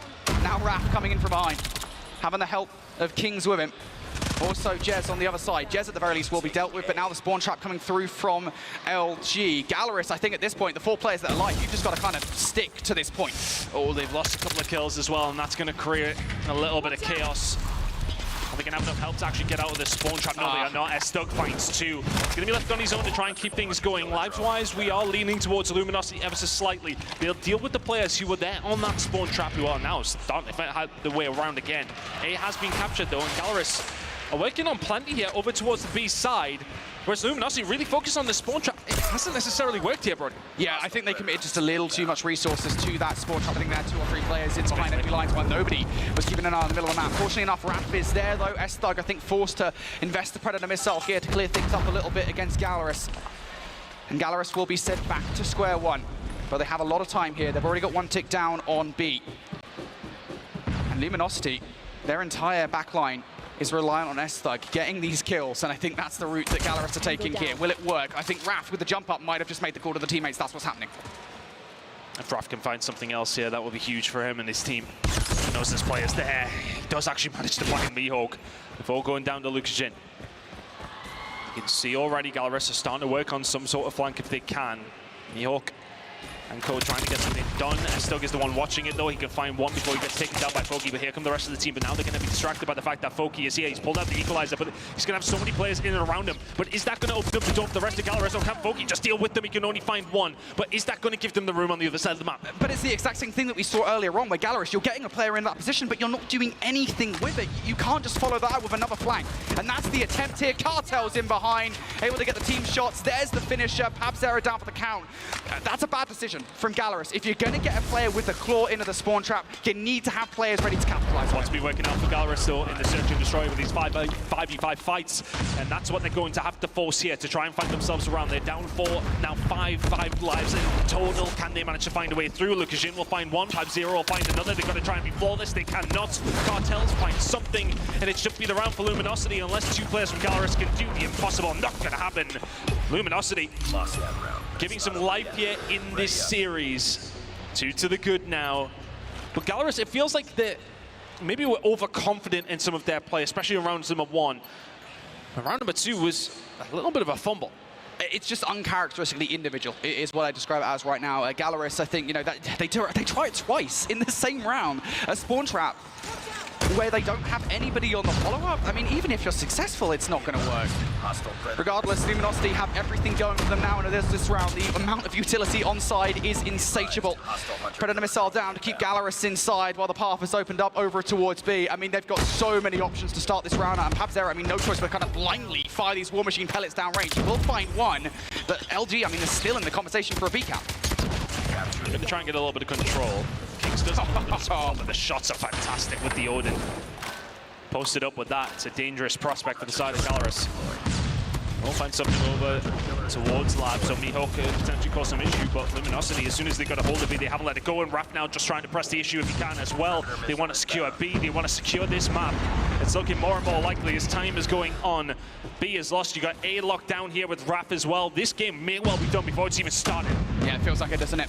Tells you you're investing everything to get this one done and dusted. A in control for them. Cartels now looking to keep these guys away. I don't even know if Gallerus can touch this point in time. Henry Cat really does feel like the only coat in behind enemy lines. He's going to get cut down.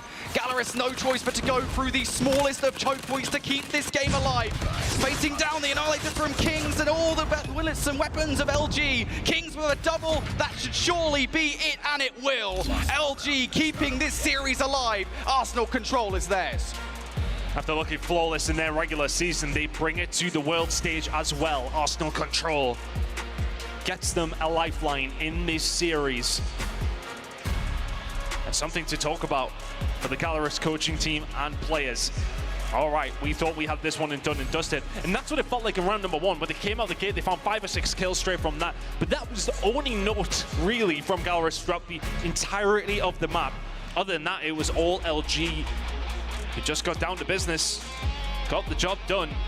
A series is something we now have on our hands, Brody, because it wasn't feeling like that after the first few maps. Yeah, it is a lot better, I think, now for LG, and I got to imagine for them, I think they were kind of feeling a lot better just even seeing this in the veto process, seeing this in the map set once that process was done. That being said, you know, look, I'm giving Gallerus a little bit of stick here for messing up the spawn trap, because of course that's one of the ways in which, you know, you kind of have to play Arsenal, you have to play around the spawn mechanics on this map mode combination. I got to give LG a bit of props, actually, because even though Gallerus did mess it up and kind of open the door for LG to capitalize, in those situations, LG were very quick to deal with it. They were like, all right, look, someone is trying to flank us here. They might have an operator. Let's get them out before they can cause some problems. And they did that without taking the players from the key positions out of those positions, right? Raph consistently stayed in that cut, making sure nobody made their way through the middle of the map. I think that's really impressive team play coming out from LG, right decision making, and I think it's the thing that ends up winning them the map. And it felt like the catalyst for that was Raph, right? Over the entirety with the shotgun. And we see it from the first player through Vent. We've seen one player push towards him. All right, okay, he's been dealt with a shotgun. And then another just sprinting in there with fists up, expecting to be able to do something. And I want to say it was arguably cockiness from the side of Gallerus to a certain degree at the start of that. But, I mean, who can blame them after the first 2 maps, I suppose? But you get caught lacking just a little bit if you're Gallerus, and Luminosity throw themselves back into the conversation of this series. Round number 4 is going to be coming up in just a second. And we're going to be going over, I believe at least, to a Luminosity hardpoint here. They've got to be feeling good heading into map number 4. And then that would force, obviously, a map number 5, which would be Gallerus' search and destroy pick and Kurahana. But again, for all that I did mention that Gallerus will remain confident in this series, whatever happens. Even if they have to go to a last map, they know they have it within them to dominate that search and destroy.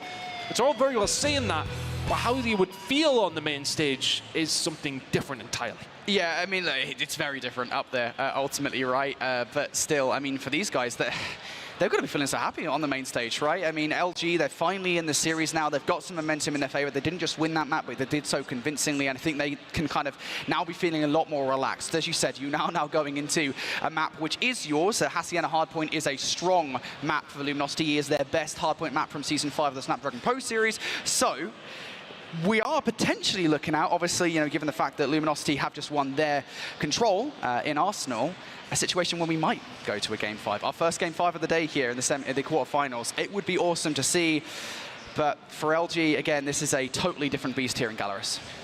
Well, let's see if Gallerus can repurpose themselves after what was a dominant win for LG in map number 3. We have a quick break coming up before map number 4. We'll see on the other side. All right, Beef Mommy here with Luminosity Gaming, North America's #1 team going into the World Championship. Again, how are you guys feeling going into Atlanta? Let's start with you, Cartels. I'm excited to play, you know, especially Elevate and X-Rock that made it here. You already name dropped a lot of teams then. I didn't get to play them yet like that, so you know, I'm excited to play those teams. That's cool. How about you, Kings? I'm neutral. No, just going in it confident. Simple. Jez? Yeah, more excited than last year because I didn't play at all. Oh, yeah. You getting ready for your redemption arc for this year? Yeah, you can say something like that. Yeah. Stop laughing. I'm feeling great. You know, we're really excited. We've been grinding. We're the #1 team in NA for a reason. So we're going in guns blazing. We're going to go. It's going to be great. It's going to be great. S-Thug.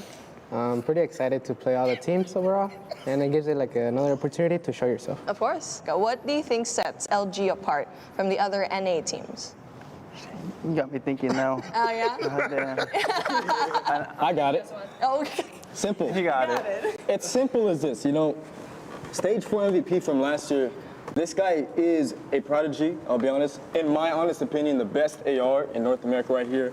Jez, 2022 World Champion for a reason. And we got my boy S-Thug, probably the most talented, best player of all time in NA. I know it's a big take, but I genuinely think he is like one of the best of all time. And you got me, AO Raf, the best shotgun player in North America. I can definitely claim that. I think something that really makes us great is that, jokes aside, all 5 of these players, myself included, have something to prove, you know what I mean, going into champ. So what pushes you forward, like as a team or as an individual? My mom, before, she did not want me to play at all, wanted me to go to school and stuff. I had to have like Sylvia, like Team Mayhem, like see, I'll talk to my mom to let me play and stuff, so she kind of helped out on that. Now my mom like supports it, so I just want to make my mom proud and stuff. Pretty much the same thing, you know, want to prove to myself that, you know, win a ring, supporters too as well, so, you know, got something big to live up to. Last year I didn't play stage 5, so, and being that 2022 I got a ring, I want to be the first to get 2. Proof as a team that we can be the first team to win again. individually, I've been doubted a lot as a player. So that's one thing that motivates me. But even sometimes when I'm down, I look at these guys. Every single player here, myself included, is really hungry. So we're coming in with flames. This will be the best COD Mobile Championship we've ever had, period, to date. So make sure you tune in. Well, Raf said it himself, they have something to prove. They have themselves now a series that they can potentially come back in here in Atlanta. Welcome back to the Call of Duty Mobile World Championships 2024. Hell of a game on our hands here between Luminosity and Galoris. But thank you to our partners across the board, and especially to DHL. Chance to win €5,000. Follow that link, esl.gg/EFFI. Hey, I've got my phone with me. I'm in there. Yeah, I'd love it, mate. €5,000. You could do a lot of €5,000. You could buy like, I don't know, 5,000 Freddos or something like that, isn't it?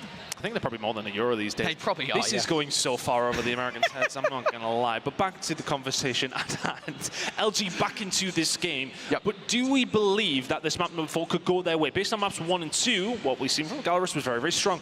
But that confidence now for LG is going to be there. They know we'll have a chance in this series. Yeah, I think, you know, the difference maker for me now is that we are going into a map that LG would want to play in Hacienda, right? So they will be very comfortable here. This is where your ARs are going to show up to the game. And you heard the call, right? I mean, Kings and S-Thug, 2 of the best ARs in North America, right? Raf has got a lot of confidence in his team. Of course, Cartel's also, I mean, he showed up in that last game as top fragger for the roster. He always shows up in these situations, in these clutch-up situations. So I feel like, genuinely, I know we said 3-0 to begin with, but now, of course, you know, we have the map set in front of us. We have an LG that feels fired up here. I feel like this might well go all the distance to a Game 5. In the pit of my stomach, I'm with you on that, actually, because it just feels like it's such a flip. It's so many times, I mean, over just Call of Duty Esports, full stop. That third map in game mode, wherever it is, over the years, domination comes to the flag, control, whatever. It always feels like it can be a bit of a swing. If a team dominates in the way that Galoris did over maps 1 and 2, a control all of a sudden happens, you lose that one. Yep. The doubt creeps in. Are Galoris mentally strong enough to be able to deal with what is now going to be a very difficult map number 4? Because if LG find this one, yes, okay, they have a very tough map number 5 coming up, if that is the case. but the confidence will be on one side of the stage. And, well, for me, it's the left-hand side. I'm not sure which way you guys are seeing it at home, but that's where it will feel. Luminosity. I just had to do my left and rights there for a second. Sometimes it's confusing, you know. But yeah, Luminosity will definitely have a lot of momentum on their side. Let's take a look then at map number 1 highlights. A reminder of what happened if you're just joining us. In the first hardpoint in the series, we were talking about Gallerus. I think, you know, over the course of yesterday, we're kind of slow starting in hardpoint. And then later on during the games, that's when they kind of kick things off. This was definitely not the case. Right from frame 1, Gallerus started strong. It's a fantastic performance from them. If they can bring this kind of level to map number 4, all of a sudden that Luminosity confidence will be dealt with. But I mean, it was a really convincing hardpoint, and that had been the issue for Gallerus all day yesterday throughout the Swiss. Hardpoint was severely lacking. I tell you what wasn't, their search and destroy, still flawless after map number 2 between these two teams. That just went so one-sided in Gallerus' direction so quickly. Yeah, I think that the key differentiating factor here is, again, you know, Luminosity on this map mode combination. When we saw them during the Season 5 of the Snapdragon Pro Series, I mean, they were so aggressive. They were constantly successful at getting Raph in those positions where they could unsettle the other team. Gallerus never let that happen. On the flip side of the situation, you had players like Mihawk being so annoying, Fokke being so annoying, just constantly getting under their skin and finding routes that would frustrate them. So Gallerus here taking that search and destroy. It was a fantastic performance from Gallerus on that map in particular, but they're going to have to bring something else to the table here in map number 4, because map 3 was not great. Luminosity will be trying to eat into that confidence now, trying to use it to enable them to force that map number 5. Whatever happens in this series, I'm sure this map is going to be an absolute banger one way or another. We should be jumping in momentarily, but I think for Hacienda, talk to me about both these two teams and how we feel about this map specifically. I know you mentioned already LG feel probably confident on it. That's why they picked it. Right. But how do you feel about Gallerus' chances on this map in particular? You know, I'm so glad you asked, Tom, because we did actually see them yesterday on this map combination against Godlike, and this is, I think, partially where our kind of talking points about a slow start comes from, because when they were playing Godlike on this map mode combination, they kind of, what was it, I think it was a 90-point disadvantage or something ridiculous like that. Like, Godlike started so strong. Actually, towards the end of the game, they almost brought it back. It came down to a 14-point game in the end. Godlike, I believe, were able to finish things off on P4. But nonetheless, I mean, Gallerus are capable on this map. I think if they do start the way they did on map number 1, LG might not like the Gallerus that they see. But, I mean, again, it's just a question of, are we going to get that Gallerus that we saw yesterday, or are we going to get Gallerus we saw in map 1?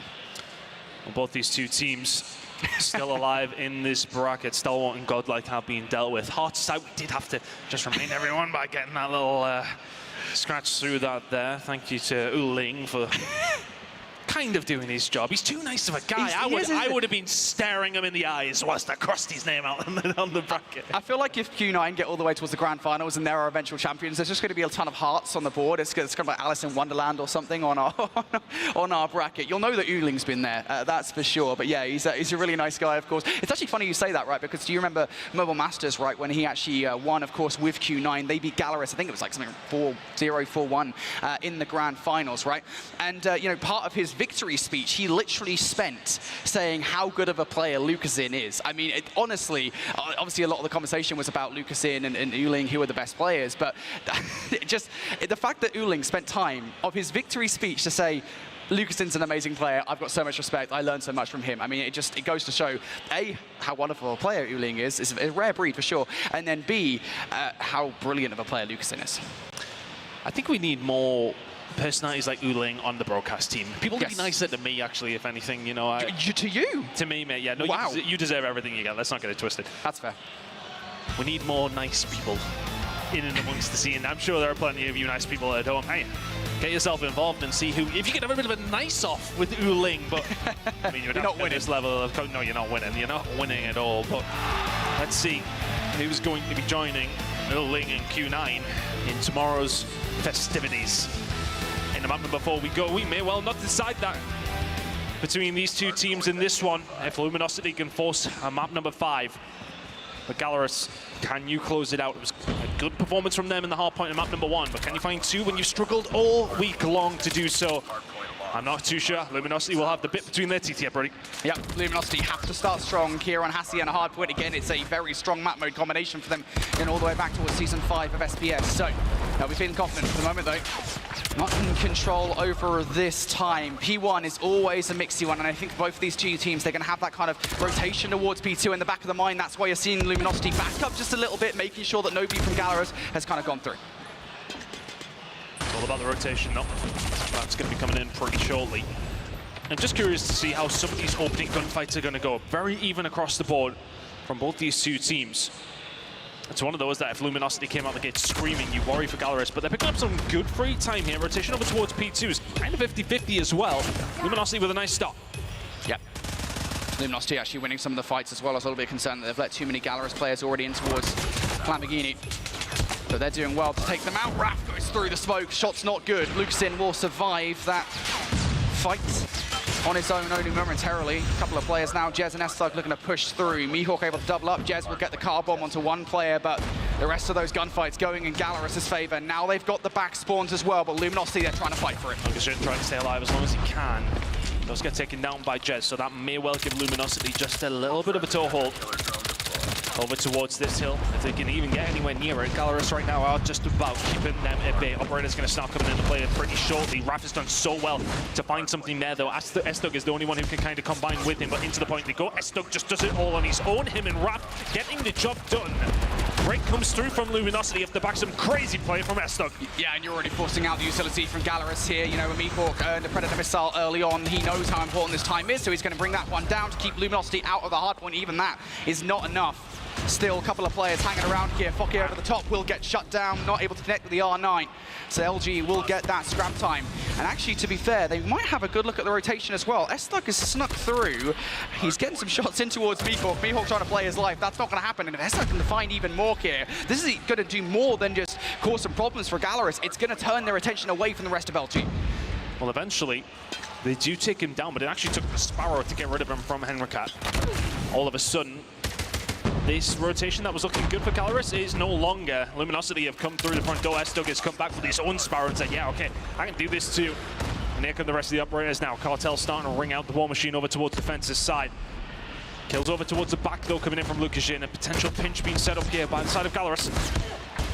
Gallerus still trying it, but they just can't get past the ARs. You talked about it, right? The ARs being this massive thing for LG. Now Pabzera inside with the War Machine, though. Wants to get some serious value with it. Not a lot connecting, but Raph's R9, or Raph's Equalizer, excuse me, will. Pabzera now fighting back with a War Machine of his own. Still alive in the situation. Panic Drone going out for a one. Gallerus know how important even this 10 seconds is. Even if it's just a contest, you take it all day long. Luminosity now looking for it. They will have a clean look at this next rotation. Cartels has done so well. This final 5 seconds, he's contested every single one of them. And that's forced the rest of Luminosity. Well, okay, they've had the time. They've had the momentum to be able to push over towards this next hill, whereas the rest of Gallerus are just trying to deal with one player. Luminosity get themselves set up here over towards the rock hill, and they will manage to pick up the first few kills, the first few points. 10 seconds their way, but Lucasin is here, and he's got a big old gun. Annihilator is out from him. He's trying to do it all for his team. Fokke is there to follow up. Lucasin with a third. Breaks it wide open, pretty much all on his own. Yep, Lucasin going to create some space here for Gallerus. Kings now wants to do exactly what Lucasin just did to him. Mihawk on the other side, keeping the rest of the reinforcements away. Mihawk is able to completely burn through the entirety of the Luminosity roster. That's 3 in a row for him. And Kings, despite having this Annihilator, hasn't really had a chance to activate with it and isn't even going to get a single kill with it. Gallerus are just overwhelming Luminosity here. They're getting so much time on this hard point, and they're about to take the lead. I felt like Kings was waiting for something to fall into his lap, whereas Lucasin was the one being proactive with that Annihilator. Finds 3 out of absolutely nothing, and then the kill feed is looking in one direction and one direction only. Brilliant hold from Gallerus, but it only gives them an ever so slight lead heading into the second rotation. But that could be influential. Luminosity were looking good for the setup, and they got blown apart. Well, this has been a close hard point thus far. We promised you guys a banger here. It's Luminosity looking to extend this series to 5. Now want to try and take the lead once again. P1, mixy as ever. Pabzera trying to garner some kind of control of this top side. The ARs for Gallerus are going to want to step it up a notch if they do want the map control around here. LG, look, they're going to be in here for the moment. Still trying to fight for this time. S-Thug again is looking for that topside control. It gives you just so much control over the middle of the hard point, but Lucasin able to find his way through for at least one. Being so frustrating, and all of these kills here for Gallerus means they flip the map in their favor. We've seen over towards P2. It's pretty mixy between the squads. It was big play needed from Luminosity to actually find themselves back in control of that point. Can S-Dog and Co continue to find these plays? Because that's what it feels like. It feels like they're relying on the big moments so far throughout this game. Gallerus found one of their own and found nearly a full 60. Now the rotation over towards P2. That hill's going to be popping in about 6 seconds' time. Gallerus have the opportunity to set themselves up. They can lay down the land. They know exactly where LG are coming from. That kill tells you that exactly. Cartels can find one with his War Machine. Isn't going to find a whole lot else. Kings finds a couple though. Luminosity threatening. Yeah, you need to find something here. Cartel's actually looking for a flanking player here. That's created some space for the rest of the team to find their way through. Gallerus now forced in towards using their stuff. Pabzera fight 4. Hello, welcome to the party, Pabzera. Gallerus now, full investment here to take this time away. Luminosity split spawns round the back line. Looking to try and take it away from Gallerus. Fokke recognizes the urgency to push out of the hard point. Will only be able to find one, but Gallerus still in for the moment. Right play coming in from Fokke there. I mean, he has to push out one end of things, doesn't he? It becomes very, very difficult when you're dealing with players coming in from a couple of different angles. Lukashin can only find one with his Annihilator. It felt like he only had that about 2 seconds ago, but Gallerus will be the ones who pick up the majority of the time here. Trying to actually solidify something over towards the scrap time. Raph is just holding it down all on his own with the equalizers. Make it 3, not going to find the fourth. But he is going to stop Gallerus picking up the majority of that time. That, what, 10, 15 seconds? That's a 30-point swing potentially to the deterrent of Luminosity, but because Raph finds those moments, he finds that equalizer kill, it shuts that down. Now they have the rotation as well over towards Fences. They had a lot of luck here last time. Let's see if they can do it again. Yeah, this is the key one, right? This is the one where Fences is always messy. To get a lot of time off this hill would be miraculous, and Luminosity know it. Still going to invest in for it regardless. Jez will only actually find one there with the claw, but fortunately enough, the rest of the team here are still in the hard point to contest. Gallerus players in behind though. Keep an eye on Fokke, looking to cause some carnage. He's going to get cut short now for Gallerus. This is a one-dimensional attack from the front. Let's see if they can find a way through. Lukashin is the tip of the spear, and Mihawk is behind you as well with a knife in the back. Kings will be the only one who's able to find anything back, so Gallerus will get some control for around 20 more seconds potentially. Lovely invested by a couple of the players here. Operators across the board. Fokke will find another one. Lukashin behind him. Fokke looking for the third. Raph though will find 2 of his own. Finding tooth and nail for this one over towards Fences. If you are Luminosity Gaming, can you manage to find a way through? Yes, you can. Worse to contest, but last time around we've seen it. They did get the rotation over towards P4. They didn't do anything with it. This time around they have got bodies over there. They have to hold this down. Yeah, but you got to be careful. The Annihilator last time around from Lucasin was the problem. This time around he doesn't have one just yet. Predator Missile will be down, so now they know where these players are located. Kings, Annihilator, inside the hard point this time around. How much can you actually find? Gallerus are coming all from this one direction here. They're facing down both the Annihilator and the War Machine from Cartels, and Cartels reads Mihawk perfectly, and will find Lucasin as well. Luminosity off back, great utilization of the operators, will hold the early time. Yeah, Gallerus is going to be getting hold of their own very, very shortly, though. You would like to think perfect usage. You are absolutely right. So efficient from Cartels and Co. Gallerus are going to be in a position where they can do the same themselves. They're currently inside the hard point, 24 seconds to go. S-Dog, though, he's got a Sparrow of his own, finds a couple more. It just seems as if every single operator has been brought out here by Luminosity has been great, but Fokke trying to do the same with the equalizer. Can only find 2. Back and forth, nobody really gaining any sort of control. Fokke would have found that 4th kill there. I know that's a lot to ask for any player with the equalizers, but still, was not good enough. Luminosity still holding on for this one. Mihawk, can he get anything done with the Purifiers? No, Raph on the other side. Mihawk's still alive, by the way, with that Purifier. He's looking for the players to go through the middle of the map. He's not able to find anything whatsoever. So as we go into the second set, or the first set, excuse me, here, Luminosity just a few points in the lead over Gallerus. Henry Cap picking up 3 kills, though. That's going to give them a lot of breathing room. Oh, they're going to have so much time to now set themselves up over towards P1. And we do see teams pick up decent chunks of time on this Fountain Hill. And that's going to give Gallerus the initiation to be able to do that.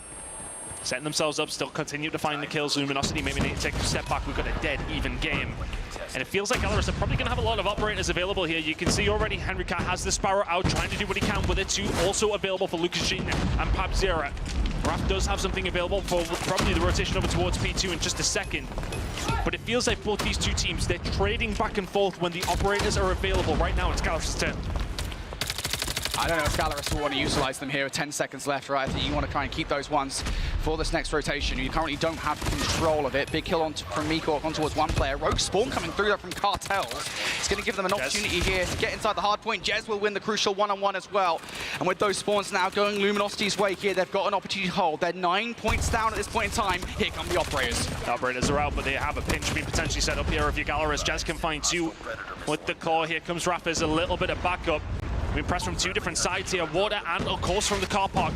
Up the ramp we go. If you're Pab0, you start to fire into the smoke and see where you can hit, and absolutely everything is the answer. Finds 3 on his own, and not much left available here from the side of Luminosity. Lucashin now bringing out the Annihilator as well. 200 points is beckoning for Gallerus. Yeah, and you can find this one from the front as well. Fortunately, though, Luminosity do manage to get one player through. That has to be the savior here, while Gallerus just firing all of this downrange. Predator missile now coming down from Henry Cat as well. Cartel looking to just fire those pellets through the smoke as well. If they can do it, why can't I? Big plays from Cartels as he gets through for the back 15 seconds. LG wants it this time. Gallerus walking away with their tail between their legs. It felt as if they were holding that one down so well, but it's going to be Luminosity with an ever so slight lead by the time we get over towards the fences.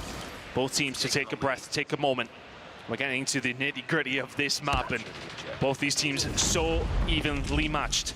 P3 really has been a bit of a mixy one. It's going to be Gallerus, the first one's there, but Luminosity trying to find a way through from the other side. Can only find one in the back of Cartels. Lucashin found one of his own. Operator's going to start coming in as well. You can already see it's the Sparrow from S-Stoke. Finds one, but Foki shuts that one down, and now he comes out with the equalizers as well. Foki now holding it down entirely on his own. They got one player on the flank, but everybody coming this way. Yeah, and as long as they have a player back towards Fence's side, you can read these spawns perfectly. You know where Luminosity are going to be coming from, and Foki's just going to sit in a corner, and they're going to run right into him. Foki picking up all of these kills. Gallerus soaking up all of this time. This is normally a mixy hardpoint ton, and Gallerus is so certain of it. They're so happy with the time they're getting. The operator usage has been almost perfect from the side of Gallerus. They're now finding themselves around 25 seconds away, but Rat finds 2 out of absolutely nothing. He's pulled that from thin air, and Foki answers back with 3, now 4, making it a 5th in a row from Foki, bringing it down with the shotgun, and that might be another nail in the coffin of Luminosity Gaming. Gallerus taking over when they need to. Yeah, but they're not finishing things here regardless of what happens, but they put a serious dent in Luminosity's hopes and dreams. Rotational battles are paramount here, and Luminosity have put so much into the scrap time. Fortunately enough, though,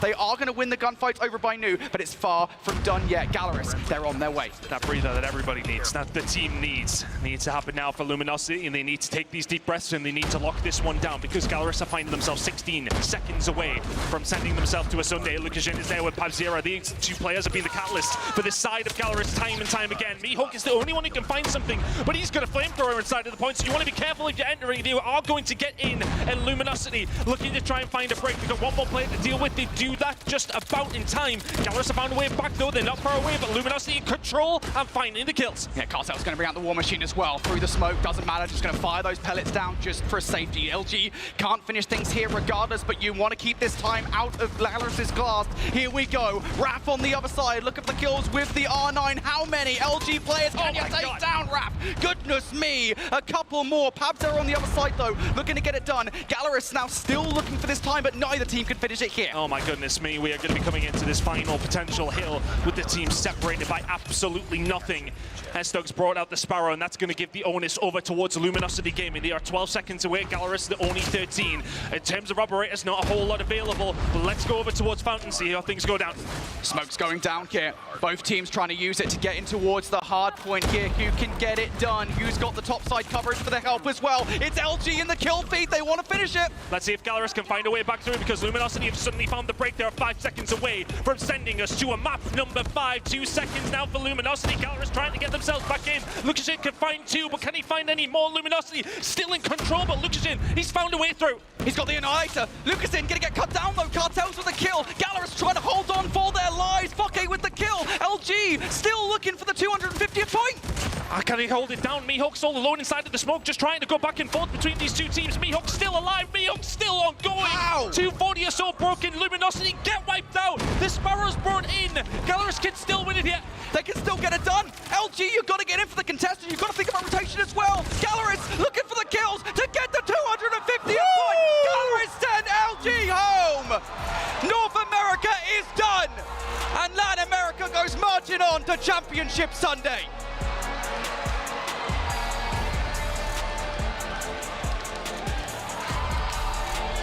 My goodness me.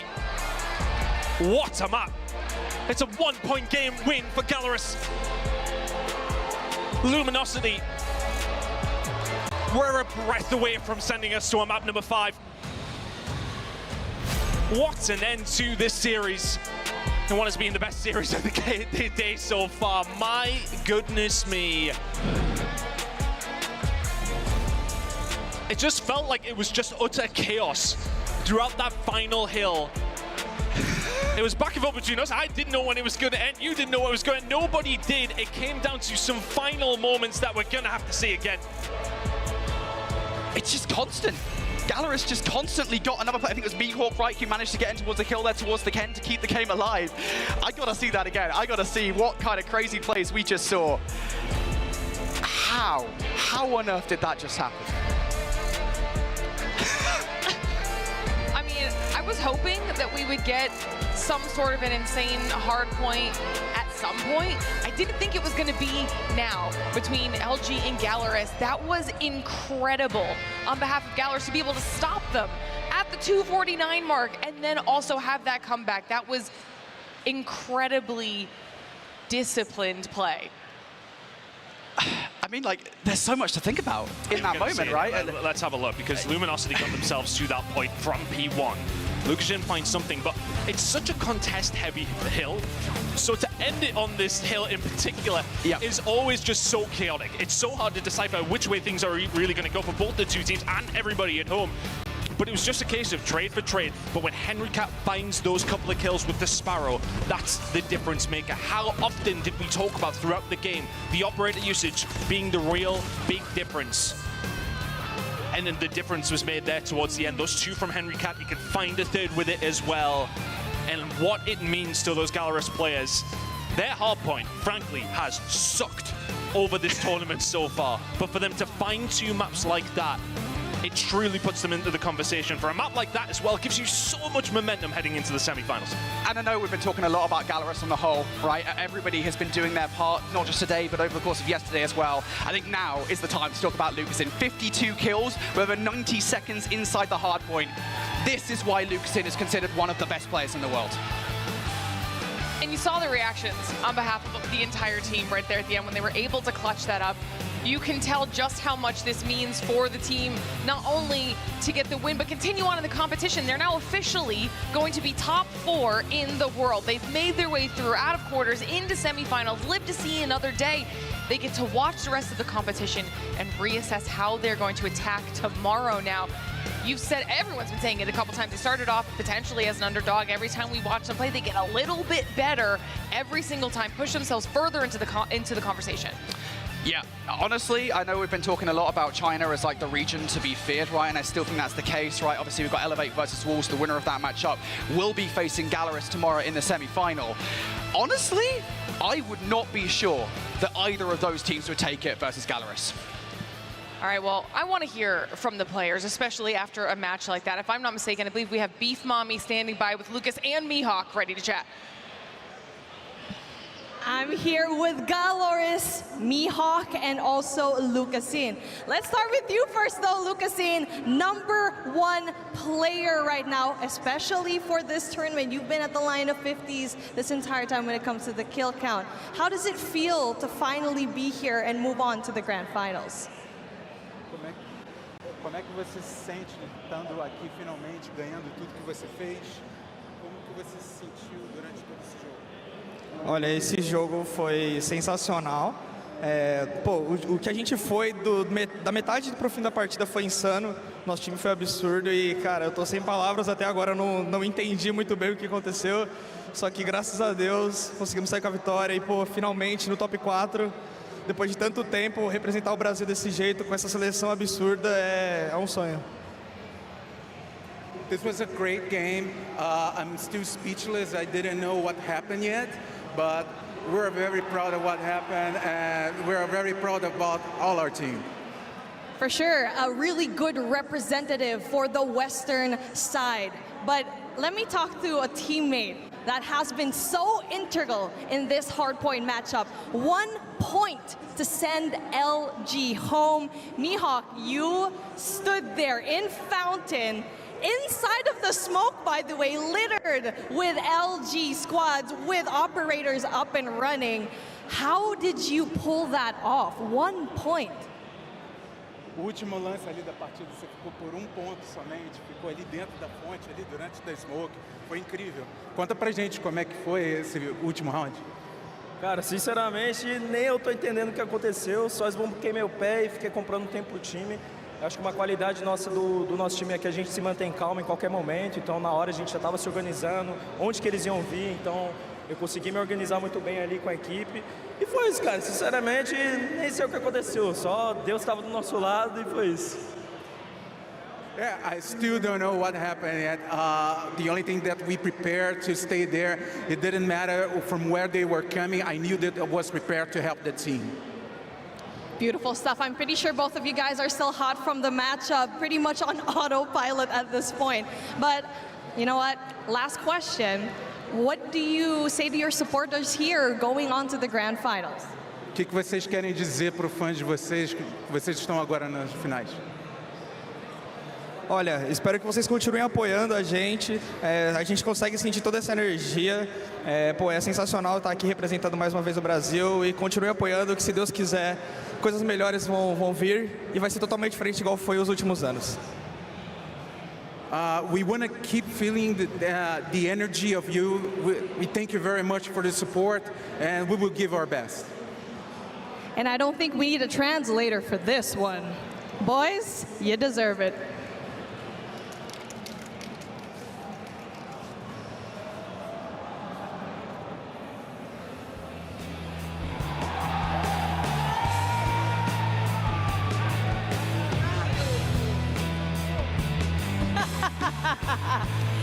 Here we go.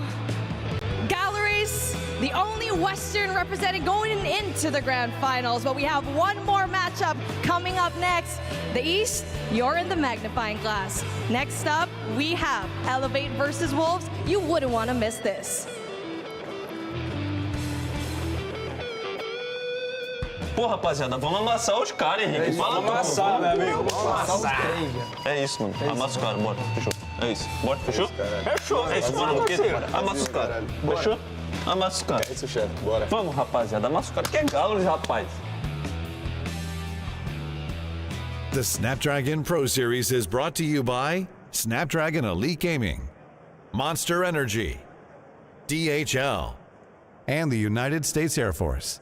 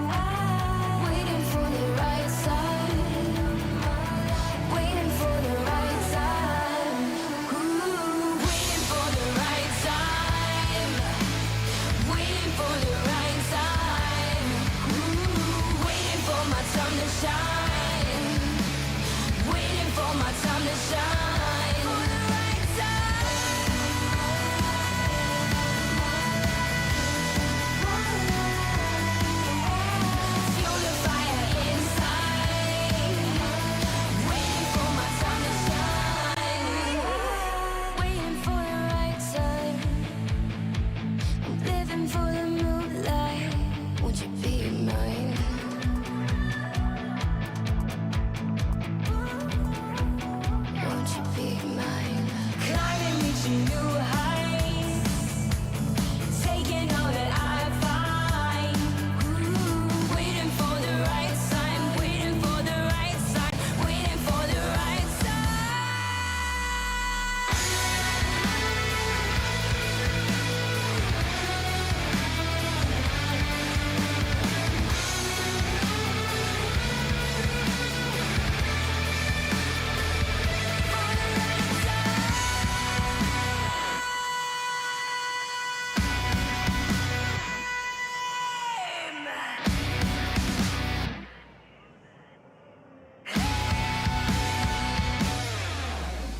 waiting for my time to shine, waiting for my time to shine.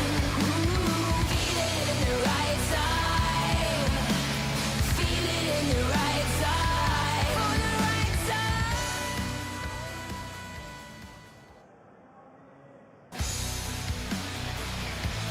Welcome back, everybody, to the Call of Duty Mobile World Championships. CF getting a nice little selfie there after Galaris's incredible hard-point clutch to keep their hopes alive in the competition, moving forward into semifinals. And now we have only one more match left on the day to determine the last team through to the next stage of the competition. The fourth team. That would be the top 4 in the world in Call of Duty Mobile. This is going to be a great match to close everything out because it's going to be between Elevate and Wolves. Elevate being one of our undefeated teams, like we were talking about at the top of show, through that Swiss bracket. So this is a big match for both these squads. Wolves obviously being the defending champs. Yeah, I mean, look, if you're slated to have a banger to close out the day, it might as well be Elevate versus Wolves, two teams that did face off each other not too long ago. This is a reprise of grand finals of CDSI as well, and, well, it just wasn't really that close. No, it wasn't. It was a 4-0 sweep, and I think I have to eat my shoe on this one because I went out on Twitter and said that there's no way Elevate beats Wolves if they don't properly veto, and they blew them out of the water, so I get my get back. I'm not going to eat my actual shoe, though. That's Those are nice shoes, man. I didn't see that happen. I think I could eat them if I had to, though. We have a whole other day. You're going to need to be able to walk around and talk about Elevate, though. Okay, let's start deep diving these teams. Tell me a little bit about the squad. Yeah, look, again, like you already said, Elevate, they go through the Swiss bracket undefeated, 3-0. Search and Destroy was probably their weakest. They did finish 1-2, but they did win both controls, naturally speaking. Hardpoint has been a strong suit, to say the least, about Elevate. They put Karina on the map going in towards this entire event, and everybody had a massive target. Looking at Elevate as a whole, you could pick any one of these 5 players that could pop off at any point in time. Everybody wants to take down Elevate and make sure they know that they are truly number 1. And that's the thing is, like, this Elevate team wasn't just impressive from a month ago, not even when they were at CDSI, but they also had the most difficult Swiss stage. They had to go through Godlike, Q9, and Stalwart. So all 3 of their games were versus teams that made it to the top 8, and they only dropped Search and Destroys. And in the process, it wasn't just that they dropped a couple of searches. They actually looked really good across all of the respawns, winning with some convincing margins in Hardpoint and a couple of really solid wins in 2 controls that they had played. So they're really knocking, I think, on every single door they need to go back-to-back in terms of championships. And then, of course, on the flip side, we've mentioned it a couple times, we do have the defending champs in Wolves, but maybe not as strong as we saw them last year, just based off of the level of competition we've seen across the board. Yeah, I mean, this is a shell of the former name that was your 2023 world champion, of course, but they obviously do have their strengths. That's why they still find themselves here. And to be quite frank with you all at home, they did have a fair shake when it comes down to their matchups, having to go through Galaris, having to beat Luminosity, lost that one 1-2, and then beating Vitality as the final match that we had on the main stage is no easy feat. They went the distance, but nonetheless, they can definitely find a lot of improvements between then and now. Yeah, I think the interesting thing about this Wolves team, you know, kind of looking at China last year, we had 3 squads, 2 of which we really looked at as being like, ooh, could be either of these 2 teams, that being Wolves and Q9. But this year in China, the Wolves squad has been by and far away the worst of the 3. They've only won a single matchup versus their other Chinese counterparts. And then, of course, them getting swept in CDSI had us all looking at the reigning champ saying, are these guys even remotely for real? We saw moments. It just comes down to, can they put the puzzle together here today versus a strong Elevate team? Absolutely, and of all the times to try and get it all figured out, this would be it, because a reminder for everyone at home, if they lose, they are out. Okay, we're in that single elimination bracket stage of the competition, so this will be the last match. and the last hope for either one of these teams to continue on and continue competing for the $1 million prize pool, $400,000, the title and the trophy to whichever team can claim it in our best of 7 grand finals. All right, now we gotta start talking about it. Next piece of the puzzle, we have to talk about this map pool. Who do we think it's gonna benefit? Who do you think could potentially maybe start off a little bit stronger? I'll start with you, Shift. I think the mind games from CDSI tilt a lot of natural advantage to Elevate because they were able to defeat Wolves on Summit, which was their most played map. That was one that I looked at and said, if you're Elevate, you got to get rid of Summit. I know it's one of your best, but you can't allow Wolves to have their most played map. It's actually Wolves this time who veto out Summit in the process. So we get a Hacienda and an Apocalypse. Both hardpoint maps are great for Elevate, but then we also have the Kurohana in for map number 2, which is also, I think, more beneficial for Elevate. So just basing off of what we have for picks and bans, I think Elevate have a major advantage in this best of 5. Especially because Hacienda was played in that CDSI Grand Finals. It finished 250 to 189, and albeit a respectable scoreline, you're going to need every bit that makes you a very good team in Wolves to take down Elevate. Whether that's giving them their first hardpoint loss, whether that is taking advantage of their weaker search and destroy that we have seen across the weekend, something has to give. You're going to need to find themselves in championship form early. This has a Grand Finals match written all over it, and we have it here. One team is about to go home. And all day we've seen some pretty dominant series so far, right? We start off with 2 3-0s. We just finished up a 3-1. So talk to me about how you think this could potentially be playing out for everybody, because are we going to see another dominant performance, or will this be a little bit more even? I think this is going to be pretty dominant. I think based on the recent results, which was very convincing in favor of Elevate, plus it just doesn't really feel like Wolves are playing at the same caliber as they had last year. I don't know if it's because of the meta swap-ups with the Odin in play. I don't know if it's because their search and destroy just hasn't been as polished as it was last year. Regardless of it, maybe a combination of everything, it does feel like Elevate holds a major edge, which feels so counteractive to what I was trying to say about a week ago or so when they were playing at CDSI. Let's not forget, especially for Elevate, benefiting from the simple fact that they finished 3 matches and they were gone. To go back and immediately learn from what they had been faltering on all day yesterday is in their search and destroy. So it's going to be a completely different team that we're going to be getting in this series today. I'm alongside with Shift. I think this one's going to be rather dominant. All right, well, we'll have to see if the other casters agree with you in just a few minutes as well, and we'll ask everybody at home the same question. And we're going to give you some time to think about that because I have a little bit of an update that I'm being told from production. We're going to run back a clip of what I'm talking about. We have a slight delay, okay? Because when Gallerus won, the desk was punched, and it was punched so hard that it literally broke. We have to replace the desk in order for the competition to continue. So that just shows how much passion, how hyped Gallerus were when they won. That is one powerful Vamos. That's a mega Giga Vamos. Giga Vamos. That's different. I've never, in the amount of COD esports I've watched, have I ever seen an actual desk break. Not in the challengers pits, not in COD Mobile pits. This is the first. I feel like had Beef Mommy known about that, she would have asked about that in the interview. Like that. I wonder when they found out. Like it surely had to have been when like the second team was finally getting on stage, sitting down. It's like, hey, there seems to be a massive dent in the desk. I don't think that's a feature of this one. Honestly, I'm impressed. I'm impressed. Hopefully they can bring that level of energy tomorrow when they have to play in the semifinals. Hopefully the hand is okay, most importantly. Yeah, for also real. Important. Also true.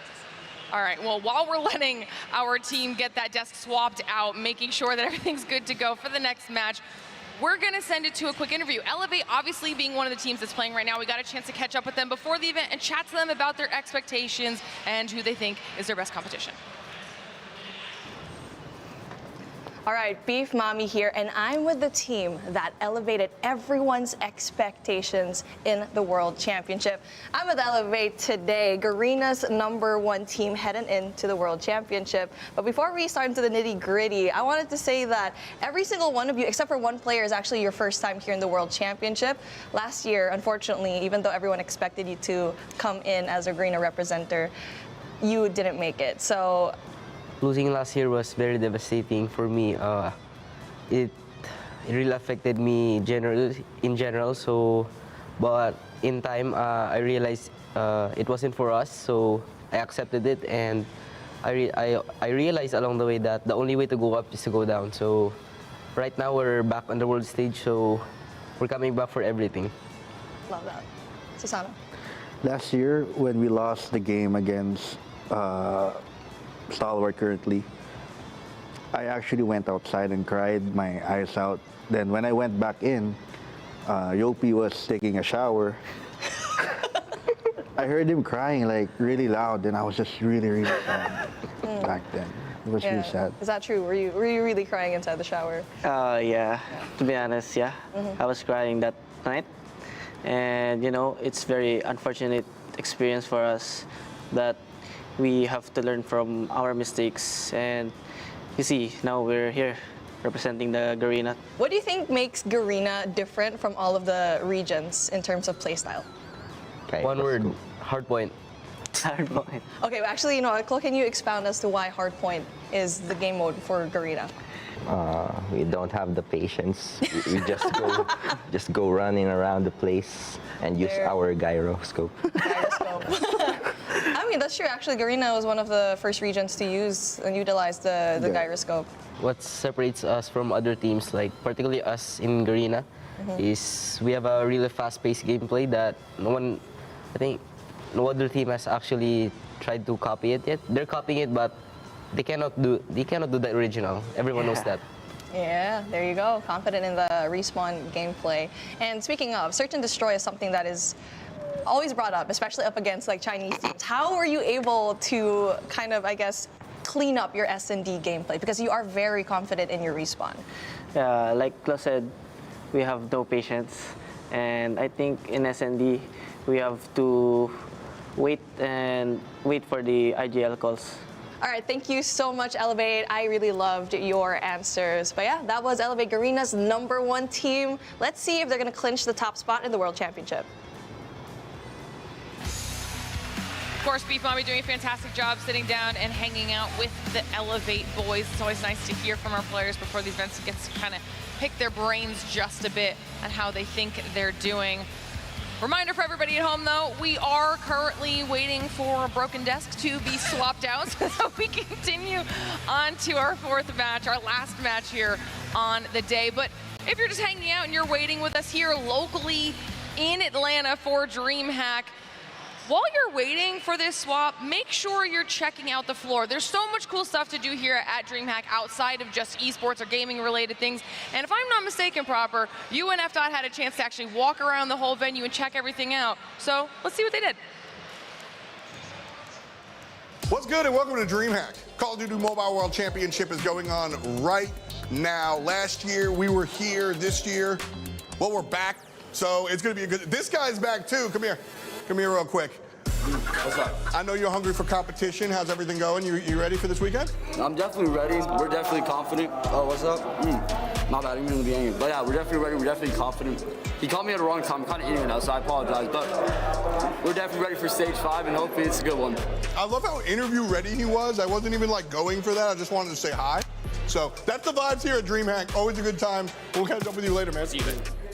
We got a couple of other teams going on here. Those are your boys' galleries, right? Yep. Yeah, let's go say hi. Lead the way. You're the man. Let's go, Lucas. Again, how you doing, man? Nice to meet you. I'm FDOT. I've been watching you for a while. Oh, thanks so much. Let's go. How stoked are you to be here for Atlanta, to be able to compete on the world stage again? Yeah, it's really excited because the last year was probably the most difficult years for me. So this year is going to be so much exciting because they are my family now. So it's be insane to play this year again. It feels a little different from last year this year. Like, check me on this. Maybe I'm wrong. Last year, there feels like there's more energy. Feels like you guys are more familiar with each other. Like everybody's just vibing and having a good time. Is it more familiar this time around? Yeah, bro. Because the chemistry we came together, so it's really different. Because that makes us more strong and make more powerful, you know. So that's too much better. And with the international squads, you like hanging out with like Tribe and everybody else, or is it more just your team? Yeah, we can do the both things because we are so much together, but we can talk with anyone. So it's good. That's good. That's the cool stuff, man. Seems like there's a nice little community happening down here. Yeah, I mean, I haven't been back in as far as like the players' lounge is concerned. Is there a ping pong table back there? Are you gonna like smoke all of Q9 and like ping pong back there? Any table games that you're gonna take a lot of money in, or what's up? Yeah, I really want to try it because I like to play. There's a ping pong table over there? I don't know. I haven't been back there. Yeah, that's what I'm saying. Yeah. Where's that food at though? Because that well, here's the rest of that chicken nugget I took. What the?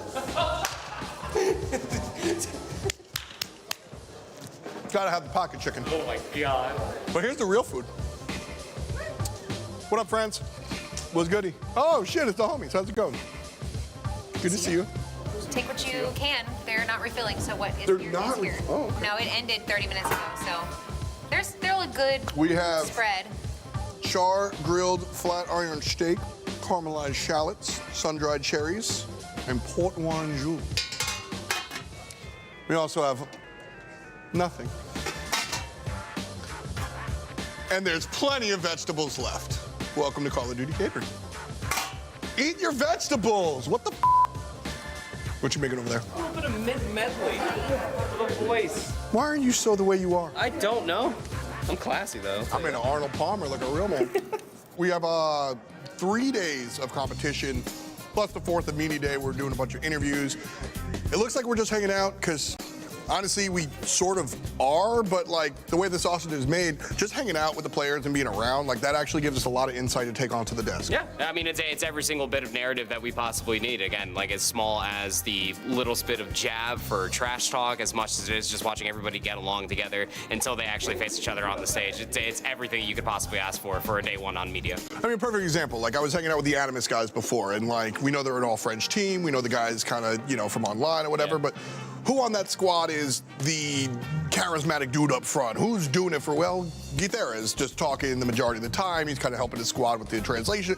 He's the guy in the server that's also doing that. You're not going to find that on Wikipedia, but you'll find that by hanging out. And I read a book once about commentary, and they said the most important thing about baseball commentary is showing up for batting practice, just so you can be around the guys, right? You got to understand their characters. I mean, they're more than just a bunch of competitive, professional Call of Duty mobile players. Like, there's a personality back behind the phone, past the thimbles that they wear on their fingers. Like, there's a whole lot of personality back behind there. And we're going to be seeing a lot of that as the weekend continues to unfold. Yeah, last year, the guys, I think, started to get a little bit more familiar. This year, you heard us talking to Luca Jean.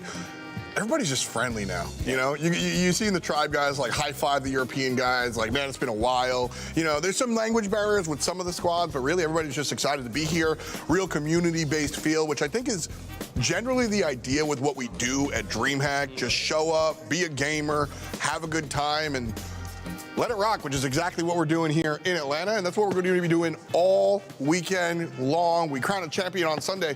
Be there.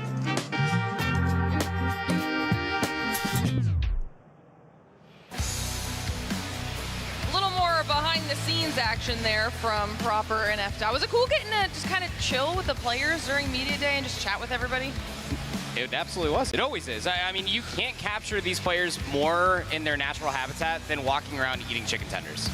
That's probably very true. And he had, you know, FDOT had them saved, ready to go in his pocket. Yeah, in his pocket. That's wild. Just travel food, you know? All right, everybody. We've been letting you know that we're trying to get the desk situation swapped out because of the passion of our amazing Call of Duty mobile players. It's going to take a little bit longer to get it all finalized and done. So we're going to send it to a short break, make sure they get everything swapped and ready to go. So don't go anywhere. We'll be right back. The Snapdragon Pro Series is brought to you by Snapdragon Elite Gaming, Monster Energy, DHL, and the United States Air Force.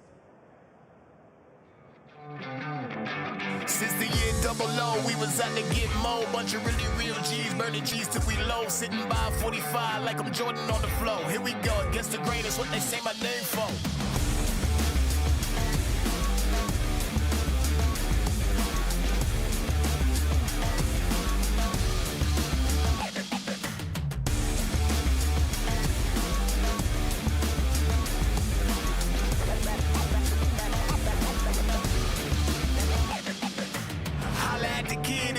You can get it, hate it, sweat it, I'll be flexing. I'm just riding around my city, bank account and chair model. Sitting pretty, I just had to let them know I'm unforgettable.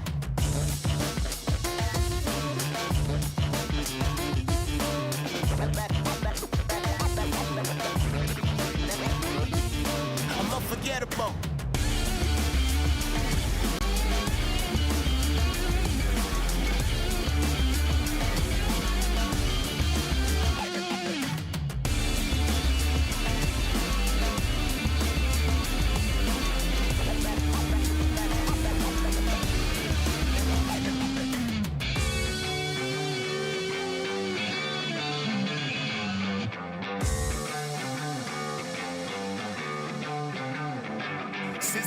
double O, we was out to get more. Bunch of really real G's, burning trees till we low. Sitting by 45 like I'm Jordan on the floor. Here we go, against the greatest, what they say my name for.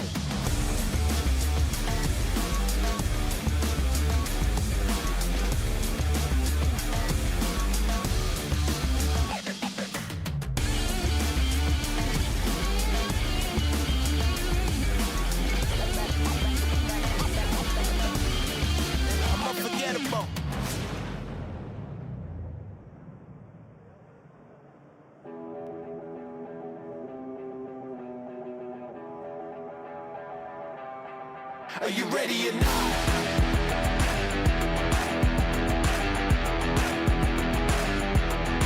Are you ready or not?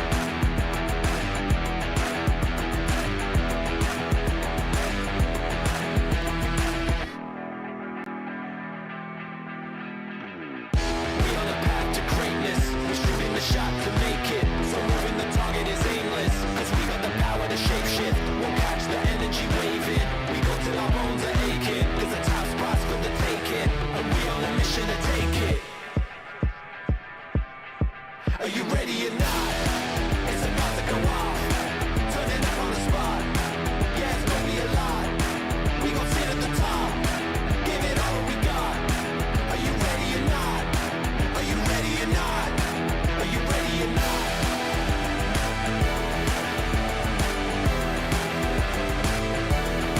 Are you ready or not?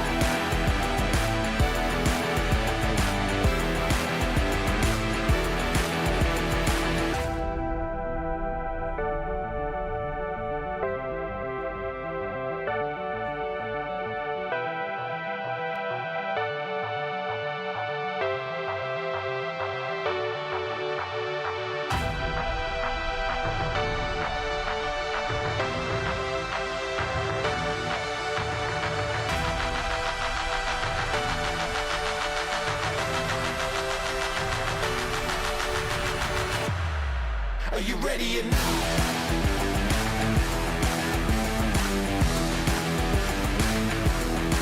Are you ready or not?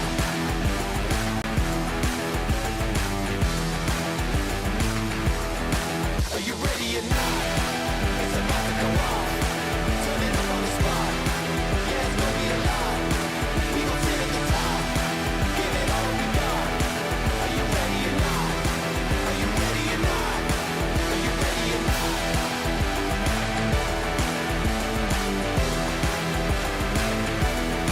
Are you ready or not?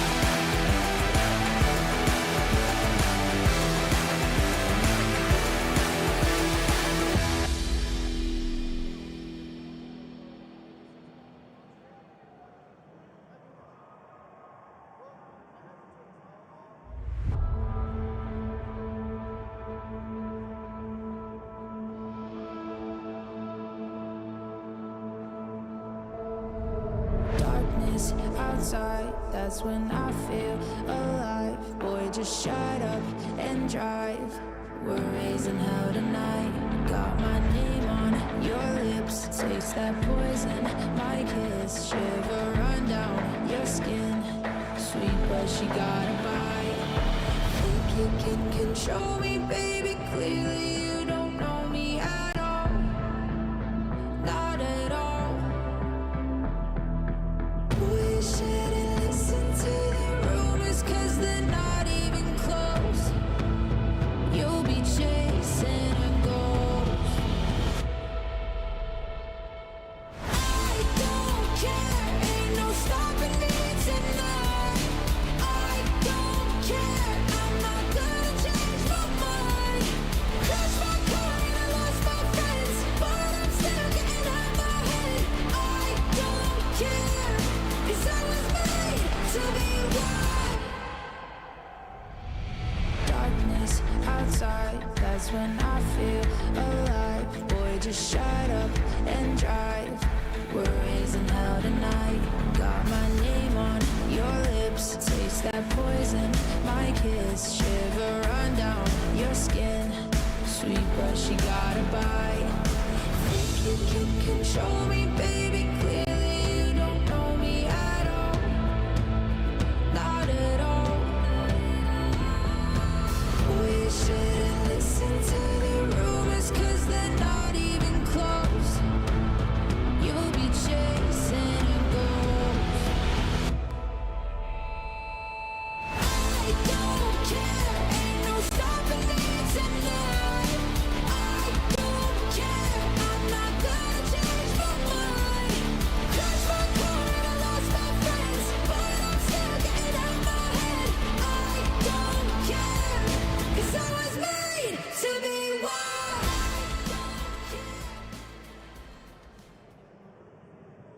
Hey guys, Infinity here at DreamHack Atlanta for the Call of Duty Mobile World Championships 2024. We're here for yet another interview, and I have the reigning champions, Wolves Esports, here. What does it feel like to come into champs as the reigning champions? Is there more pressure on you guys coming into this event?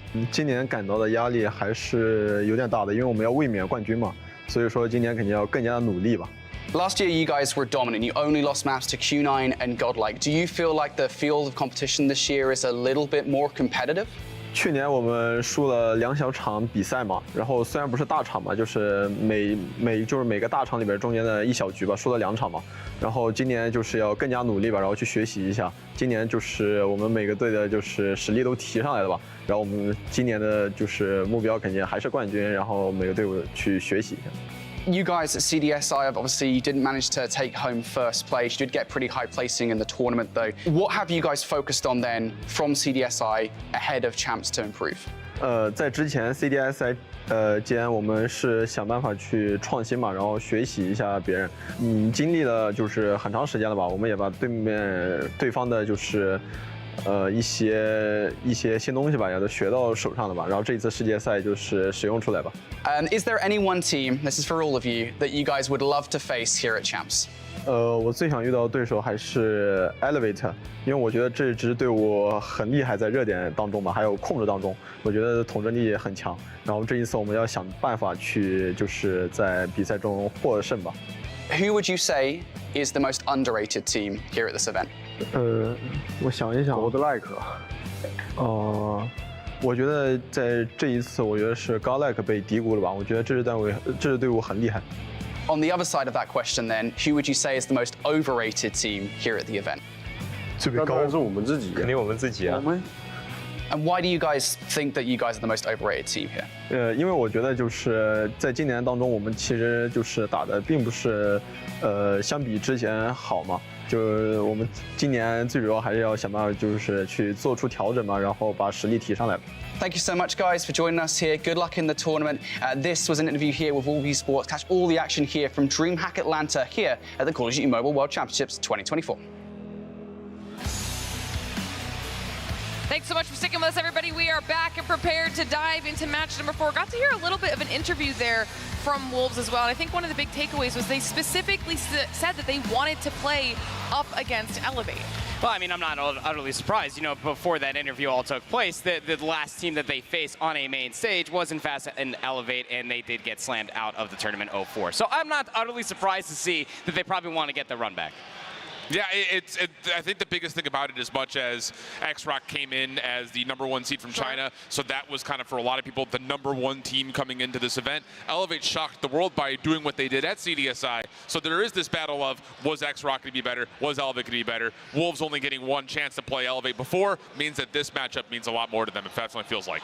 Well, we're coming back into it, so we're going to take a look again at these maps, talk about them one more time before we dive into the competition, starting things off on the Hacienda Hardpoint. Yeah, and again, we mentioned this just to kind of reframe it. This is a very exclusively different map pool than when these two teams had played prior, except for map #1. And it was pretty close. I mean, 250, 189, 190-ish. That really just means like one rotation goes your way. You very well could have flipped the scoreboard completely around. So an important one here for Wolves to start off strong and get a little bit of their get back on map #1. Resource management is obviously everything as well, going back and rewatching that grand finals. But at the same point in time, you heard Wolves also talk about the very good hardpoint and control team are Elevate. You got to try to steal one of those along with the search and destroys. And then, of course, we're going to go over our predictions one more time. Who do you think is going to be taking this home? What is the number you gave to the series? Will it be quick, or will this one make it full 5? Yeah, I think Elevate still hold a massive edge overall in the series. I've got it going pretty darn convincingly Elevate's way. After seeing the map picks, I'm even more sure of the fact that this is probably going to be a 3-0. I got a 3-1. I think the search and destroy might still be taken by Wolves, all things surprising to hear. That search and destroy versus Vitality was very good. If we get that same search and destroy out of Wolves that we saw versus Vitality, that might be a map that they can take.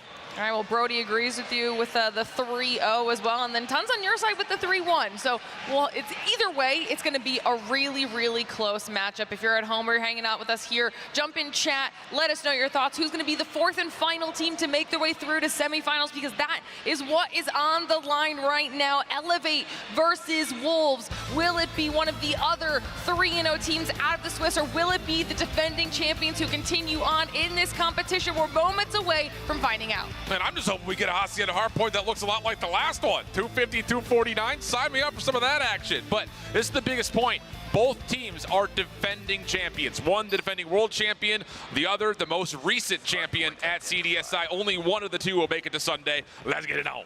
Well, I'll tell you this much, Wolves are definitely aware of what a banger of a Hacienda ending can be. Let's not forget about that map one yesterday versus Team Vitality. 250 to 231 was the last time that they played this map mode combination. But it's a square up to say the least, so we'll have to see who's feeling hot on this day. Excited to see the consistency of Elevate. Yeah, love the initial focus from Wolves, taking that battle up towards the top windows. Most important part about trying to get good time here on P1, which Wolves have shown that they can absolutely do, and they're starting to show that once again. Battle back though from Elevate, decent, as they're able to clear out the hard point, plus also win some of these window battles. Trying to jump back on in as one moment in time was pegged. That gets shut down, and we've got another 50-50 battle as Wolves will spawn over towards fence side. It's a good spot to have for yourself for 20 seconds. It allows you to try to hit through the upper hallways and then maybe try to set up somebody inside of Lambo early, but you do have a couple players represented in blue. That is Elevate. Starting to push said upper hallways and already thinking about the rotation towards next at the same point in time. Yep. 19 to 12 is pretty standard when it comes out of P1 on Hacienda, but this rotation is where things might break off. Yeah, and Elevate do a nice job here, I think, just controlling spawns through the majority of P1. Most importantly, as things start to move, they're spawning over towards well side and taking the quick route through lobby to contest the back spawns for Wolves, plus also try to win them in their own right. So, decent battles, very important. Neon, he has not been as loud as he was last year. Definitely a key player that Wolves needed. He gets shut down over towards the elbow. That's enough for Elevate to lock the spawns and the hard point at the same time. Yeah, where we haven't really seen much of Neon, Zai has been stepping up in a massive way for Wolves Esports. Already up to 11 eliminations, probably going to be the first on their team. And be able to get one of those operators might not come around until P3, but still hanging around the joint. Still have 30 seconds left to fight over here, and all of the trades are starting to go in the favor of Elevate. They do have a couple more players with some close spawns, but Wolves are maintaining presence over by the rocks. Yeah, but it's just not enough to actually break on through. Zai is trying to get the claw into play, able to at least eliminate one inside the hard point, but only gets a second one that was at 1 HP, so really not super worthwhile. Kendi, your CDSI MVP, trying to work his way in with the War Machine, shut down almost immediately, but there is enough damage dealt for Elevate to still work their way on in. Last members defined are on the corner, and as Zai drops, Elevate will at least be able to keep this hard point contested through the last of every second, and now a chance for Elevate to try to work their way over towards patio for new. You just have to make that expense worth it, especially with Zai throwing the claw into what was supposed to be P2. Previous to this, Neon actually pushed all the way over by the well side, and I do love the heads-up play from Kendi just to try to push for the back spawns here at Garden. Is able to get those. That means that Elevator in first. Fight from the front, though. Rage is on. Yopi, Sparrow out. That's going to be decent. The little trade back and forth as him and King go to battle. And it will be won over by Elevate. Now trying to push forward is Yopi, just trying to put a little bit of a buffer in front of this hard point. Smoke contains the left side. Here comes the hit along the right. Susano, not sure where he needs to get this claw into play. He's outside the picture, but as he steps into the winery, that's enough for once again Elevate to come with the proximal spawns and win the hard point again. Susano with his claw. I mean, you are just walking straight into the meat grinder.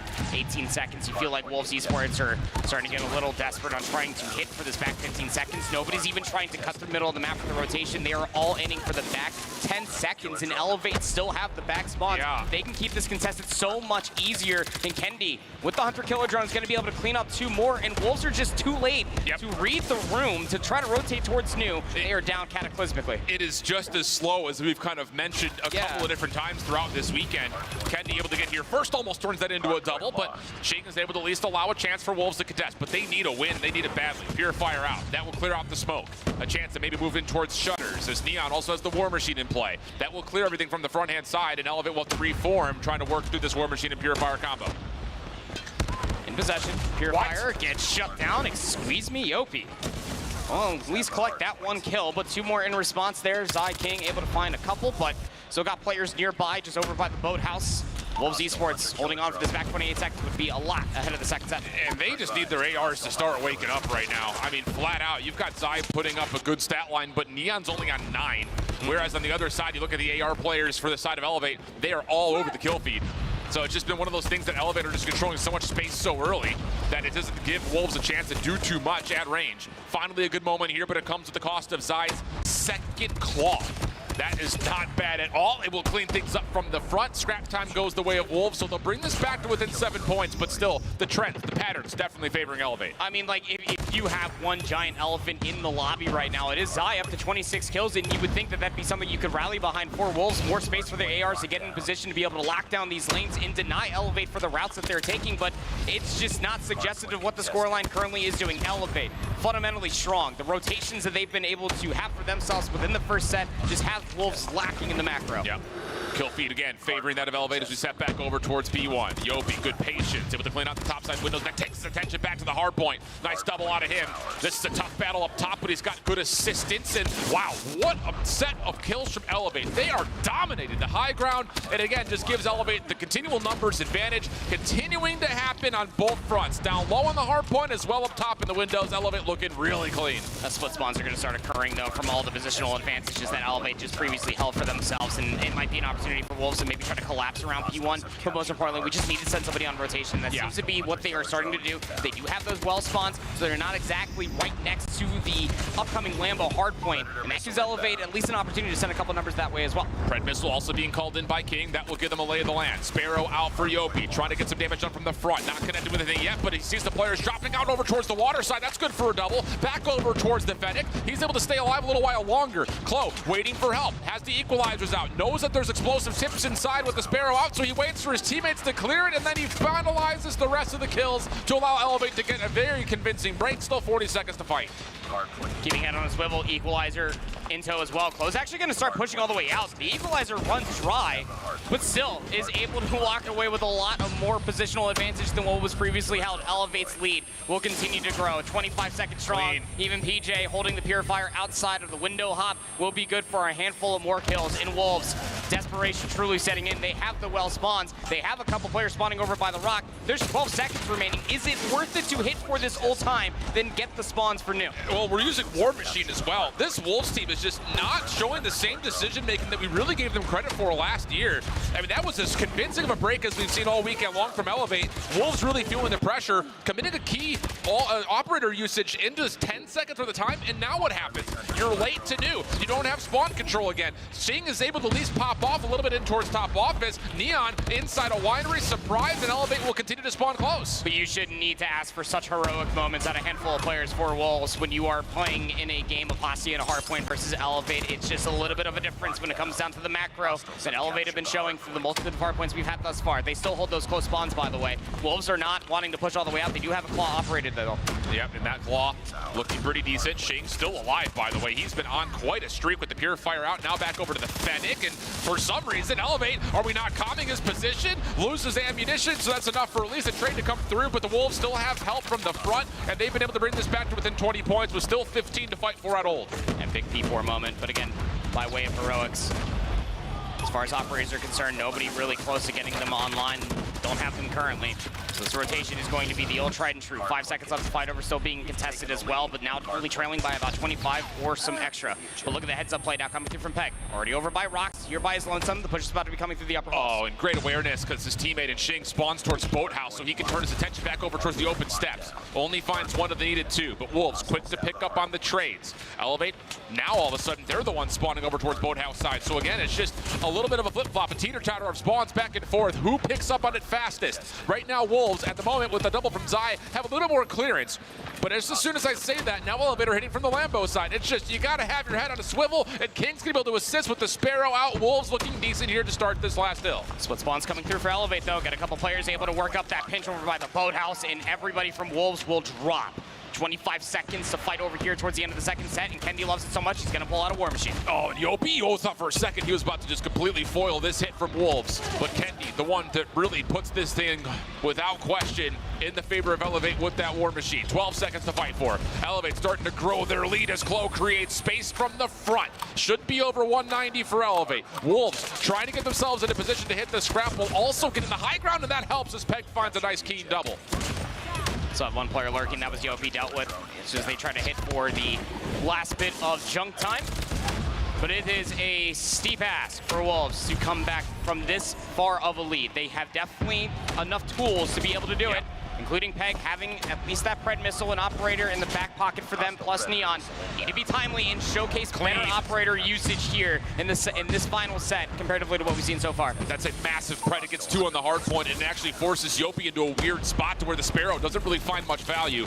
Klo from the low ground at bottom bar, only able to find damage, no kills coming through. Susano trying to commit his life into the hard point, but the smoke is making a mess of it. Elevate trying to follow up on this, but the kills continue to tilt in favor of Wolves. Yopi trying to assist, but once again, the high ground windows looking good for Wolves. Yes, they're down 60, but they're making the right plays and they're waking up big time in the map. 12 seconds remain. We really need to start seeing someone from Wolves starting to position themselves, maybe try to come through open staircase, but they're all just focused inside of the time. And Elevate are able to reap from such a benefit as well. It's going to force a north to south spawn on the right side of the mini map, and at the end of P1, Elevate will clean house. That gives them the free rotation to new. This is the game right here, but Wolves at least have 4 of their 5 operators to play with on this break. It has to be perfect. Purifier out early for PJ. He'll be responsible for water, trusting that his teammates can clean things up from the back. Neon doing what he can with the War Machine, has found a couple. That's enough to get Xing involved. That's now Zai in the mix. Okay, this is starting to work out. Wolves breaking from the front, but they costed them 3 of their 4 operators. The only thing left remaining is Peg and Elevator still spawning close. You pull out the equalizer here. Have to. This 40 seconds is so vital. Immediately calls in, starts just running straight down driveways, able to find himself too, and then turns his attention back inside of the Lambo garage. And that is a clean sweep coming through for Wolves as far as kills are concerned. Can they continue to hold? Can they continue to keep them trapped on this side of the map and get a rotation to new as well? Peg is just running circles. He's just going in and out of garage. Running laps around him. The follow-up from King is good. 14 seconds of scrap time, looking decent for Wolves. Elevator committing to the scrap time.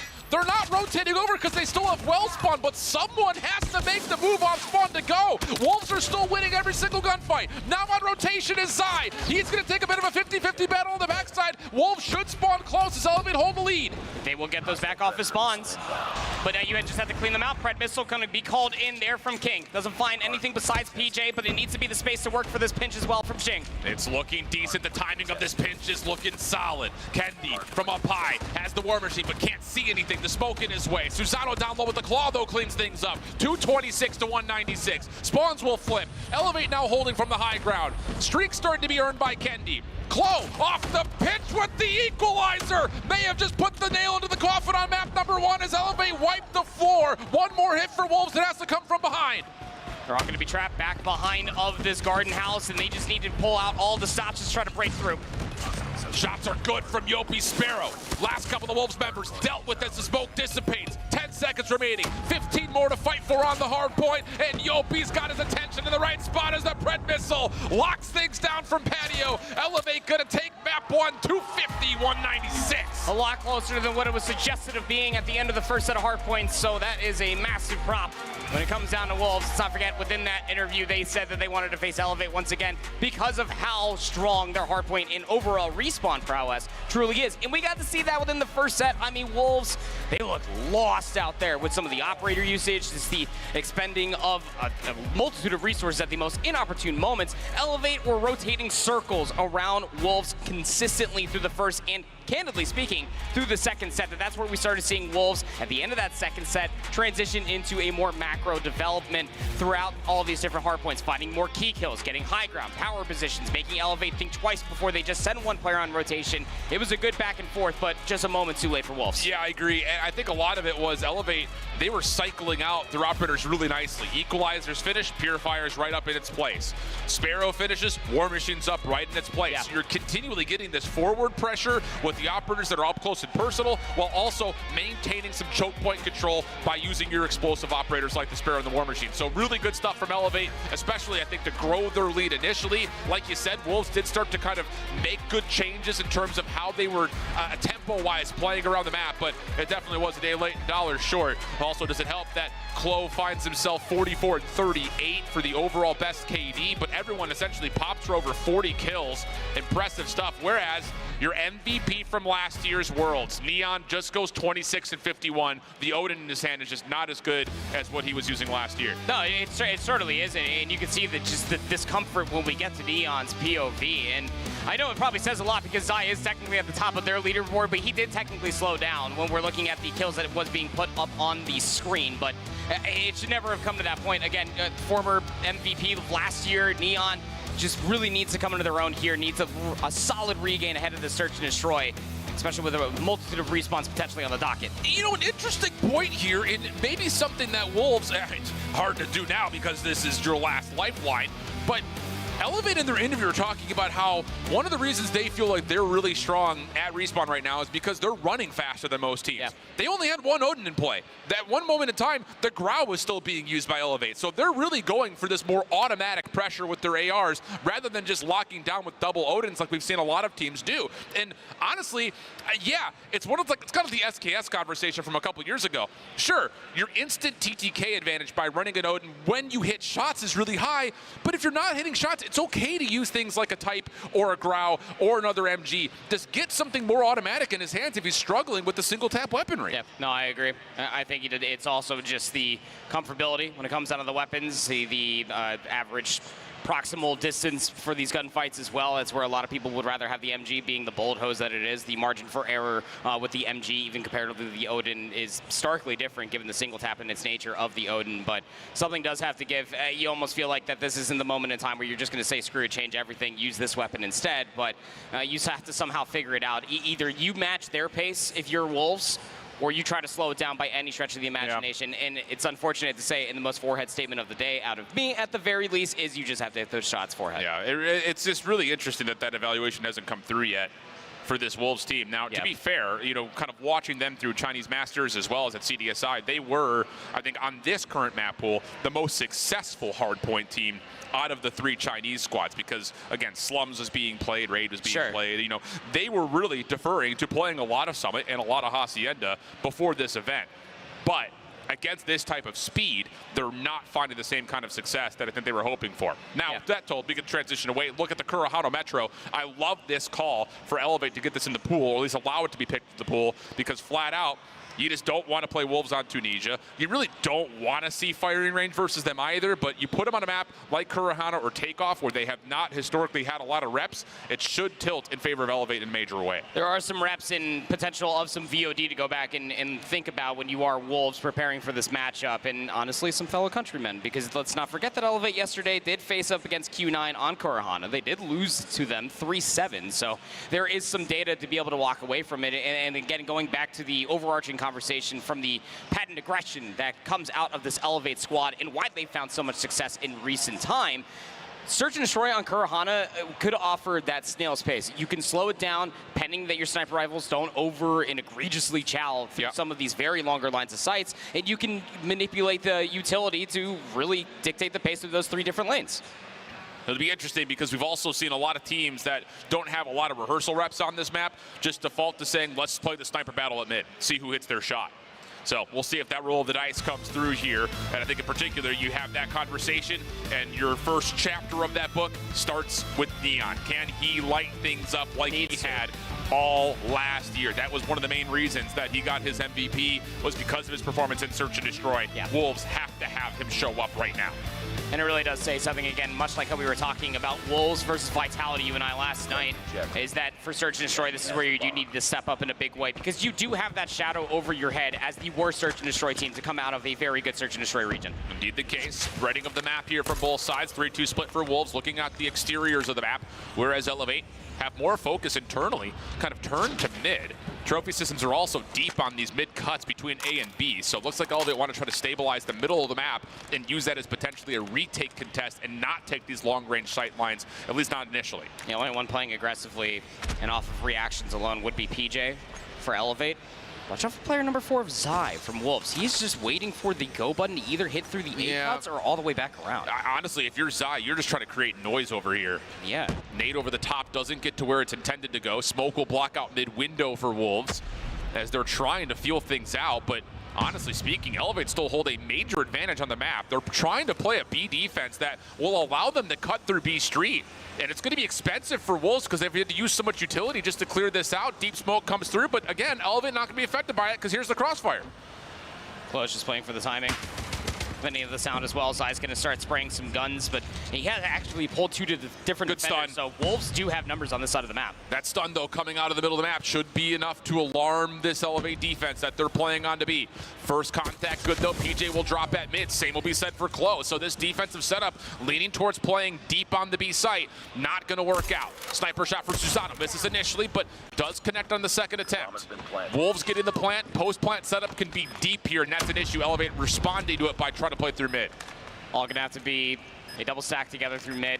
Maybe try to coordinate a pinch, but it's gonna be delayed now. It's gonna take a lot of time for Susano to read position. Yeah, Peg can just play an initial point of contact off an off angle here, as long as he predicts the correct angle. Timing is not initially great, but the follow-up could be, or maybe not. Elevate win the first two battles. Now it's just down to can you actually clear out the high ground spaces behind the B site. There's the tickle on the bomb. Oh, that's no. enough to force out the check. Susano, Yopi, both able to pull Wolves post plant towards them. They find every single kill, and how about that for a little 3v4? A little 3v4 dissection through the middle of the map, just playing off of damage and information that was found. I honestly thought that Zai was the ace up the sleeve there for Wolves with the two picks that he was able to find for himself. He played it perfectly. Pulled two players away from the A-bomb side itself, hit back through mid, found the flank, and worked out ever so wonderfully for Wolves until the 3v4 came true. Absolutely the case. Trophy systems again for Elevate, going to allow them to play inside the B cut.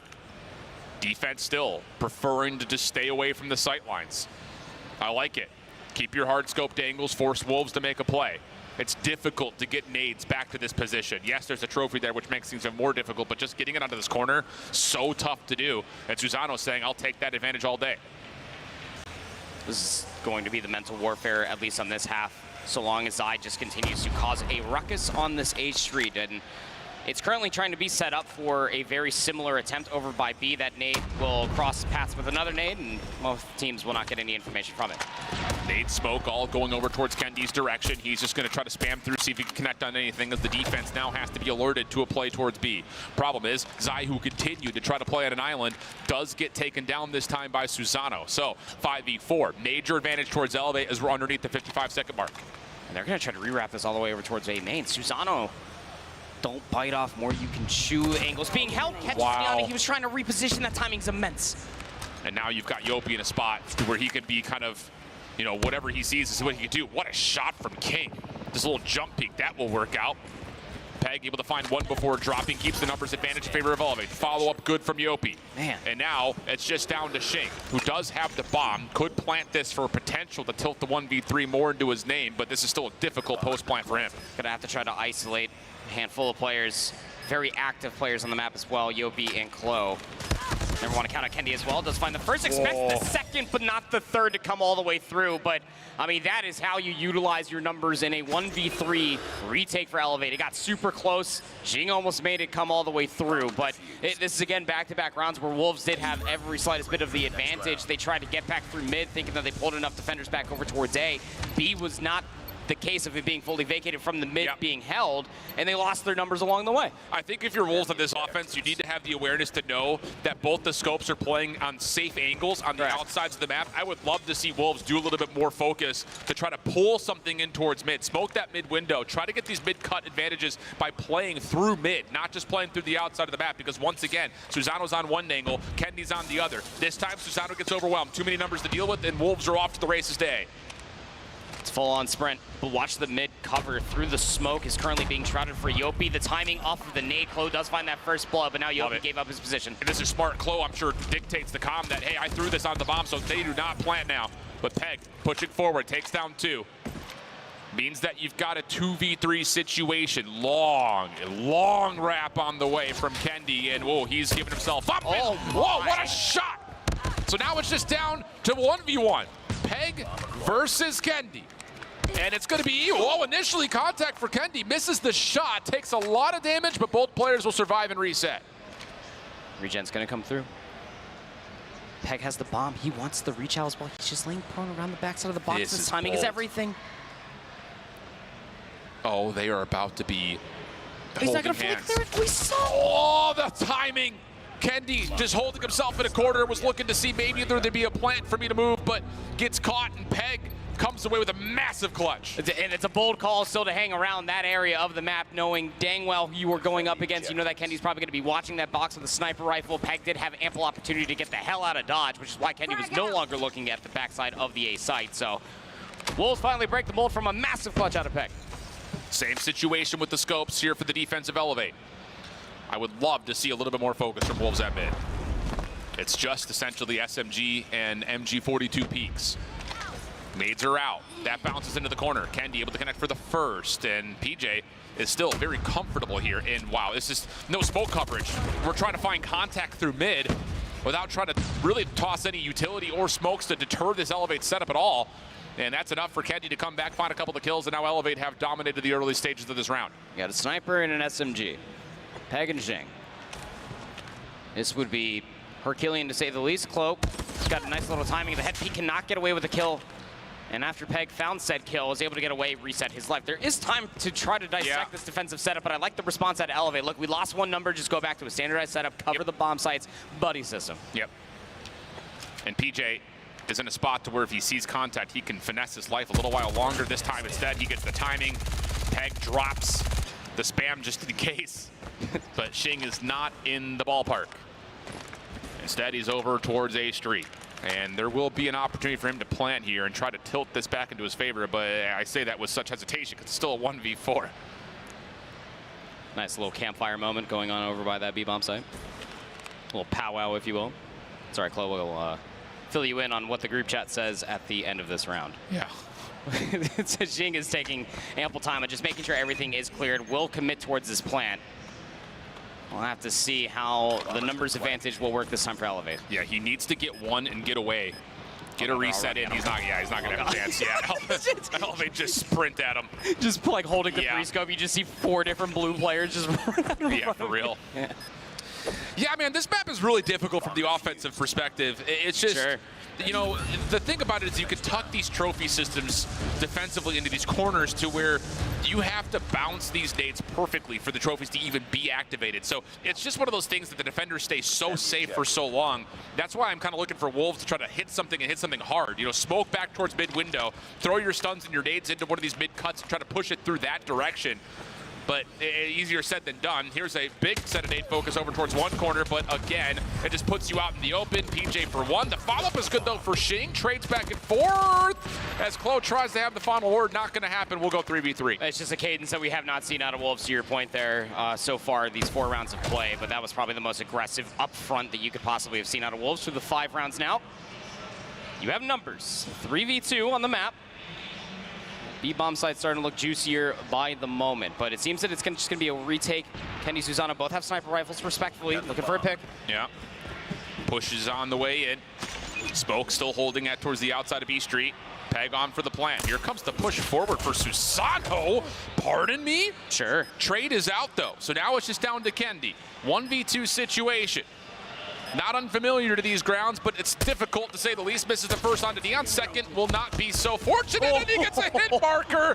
Oh, brother. Woo. I believe both you and I were there for a second and thinking that that was just mere pixels away from having that second kill and potential for a 1v1. If Kendi's alive, you feel like it's always possible. 3-2 goes to scoreline. And then we go back towards a very aggressive look over towards A main. Last time they did this, they did not commit. Very standardized defensive setup, but the entire play for Wolves is just to have Peg on an island, create as much ruckus as possible for B. And this is different already in terms of Wolves. They have been dealing with a lot of resiliency early through this A mid cut. Now there's nobody there. So this throws a lot of question marks into Wolves' mind. Is there someone playing up through mid? Nope, it's Yopi with a shotgun, which you thought may be in the proper spot to find some effectiveness. Not the case. 2 sniper shots will land. Wolves now in a 5v3 for the post plant. Chloe may decide to try to chow this quickly. Trying to catch one on the exit. First sniper shot misses, but now he's stuck. And there's nowhere for Elevate to go. A 3-3 half, and considering how it looked early, that is unreal good for Wolves. Yes, it really is. Again, when it comes down to it, Search and Destroy has been the weakest game mode for Elevate this entire weekend so far, 1-2, but still undefeated and top 2 seed coming into the single elimination bracket. But Wolves really did impress me last night, the way that they looked versus Vitality in that map number 2. They can definitely get in your heads when it comes down to the aggression and how accurate they can be. 3 kills for Zai is not the sexiest KD ratio in the world, but he's setting his team up continuously. There's still a lot of free space for Elevate to work over towards A. They've got some deep trophy systems down as well. Wolves are just letting them have the map, essentially. And you don't want to let Klo have the map, because then he starts to do stuff like that.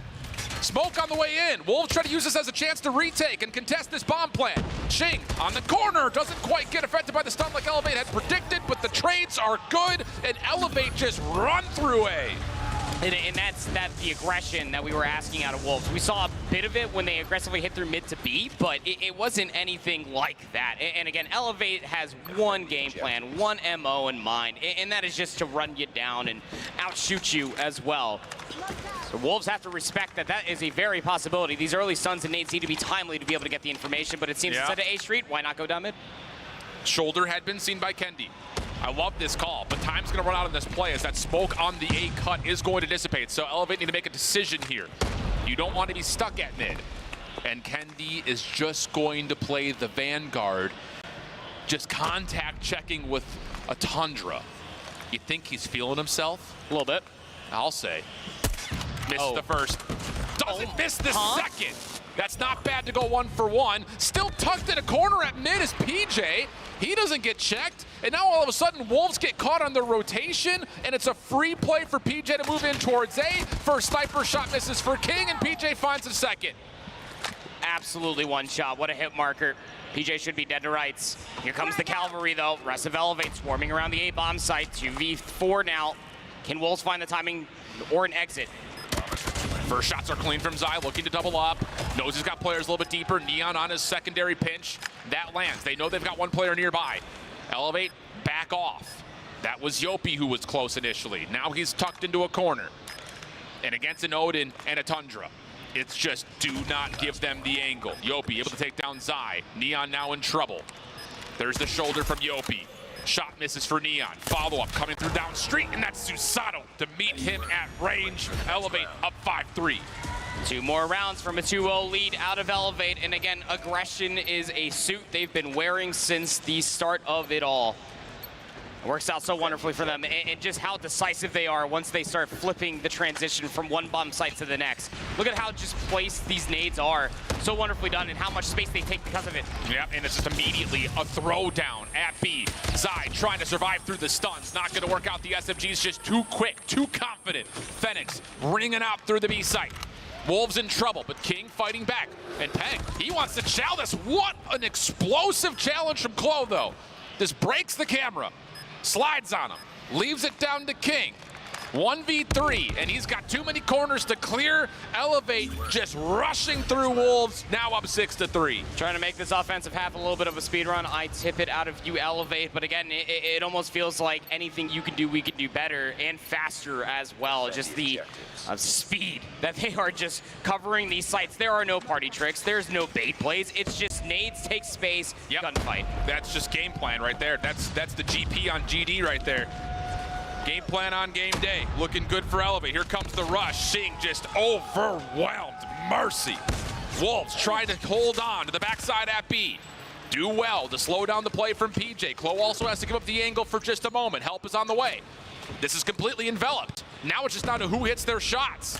First shot misses. Yopi trying to follow up a little bit deeper. That will work. That's going to scale this Elevate offense deep into the B side a little bit more. Wolves have to be worried about that. And as Peg checks the shoulder, he gets punished. It's all down to Neon. We called him. He needs to show up in a big way. First shot goes awry. 1v2 for Neon. This is a wide peak from both players. Shots will miss, and Klo will finish it out. A 7-3 stat line. Elevate looking clean. It's the one map mode combination that needed to be a guarantee for Wolves to stay alive in this series. We knew that they had to try to steal away a respawn. They themselves in their interview were very, very much so admitting to how good Elevate are at respawns. But when Elevate get to a Kurahana where we had some question marks, it was going to be a very good look for them regardless for things like that. When you don't see a body, you don't even connect with any information off a stun, they don't even hesitate. Not even just to confirm the information, but just to get in your face and run you over immediately. The ability that Elevate have been able to showcase at CDSI, here at Worlds, is nothing but respect for how quickly they get in and how quickly they work together to get those team shots, to get the kills, to get the bomb planted. It's fundamental COD, baby. And I think the thing about it, you know, kind of hearing the conversations around the community about Elevate in the opening moments of CDSI, their search and destroy, it's like, brothers, we kind of figured this out. But by the time they started getting into the playoff bracket, hey, let's just get a good game plan for our map pick, win that, and then we're good to win the series because our respawn is so good. That's been the case here. This was their map selection. They looked very well bred for it, especially from the offensive perspective. Yeah, I can't say anything but just amazing things. I mean, for a 3-3 half, just to waltz on into your offensive half and then just completely eviscerate the Wolves along the way. Some very close calls and some very clutch moments. You look at players like Kendi, like Susano, the aggression from close, spearheading a lot of the mid plays were Yopi and PJ. It's just a well-oiled machine at the end of the day. Even Cali can't help himself, but just absolutely love what Elevator doing. It's clean stuff, man. It's clean stuff. Yopi, Susano, Kendi, PJ, all walking away with 9 eliminations. Chloe at 7 and 8 was also the catalyst for a lot of the plays and how they started. So again, it's a good 5-man roster putting together an even effort across the board. On the other side, yeah, the sniper rifles not impactful for Wolves again. Bottom 2 fraggers are your 2 scopes for the Chinese squad. Not what we saw from last year. They were the 2 that really carried them through a lot of the S&Ds. And you were really hoping for the bounce back from Neon. You know, we always set it up. Maybe a better player once he gets a sniper rifle in his hands. And for Kurahana Metropolis, it surely should have been panning out that way. But when you're getting stunned, smoke checked, naded, and displaced continuously just from the team nades that are coming through from Elevate, very difficult to do even at the highest level of Call of Duty Mobile. So it's do or do not now for Wolves as you find yourself down 0-2. And now you have to reverse sweep Elevate. I want to say they've been here before because they absolutely have, but it finished in an absolute sweep. Now they have to reverse it. And the control has not necessarily been a staple for Wolves, No, let it has alone not. on the fact that they have to play it on Seaside, which they played once at CDSI. They were able to 4-0, but that was Standpoint, who are not here. So, again, it just kind of comes down to how the map veto selection has worked. Elevate, because of their dominance and control, continue to hold edges in this 3-map pool set. So, they get the Seaside. They have the choice between that and Arsenal. You take Seaside because you don't want Wolves to go to one of their strongest overall, map mode combos. And again, it looks pretty clear that Elevate should be able to run through this and get a 3-0. Yeah, it's starting to look that way, right? I mean, even as far as the comparisons that we've gotten through both maps 1 and 2 at this point in time, the slaying prowess and just being able to manipulate whatever map that they're on. When I think of potential spawn trap in disastrous situations, specifically when it comes down to Seaside, I fear for what Elevate might honestly do here. Yeah, and the other side of this conversation in terms of putting together the second step of the reverse sweep, then you got to go to Elevate's map selection of Apocalypse Hardpoint. Yeah, and that doesn't feel necessarily all that great based on the results that they put together. I mean, it's just been one of those things, and the numbers say one thing, but I think the narrative point overall is you go back to CDSI and you combine that with the Swiss, and now so far through the playoff bracket, Elevate have only lost 2 respawns in that time period. That's a lot of maps of respawn that they went through. Only dropping 2 is unbelievable. Yeah, I'd feel pretty confident coming into this entire tournament if I were Elevated. You can't necessarily blame that once you go up a handful of rounds. The jump challenges, even when they were down by a round or 2 out of Kendi, Susano feeling the swagger as well. Everybody has a target on this team. Yeah. There's no doubting that. You did win the most recent major tournament at CDSI, so everybody wants to try to beat Elevate. Arena is now officially on the map, and it's nothing but just bright eyes, just trying to see who is going to step up to the task and try to take them down. Yeah. Well, with that, we have some comms, I believe, from the previous 2 maps. We'll check out some of the sounds of the game to this point.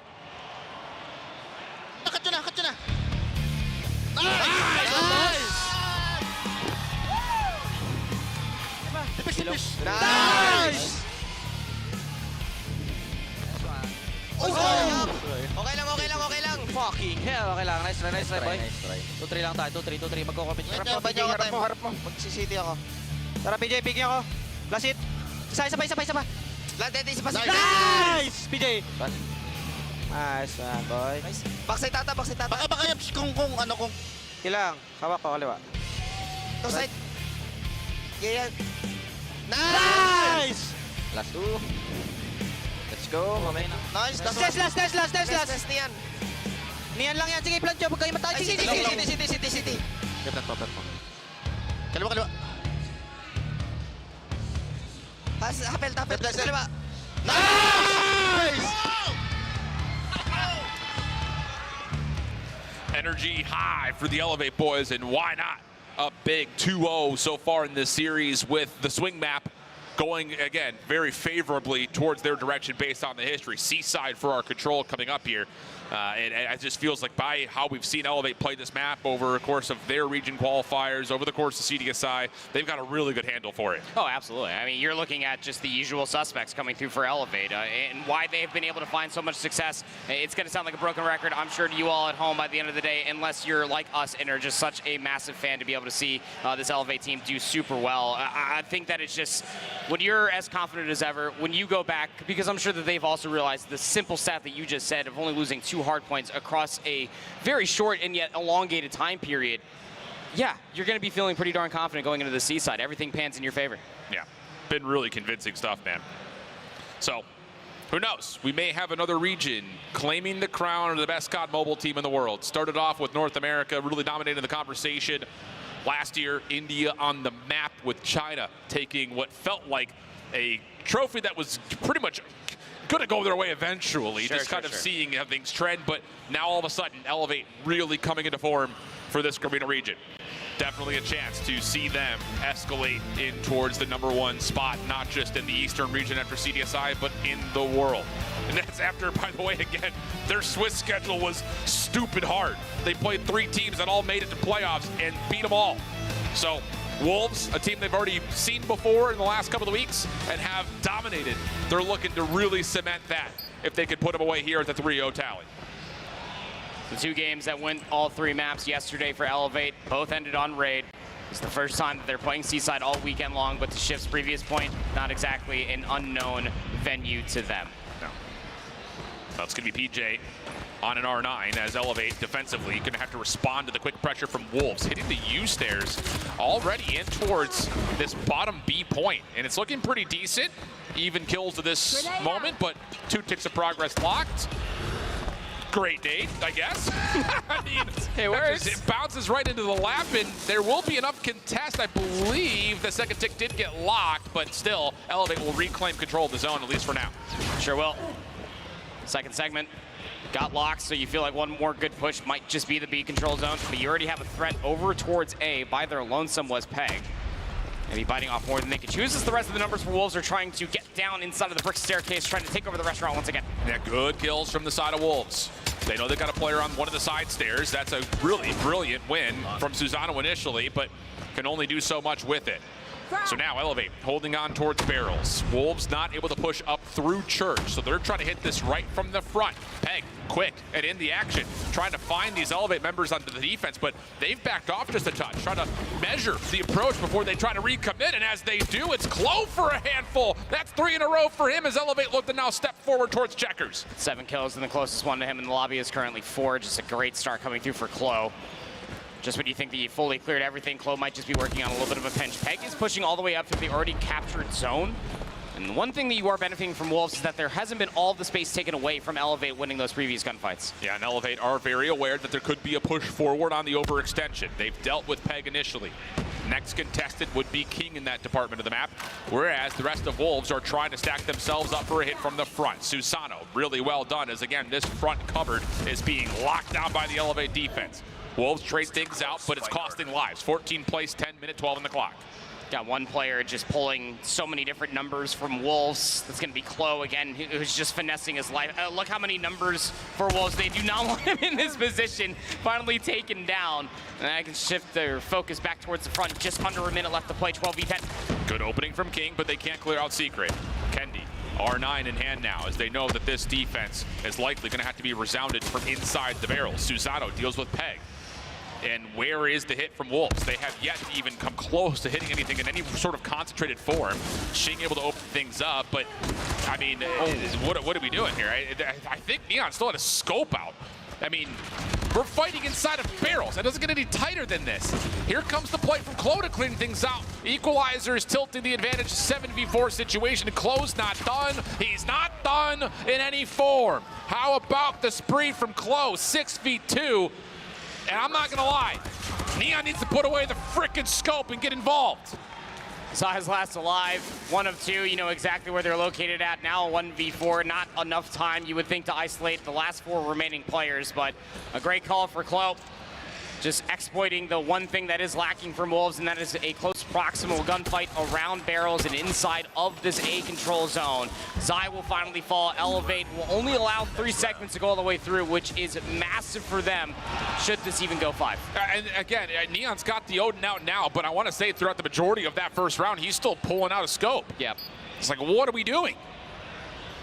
1-6 start for the MVP from last year. While in the meantime, Klo is having it his way. Early equalizers lead to now a Pred, and you've got explosions all over the map. War Machine, Sparrow, all being used on either zone here. So you've got tons of trophy systems down for Wolves that counteract one of the 2 threats, but not the other. Klo in mid-map at Church is just going to kind of play a pivot point as Elevator looking for the spawn trap. Predator missile in. Trying to work it. Any kills coming all the way through. Going to be into the waiting hands of Purifier with PJ. Already finds 1 Predator missile. Taya sends Peg to an immediate spawn screen again. Well, this is going to be interesting because now all of a sudden the Wolves have cleared out their spawn and they're putting together a spawn trap of their own as we jump into a Wolves listening. 还有点，顺好能刷。我帮你们断教堂。往前补，让后面的去。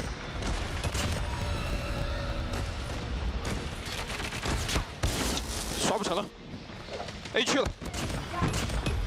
我走了，能不能省个大招？咱家注意死角，咱家左边死角。跟他掰吧，哥们儿。咱家左边死角死了。在家等着呢。就架着。别了。给我狙了。跑。去个吧台吧。应该快好了。我去吧台。等花箱应该快好了。 Very calm listening as Wolves set up a bit of a spawn trap, locking down every single lane. Not much to say. You watch that angle, I'll watch this one. Don't lose your ones. And at the moment, Wolves are winning every single one of them. Elevate now working on a little bit of motion through checkers. They're going to find a way to try to enter on into the site.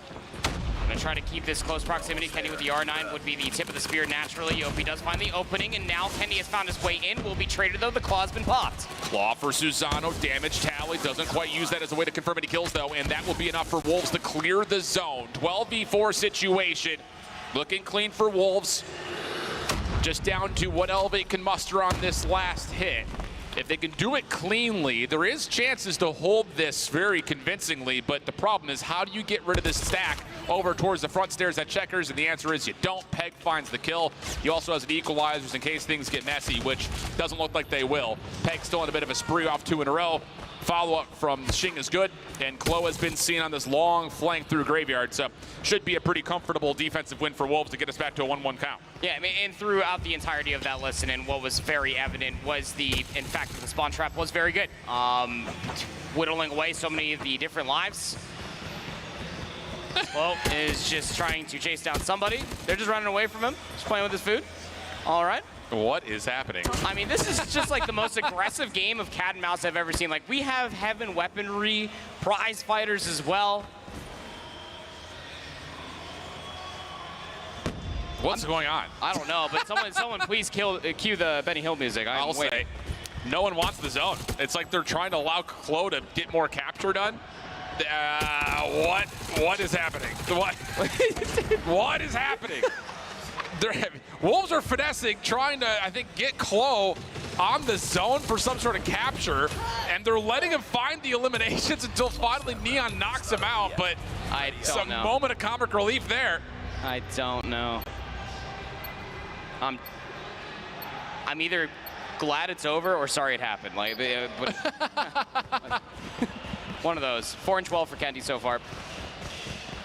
as Elevate struggle to find themselves any segments over by A, so we're all tied up there, 3 apiece. Quick action, full 5-man hit. Automatic towards the A zone. Elevate trying to stand tall, but Shing has pushed themselves through. War Machine just trying to lock things down in case there is some sort of a pinch, but not to happen. Elevate's trying to set up the spawn trap. This is going to come at the cost of a free A zone, though. Will that actually play the difference maker? Because honestly, Wolves can still fight out of their spawn, and if they still capture, they can rotate quickly to B, but Elevate's defense from behind clear out the point. That will be enough to deplete the third tick progress. And it allows Klo and Susano to try to get into a nastier position. And since losing 1, 2 more have now replaced a fallen Elevate member. Good heads up, peek there out of Susano. The Odin not going to be able to get the better of Shing in that gunfight at the bottom side of the stairs, but you still have presence from the team in blue on the opposite side of the map. Yep. Well, here we go. Wolves now on their next approach. Do you get the extra 60 on this attack? Close by himself over towards B, so in terms of defensive status, Elevate is really putting a lot of investment towards holding on towards the zone itself. Sparrow part of the picture. The hit towards B starts to develop those. Wolves find the solo defender there, and they will quickly realize this is a wide open zone.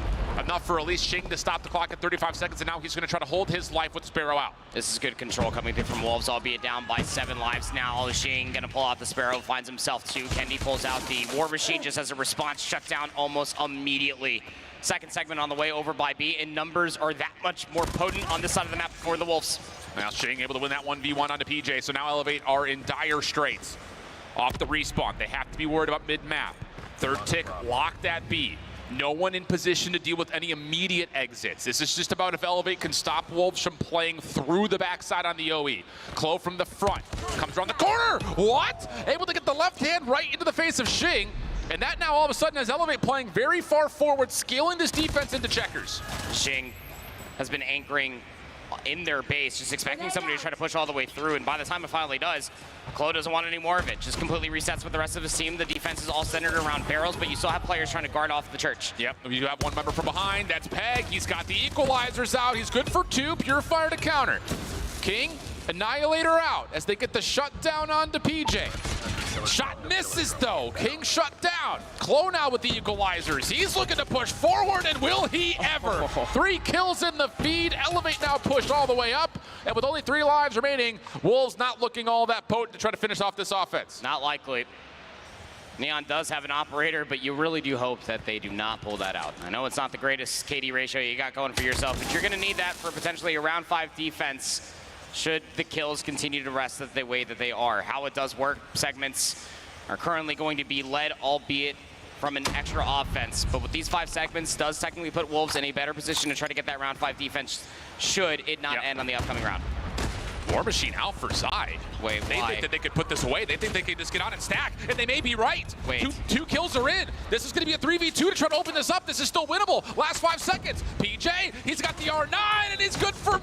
Not able to get the second. Just down to King. Can he contest the zone? It's on with 0 seconds, but Yopi cleans them out. A real strong investment for Wolves, thinking they had an opening, and it gets shut down. It's just an awkward thing to assume that you have an opening just with that much time. I mean, when you do find the wipe, you do send them so far out of the way that the stack 3-player strong, should everybody have stayed alive, would have came all the way through. But once the trades start to follow up, Elevate just have to reinvest a couple more numbers around the zone and be perfectly fine. Can end here should Elevate win an offense. Oh, but Peg over towards barrels.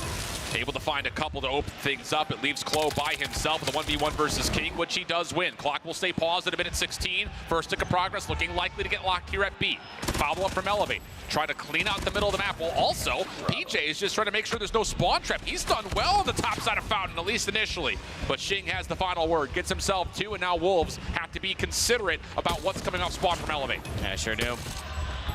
Have a couple players already pushing past the well, though. Do Wolves just trying to at least meet them. Kendi finds a nasty one versus I. And there's a lot of stray gunfights happening all the way across the map. You still have 2 players over by the B zone. That's going to have to be chalk. You do have King putting himself into a position to maybe find a couple exits. Does find the first. But Elevate stave off the spawn trap. Live starting to get pulled back a touch for the Elevate offense. 18 plays 21. You've got a deep member in Yopi playing through Church to clean up on the Zai forward. Now all of a sudden, that's Susano looking in towards the zone with help. But Yopi takes himself out of the picture with the Sparrow. That could have been huge to stop the Wolves' defensive rotating in, but now it's just down to Kenny to spam this back alleyway through Dark, and it will not be enough to find many eliminations. Claw on the other side from Neon. That'll be good to open things up and get Wolves back in for contest. Do need to try to use this Claw for maybe another kill or two. You would love to have that. Extend the life lead from 17 plus onto the 13. Try to get them into single digits if possible, but the Claw will have to be put away. No operators online for all 10 players within this lobby. But you have a minute and 35 to try to exasperate the numbers of Wolves to try to find a way in. Long route on the way from PJ, but the hit from the front is not developing. Good shot from Kendi, little pixel peek from him. Shake, proactive with the Sparrow, able to find one, turns back over, Trophy System denies the final bolt, but still, the kill is in. And now PJ is trying to cause a ruckus inside the spawn. 13 plays 9 though. The hit from the front starting to develop. Yopi, how much can he finesse inside the zone? A couple of the Wolves members still alive, Neon in particular, playing the backside of the pillar, and that's enough for now Zai and Neon to start working things back with the War Machine coming through. Wolves looking good with an 11v5 to try to finish off this round and set us to a 5th. And War Machine might be an overinvestment again, but hey, Zai might honestly earn it by the end of the next round as well. He's pretty good at getting score in a game of Call of Duty Mobile. Still 5 lives remaining. Klo pulls out the equalizer, thinking that might just be the opening required, and they're just running straight into him. Yeah, I mean, Klo's going to turn this into a 4v4 if he can just keep farming these kills off spawn. Yeah. So now it's just down to what actually happens from the front. Klo's not going to lose any of these gunfights, not with an equalizer out. Oh my now gosh. it's down to what's happening on the zone. What's happening on the zone? Elevator finding the kills. It's a 2v2 situation. Second tick of progress is in. Third on the way with the double stack. Like this. Who can get in? PJ has a purifier out. Does he predict the right doorway? He sure has. Yopi falls the first. Now it's just down to the 1v1. Peg saves the day. We're going to a round 5. What a call from Klo just to put Elevate, who were so far down in numbers, in a position that almost had them winning. In that moment of time, Peg, for the 1v1, had to get both kills at the end. Was lighter HP, but the shots were that much more pure. We go again. It's Wolves on the round 5 offense. Early focus into the B zone. Tools of the trade available for both teams. Hunter Killer drone already out. EMP also was charged up by Yopi, but that's it. No more score streaks, no more operators for Elevate. Wolves working on their second tick of progress, looking good for it with Peg and King still holding on to operators. Huge tools for Wolves as they try to finalize this A zone. B zone's gonna get fully captured. What's the exits look like? You got an Elevate member in your spawn, by the way. Oh, what's that you say? Oh, there's 2. Kendi and PJ are trying to keep these players at bay, and Kenny's just gonna find 2 immediately off the spawn. Here comes at least one more player to try to get these Elevate members away, and King's actually gonna invest the Annihilator just to try to win these gunfights in their spawn. Does have one spawn member come up to just try to help things out, but while this is happening, Wolves are developing a spawn trap of their own. That's over towards Bakery side. King able to get the Annihilator to not just clear out the spawn, but also clear out the front closet. Elevate trying to deal with Neon around the back, and the boxing gloves will do the trick. Now over towards Dark. PJ versus Shing. Advantage PJ with the health pool. And that's enough now to get Elevate in the zone. Yopi making sure there's no hit from the front as the Sparrow cleans things up. Peg trying to get the equalizer around the back, and he's going to put some pain into the Elevate spawn. Isolated gunfight over on the left side of the map, and Klo's actually going to be able to win that one as well. Equalizer out from Peg. Just waiting for kills to come all the way through. Well, Kenny's just going to be the first, but immediately traded out. Nice investment from Yopi there with the Sparrow. Now you only have 2 more operators left to go through, and that's Elevate not only with the positional advantage, but also the resources too. PJ in a bit of finesse, trying to get himself back in towards safety, trying to contest this left side closet. Good for the first, almost transfers for more. Claw out for Susato, spamming things down. Bolts are firing all over the place. And that's enough to keep the Wolves offense at bay a little while longer. But the Claw gets expired. Good patience from Wolves. We're still in a 13v15. Kendi now the next one up with the War Machine. And it's the resource management coming through. One gets expired, the next one gets pulled. Trophy system out, but Kendi still finds 2. The trophy systems can only stay alive for so long. 35 seconds left to play. 3 operators online for Wolves. Just comes down to the timing and the effectiveness of when they decide to use these under the 30-second mark.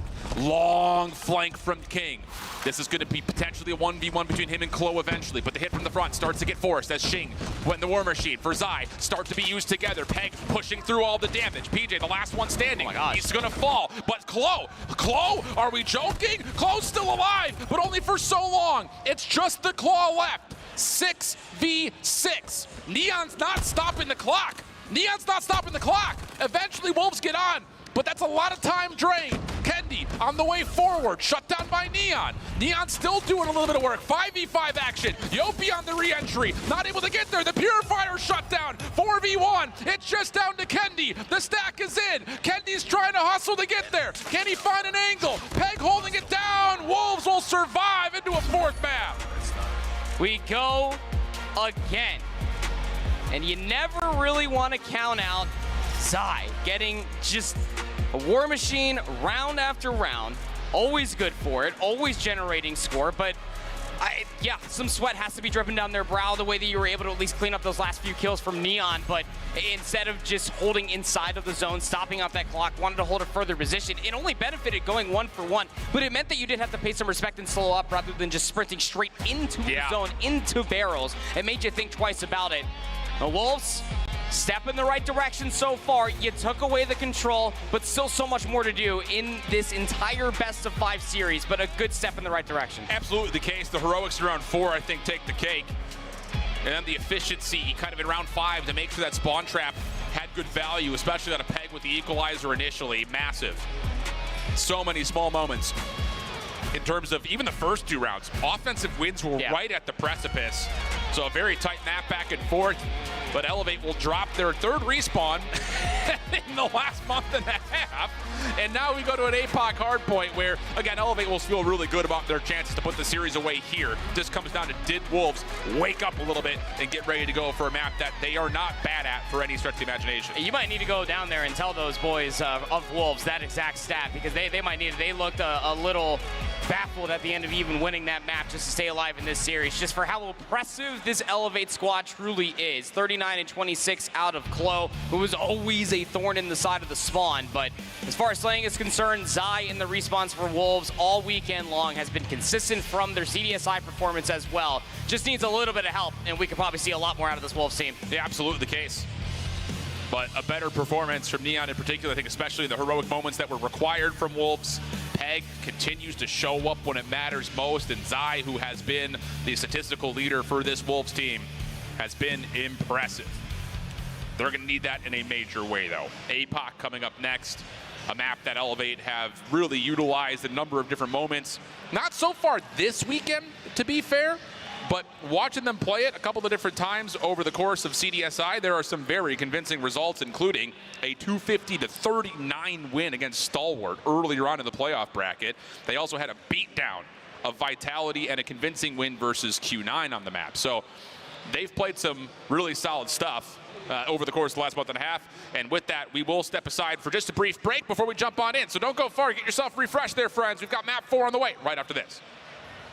大家好，我们是来自中国队的 Wolves。这一次我们来参加亚特兰大的使命召唤手游世界锦标赛。这一次我们是来拿世界冠军的。Yeah!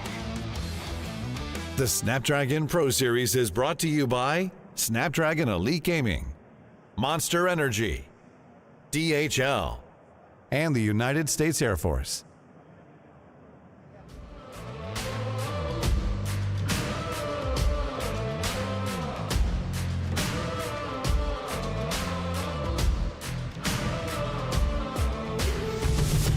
Something that you've never seen. We run like a wild machine. Watch out, cause we're baring our teeth. And there ain't no in-between. With fire, you're gonna get burned down to the wire. Now what did you learn? We're coming for you. You don't wanna mess with the winner. Ice so cold, make you shiver. You're looking at a cold blooded killer. We're coming for you. It's going down.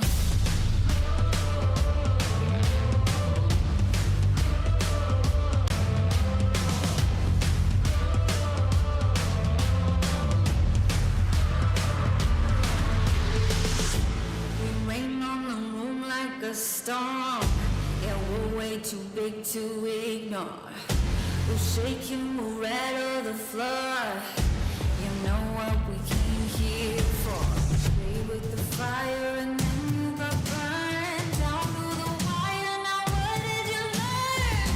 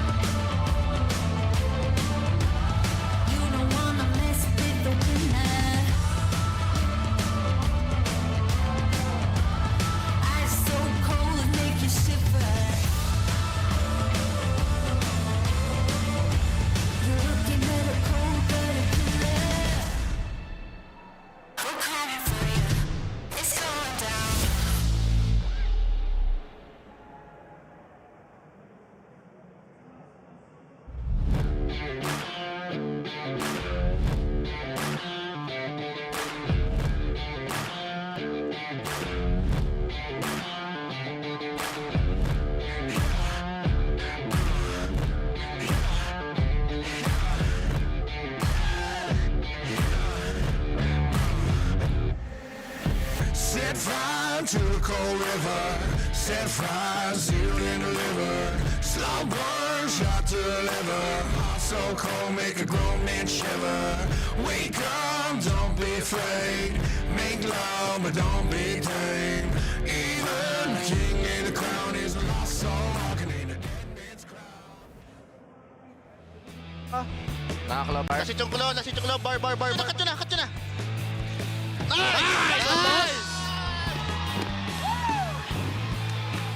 Nice! Nice!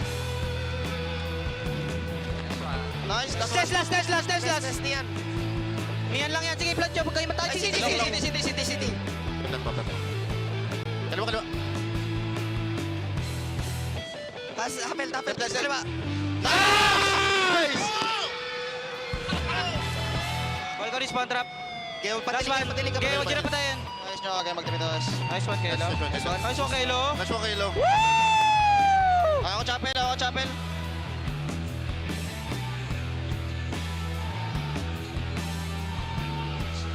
Nice. Side. Eddie boy. Bakit tayo?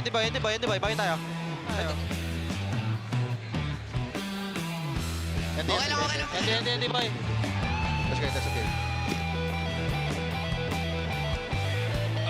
So fun. Welcome back to DreamHack Atlanta and the COD Mobile World Championships in the quarterfinal stage. Elevate, Wolves squared up in what has been a good one to this point. Elevate started off 2-0 up, but Wolves' heroics in round 4, round 5 of the control has them their first map win and what would be one of what needs to be 3 check marks boxed up if they want to pull off this reverse sweep. And it all now comes down to the focus of an Apocalypse hardpoint for map number 4, a map that tilts in favor of Elevate. It was their hardpoint selection. Time to get to work if you're Wolves. Yep, absolutely. I mean, time to get to work started back in round number 2 of the Seaside Control. You would really feel like that's where things started to shift in their favor. But it's one of those things that when you go back and you fully dissect the 3 maps that are played so far, a late resurgence in the Hacienda map number 1 for Wolves very much so could have swung that back in their favor should things gone a little bit differently within the first 3 hardpoints. So I'm interested to see this Apocalypse hardpoint for a multitude of reasons. Again, very well rehearsed. They know this venue quite well to Elevate. However, Wolves have historically, when it comes down to their overall region, have been much better at the respawns. That was indicative in that round 5 on Seaside Control. Really, for me, it just comes down to P2, P4. 1 and 3, very 50-50. You're going to pop operators. You're going to handshake it. You're going to tug of war it. There's going to be a little bit of that back and forth. Sure. But rotational wins to set yourself up for a strong opening at P2 and to do the same thing over towards P4 cannot go lightly. You cannot just funnel through cave if you're the team breaking. So lots of things to look at, but really just rotate better and you should be okay if you're Wolves in this map. Yeah, you know, and that's what was most alarming when it came down to that map 1 breakdown. Like, the biggest takeaway, like, albeit a 250 to 196 scoreline, which was much more respectable, the 70-point lead started to grow just with how proactive this Elevate team is in the respawns. We even saw it in the control. Every single kill means more map positioning, means more terrain to be taken away from any team that they are facing. Wolves were kind of thrown into a very difficult situation where they were constantly hitting for all of 9 seconds at the end of P3 when P4 was about to pop. We need to see some more proactivity coming out from Wolves to get the rotation in their favor, anchor out those spawns, and get in better positions for players like Neon to have a better performance with that AR in hand. Absolutely the case. And then just as a reminder, looking forward, if Wolves were to find a way to take away Elevate's map selection, we would find ourselves in a one-and-done firing range search and destroy. That would be Wolves' search pick. A map that they've played a ton, but to be fair, the results were not convincing on the map coming into the event. They've played it a little bit more so far this weekend. It's been a little bit better. So could be an opportunity for a reverse sweep to come through. But I think, again, the big focus is can this Wolves team keep up with the pace that Elevate have already shown us? Hey, the first step is obviously possible here when it comes down to Wolves. You finally took a map off of Elevate, and that within its own self, it's got to feel close to a championship ring.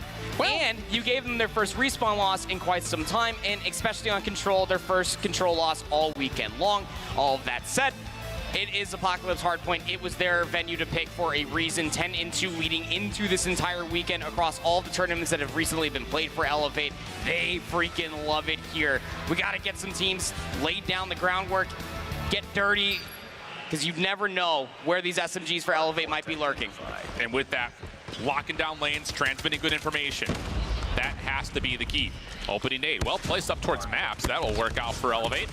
Finding themselves an early advantage on the hard point itself. Now they take the battle underground in towards the trenches. Spawns have already moved just a touch. King's working on it, holding his ground just outside maps. Zai trying to get there to join him, not going to be allowed to, and Elevate will stabilize and early flip the map for Elevate. Yeah, this is a massive moment for them again. Always playing for the macro. Still plenty of time left to fight over here at 1. Great from the top down distance of being able to see how much of that smoke just covers, but it's only Elevate that are able to reap the benefits. But the problem is they pushed up a little bit too far forward. They've opened up the back P2 spawns. This is those moments where you say you're actually killing too good. Yeah. We're running these guys so badly that we've already pushed them into the back spawn, and wouldn't you know it, as soon as they get the recognition that they lost spawns, they've cleaned that out as well. So Elevate are sticking it to Wolves here early, who are down and down bad, 40-0, with P2 coming up next, and Elevate already in control as PJ and Kendi put Wolves into a bit of a blender. All right, the crossfire is immense. Kendi has full streaks. Predator missile also being called in by Yopi, because why the hell not? A hell of a start. The spawns flipped 4 times in total, and Elevate still maintain presence on the ruin side. Unreal. Bang. Unreal start. Not good if you're a Wolves fan. Now you've got to try to fight up against Kendi with a War Machine at the ready. And at least Wolves are making the right read. You smoke out the jump wall, you try to hit over towards Temple, but the problem is the War Machine's there to meet you. Slowing it down a touch or Elevate, but they still are being tested. Wolves trying to still force their way on in. Nice jump over the wall to catch a couple, but Kendi turns his attention, finds the kill, and Elevate continued to keep Wolves on a goose egg. And from the outside looking in, you're down to scrap time, 20 seconds before you got to rotate all the way across the map. You already have that side of the map, but I mean, Wolves are just throwing numbers all the way through the tunnel, and they're just getting blown to pieces. The bottom ruin spawn just opens, and now you're in an even worse position if you are Wolves, because you want to hit through the old time. It's just down to 5 freaking second shift, and Elevate have collected every hardpoint second available thus far. Absolutely blanked. Oh, and the exit kill works out, so now Elevate, they very well may have this thing to 100-0. They've got operators at the ready. Wolves can't get to the P first, and now all of a sudden, Wolves are just trying to force something with this little play from King. That gets shut down. Elevate are perfect. Sparrow, Equalizer, Claw, all being set, and Wolves are being set into disarray. Equalizer shut down by Claw. The immediate response from Zuzana from the Claw, but Yopi's very much so alive with the Sparrow, and then PJ dips into a Purifier, gets shut down, but Yopi with the Sparrow is the absolute truth. Predator missile to add insult to injury. 25 seconds to fight over here at 3, and Wolves finally get on the board, but it's a red stick. No, Yopi! Huge double out of Yopi. Just really feeling themselves now are Elevate, and Wolves are being dismantled. Oh my God. PJ around the back, not able to keep this thing at a convincing scoreline. Do you say that now that Wolves have earned 5 seconds? I don't feel like it's good to say. No. There are many, many different steps, but we are very much so at square one for Wolves. I mean, a 2-for-5 kill feed trade is the most convincing kill feed that we've seen from Wolves this entire game so far. It goes even beyond the macro versus micro, as Wolves are starting to dip their toes into their own resource department. Again, P4 is a very massive hill for Wolves to finally spawn on into this map number 4. It's tough, man. This map can snowball in a major way. We haven't seen one quite like that in some time, though. As if Elevate were to say, took one of our respawns away from us, hurt my feelings. Elevate trying to really pack a punch here as the break attempt's on the way, but Wolves still holding on. Just comes down to can they finesse this last 25. Nades galore all the way across the statue head. Good kill feed coming through from Elevate. Once again, 20 seconds left to fight over here on the first set of hard points comes to a conclusion, and it is a blistering pace that Elevate had set for themselves. PJ, 22 kills, 20 for Yopi. Everybody's just absolutely slaying, and Susano can just kick his feet up and just watch these longer lines of sight. But Wolves break back in. It's only for 5 second shift, and it's just not good enough. And Kendi is transferring like he's playing on mouse and keyboard. He's snapping. Yeah. But this is how it happens for Wolves, little by little. You're not going to make up 100 points in the blink of an eye. Have to trust the process, and immediately that has to be about playing the macro of the map right here. Yopi try to hit a bit of a pinch around through P3. Klo right there with him. Traded out nicely, though, from Wolves. Now within the 100-point threshold, starting to look a little bit better. Can they get a tally onto Kendi deep? Yeah, they can. So hold on a second. Wolves starting to step back up just a touch. Elevate now with an opportunity to pop operators on this rotation, but Wolves are dominating around P1. It took them a little while longer on the Hacienda map number 1 to realize their mistakes and try to rectify them a little bit too late, but that was when the lead was 60, not 100. But this is fantastic to see if you are a fan of Wolves Esports, as they are currently soaking up the majority of time on P1, keeping Elevate at bay and making sure that they hold on to the utmost important rotation of 2. Nice pred missile called in for a double. Elevate trying to stretch through cave side to P2. That's shut down. Uh-oh, here we go. Wolves back to within, just around double the points that Elevate were able to put together in the initial parts. The last couple of seconds, really pretty meaningless. It's all about what happens here on rotation to 2. Wolves are there first, plus they have spawns, and they've got a gravity vortex gun already aimed up towards this backside cave. Just trying to shut it down before it can even happen. King's gravity vortex gun at least find said value in the claw to follow things up with Zai. Sparrow out deep over through cave side. That works out for the first. The push over towards the secret window. That will also work. And now there's a claw for Susano. Now try to push over. Seeing if they can get Wolves displaced from this spawn. PJ with the purifier. Locking down the front door. Equalizer to a firm control. And PJ almost finishing things off. But Clo now knows where to turn his attention. And the spawns will flip with Elevate and control P2. Yeah, good call there from Clo with the equalizer. Just make sure you clean out everybody else in the back. And then you can shift your attention back towards the front. Might as well. Hunter Killer Drone to shroud yourself to move a little bit further forward. Elevate, maintain control once again. Last 15 seconds here for Wolves. Have to control mid-map as Elevator already rotating out through the jump wall. Back to a 100-point gap. Time is running out for Wolves to put this comeback together. This has to be good, whatever it is. And it's not starting on the scrap time battle. Elevate able to win the last couple of seconds, and they've got members off spawn to get to P3 first. It's just tough to really gauge. I mean, Zai only had 16 kills. I know he's not too far away from the rest of his teammates, but had a great map number 1. Is a little bit silent here. King's going to be able to at least find 2 in the response, but Kendi's right there because of course he is. Another good kill feed coming through from Elevate as they maintain presence on the hill from the back. Shutdowns are decent. Wolves able to find 3 in a row. Peg setting up a bit of a pinch over towards the rafters. Good for 1. Off the reload, takes his attention towards the barrels. Good focus here from Wolves. Nice little team push coming through. That flips the spawns around. This is not where Elevate wants to be.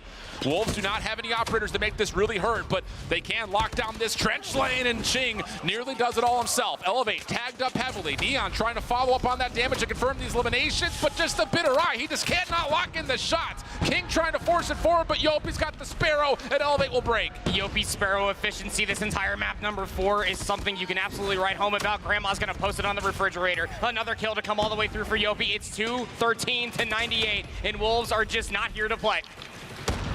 Have to find some sort of a break through this. You got to get chicken coop control. You have to dominate P4. Elevate have the setup that they want.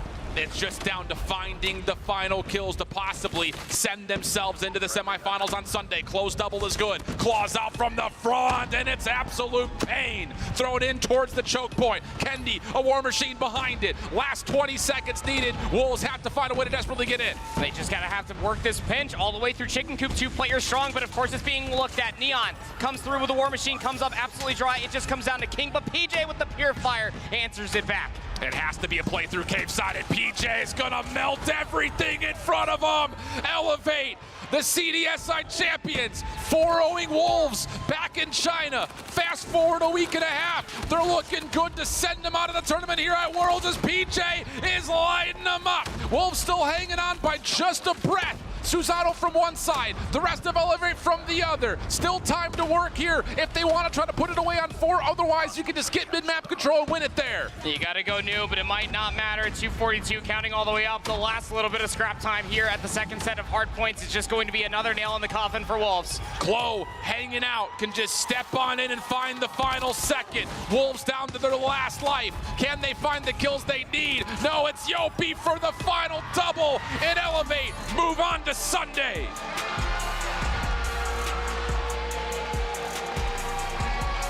Got it done at CDSI. It was 0-4. Come here to Atlanta for DreamHack 2024. You lost the control. You kind of angered them a little bit. It was a 100-point lead at the end of the first set of hard points. Was egregious of a scoreline, to say the least. But Elevate came to play. That much was obvious, even through the Swiss bracket. They are the real freaking deal. We asked about their consistency and what they look like on that main stage at CDSI. That has been a continuation ever since then. Absolutely the case. Domination has been the name of the game for Elevate. Moments of concern, sure, still kind of hang around in the search and destroy leading up to this matchup, but that performance on Kurahara, I think, knocks all of those concerns out of the ballpark. Sure does. Yeah, you lose your first seaside control, but we're dealing with a 1v1. Yeah, I mean, that's just going to happen versus your defending world champs out of Wolves every now and again. But to come out and blank Wolves and have them at 115-0, mercy. I mean, we had, I'm not even going to attempt to do the math, but just the slaying differential in between Elevate and Wolves was just so immense in this map number 4. But it also just gets accentuated by the conversation about the operator usage. Through every single Respawn map that was played in this best of 5 series, Elevate always had the edge against Wolves, which is crazy to say because that was the one thing benefiting them in Respawn this time last year. Absolutely the case. Clean stuff from Elevate, knocking down China's number 3 seed. For Wolves, it's a year that is filled with just not being able to get over hurdles. Could not get over Q9, could not get over X-Rock, only beat them once between the 2 squads overall, and now a chance to go up against Garita's best. They fall in 0-2 form in overall series count versus the number 1 team out of Garena. Elevate absolutely determined to show why they were undefeated out of our Swiss bracket, now coming through here in a dominant fashion to continue their way through, now in the semifinals, and they will be facing off against Galaris tomorrow. This is going to be a very, very fun Sunday to kind of end this entire competition. That's a saucy one because, again, just looking at how Elevate play both their hard points, it's only a single Odin in the picture. Everything else is full automatic rifles that they're trying to use for their long-range battles. So going up against Lucazin, the king of single tap, what does that look like in that battle? Well, we're going to find out here tomorrow. Before we do that, though, it's time to close out the day, which means one more interview with one more winner. F-Dot standing by. Thanks a lot, I'm here with PJ. Thanks a lot, friends. I'm here with PJ, and PJ is certainly here with us. You and Elevate, you went crazy. But here's the thing.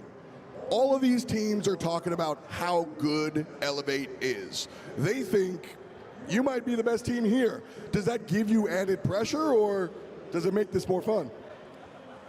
It doesn't give me any pressure because why do I have to think of what others think about our team? So we just want to be ourselves. We just want to play. We win as a team. We lose as a team.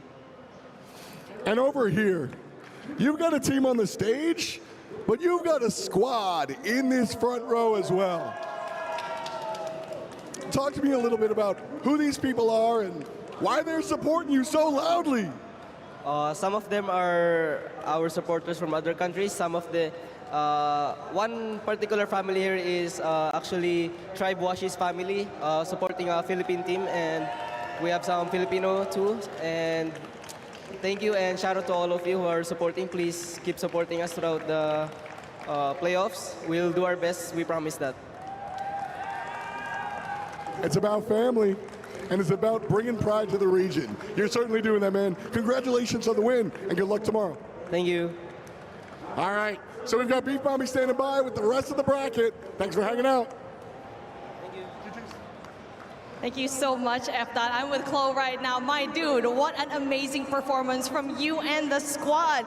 How does it feel like to be the highest placing Filipino team in the Call of Duty Mobile World Championship?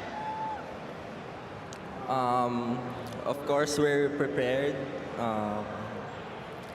You know, it's good. It feels good, and I think I see the trophy. He sees the trophy, y'all. It's right up there on stage, but you still gotta go through 3 more teams tomorrow. And when it comes to support, of course, when it comes to really hard moments like that control game, how do you handle that pressure, especially when you have to go have that mental reset? What?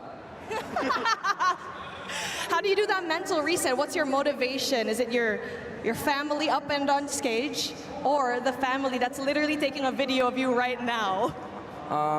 You move on. Whether you win or lose, you need to focus to the next game. What do you have to say to the family that you have here with you, not only on stage again, and also the one that's over right here? Super cute, by the way. Mom and Dad, I love you. Thank you for coming here. Yeah. All right. Thank you so much, Chloe. You already know what to do.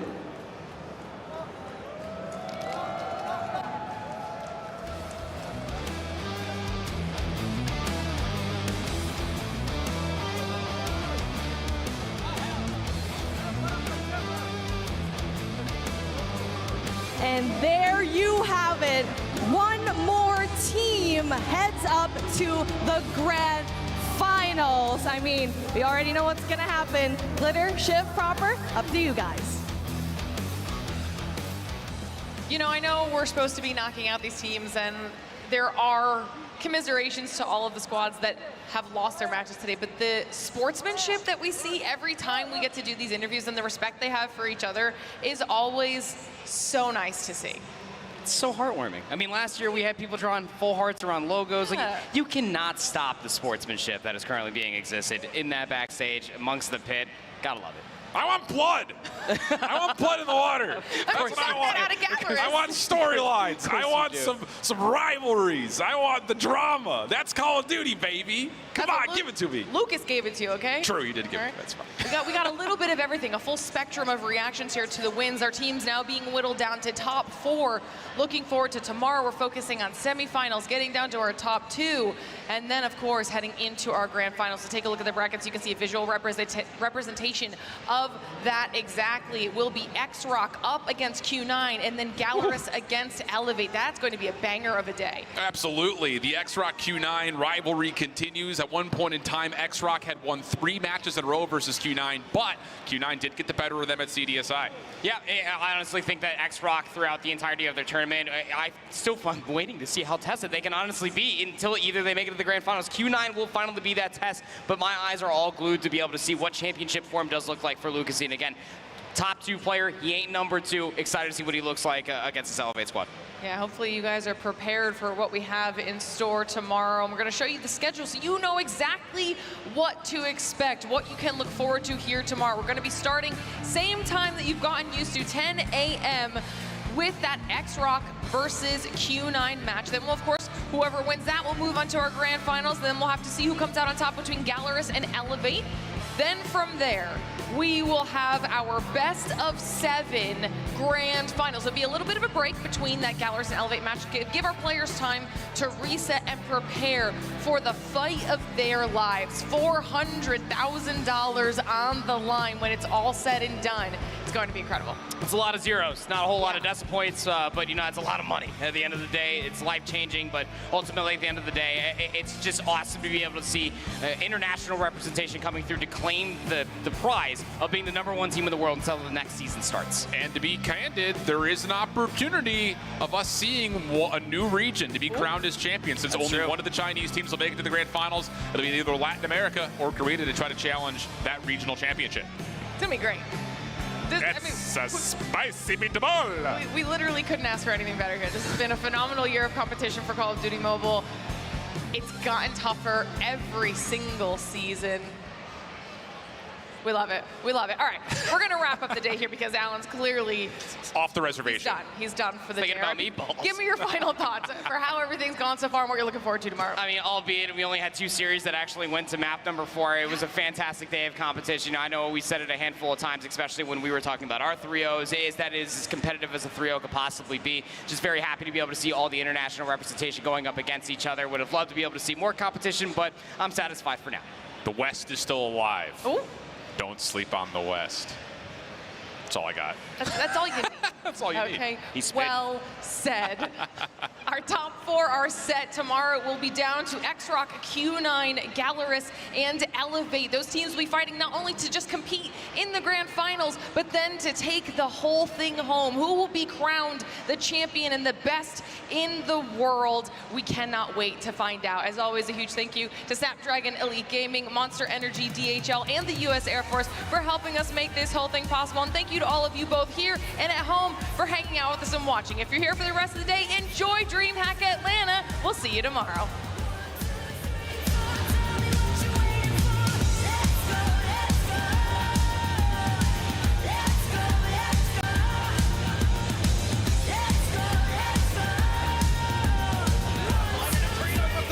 Surely not number 4 than Trino.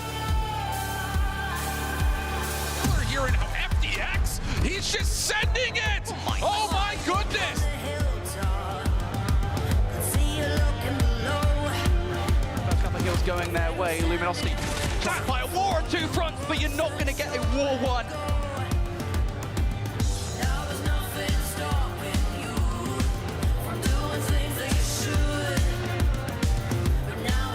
This is a wide peak from both players. Shots will miss, and Chloe will finish it up.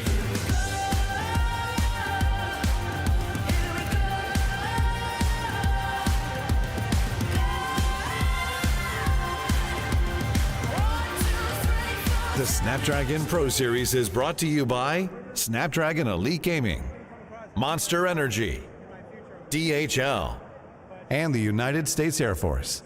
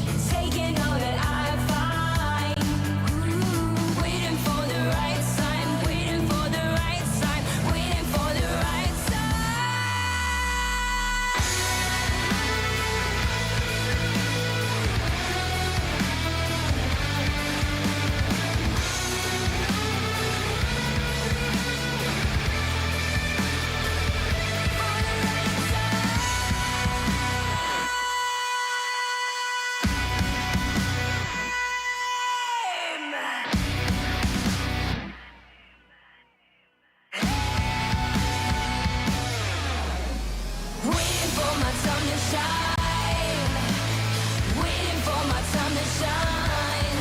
Ooh, feel it in the right time, feel it in the right time, for the right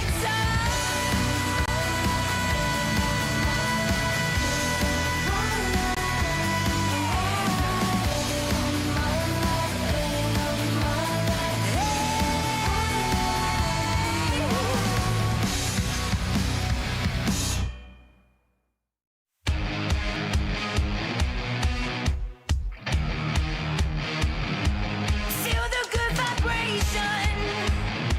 There's something in the air. Raise your expectation. You can look, but don't you stare. Baby, lose control if you really want. 'Cause we've got each other. We've got each other. You can be who you wanna be. 'Cause we've got each other. We got each other.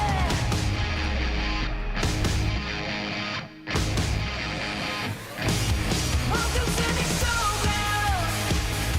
But now it's time to play. Welcome to the fairground. Dance your troubles away. Welcome to the showground.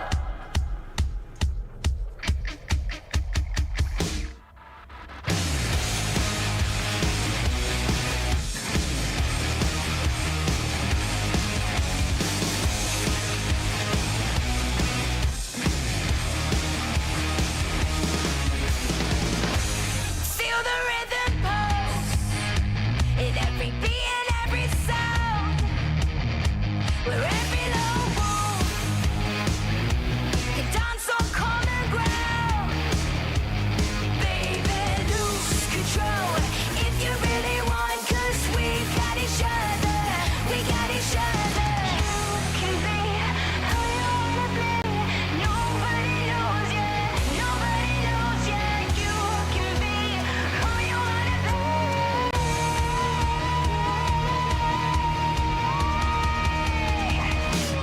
Welcome to the showground. But now it's time to play. Welcome to the fairground. Dance your troubles away. Welcome to the showground. And now it's time to play. Welcome to the showground. Dance your troubles away. Welcome to the showground.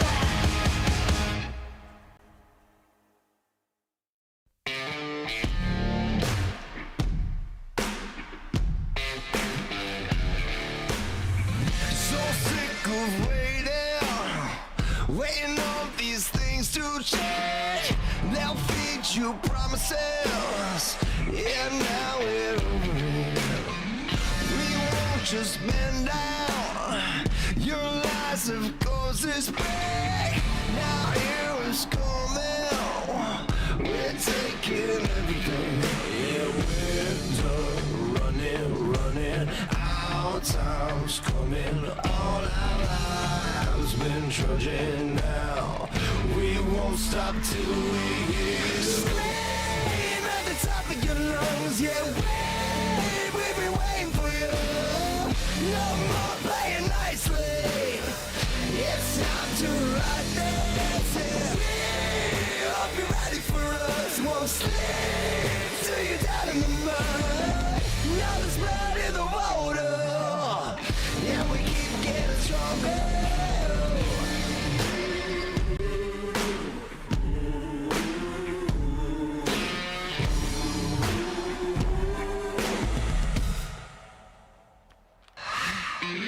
Been drunk on your power. Too long time to give it up. Our strength is numbers. So shut up and pass the cup. Yeah, we're done running. Our time's coming. All our lives been trudging now. We won't stop till we scream at the top of your lungs. Yeah, we've been waiting for you. No more playing nicely. It's time to ride this.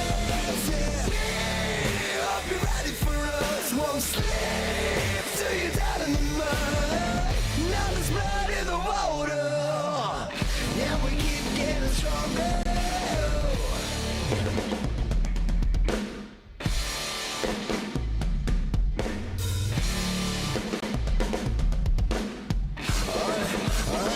Alright, let's go. I'm taking it back. I'm up on the track, I want the attack. Becoming your mind back here, I'm over the top and I'm making a set. You're out of my brain. Yeah, you out here drop me and say, well, oh well, I guess it's not your day. So scream at the top of your lungs, yeah, we've been waiting for you. No more playing nicely. It's time to ride this, yeah. Hope you're ready for us. Won't sleep till you're down in the mud. Now there's blood in the water. Yeah, we keep getting stronger.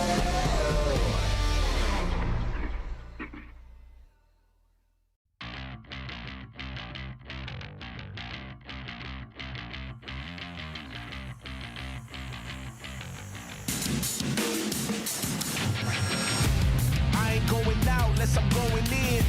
This ain't nothing new, this is who I've been.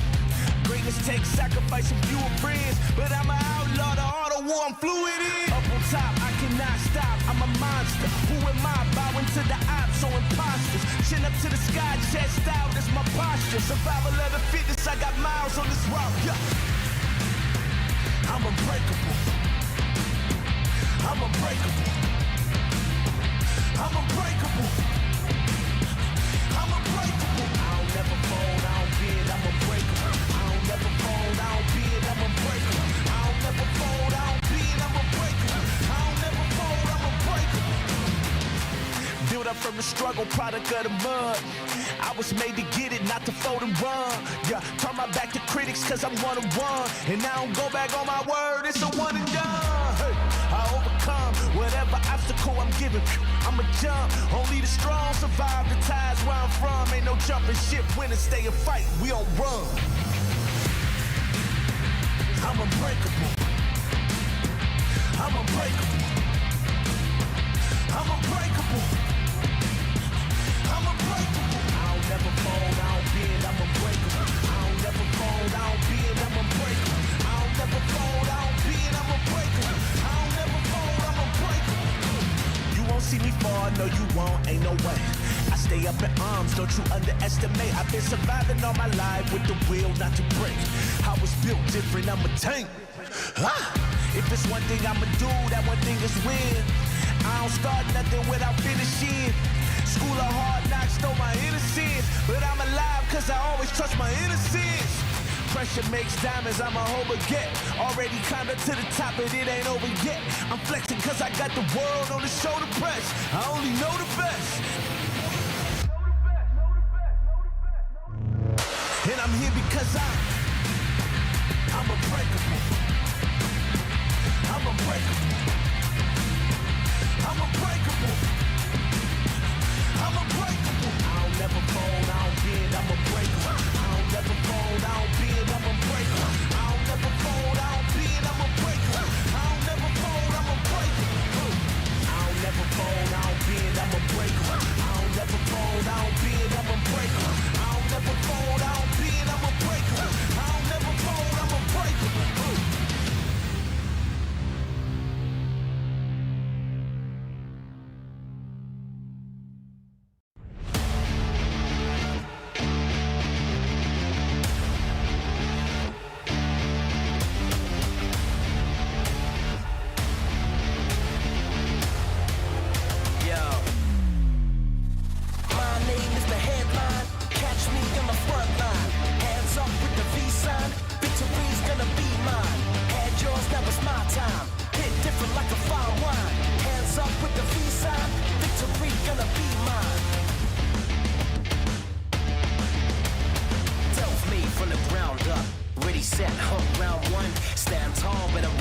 Should've seen the looks when they found us. They wanna doubt us, but we still here and we striving. Don't matter who's driving, till the wheels fall off, we riding. Won't give me my credit, so I'm coming to get it.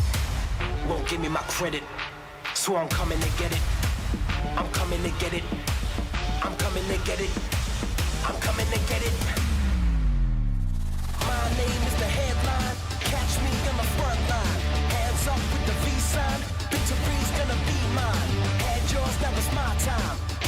like a fine wine.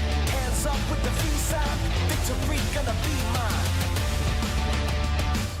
Yeah, my time is coming around. Ain't nobody keeping me down. Yeah, I'm the king with the crown. Hands up with the V-sign, victory's gonna be mine. The king of kings. Imagination of a majesty. There ain't no challenge. Just another flawless victory. Won't give me my credit, so I'm coming to get it. Won't give me my credit, so I'm coming to get it. I'm coming to get it. I'm coming to get it. I'm coming to get it. My name is the headline. Catch me in my front line. Hands up with the V-sign. Victory's gonna be mine. Had yours, that was my time. Hit different like a fine wine. Hands up with the V-sign. Victory gonna be mine. Yeah, my time is coming around. Ain't nobody keeping me down.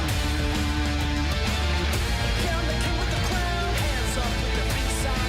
Victory's gonna be mine. My name is the headline. Catch me in my front line. Hands up with the V-sign. Victory's gonna be mine. Had yours, that was my time. Hit different like a fine wine. Hands up with the V-sign. Victory gonna be mine.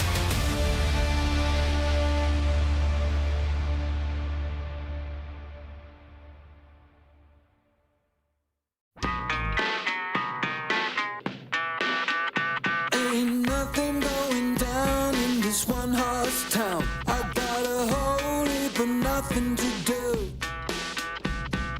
Everyone I know got no get up and go, like being stuck in 2022. Now all I want is a seat at the front of a big time rock and roll show. Show me the sights, get my name in lights. I wanna burn in the afterglow. I'm bringing back happy. I'm bringing back fun, fun, fun, fun, fun. I'm bringing back happy. I'm bringing back fun. Come on, bring it back. Ain't nothing going on in the back of beyond. I'm all covered up in deadbeat blue. Stuck in my lane with nothing good to my name. In a big bag and nothing to lose.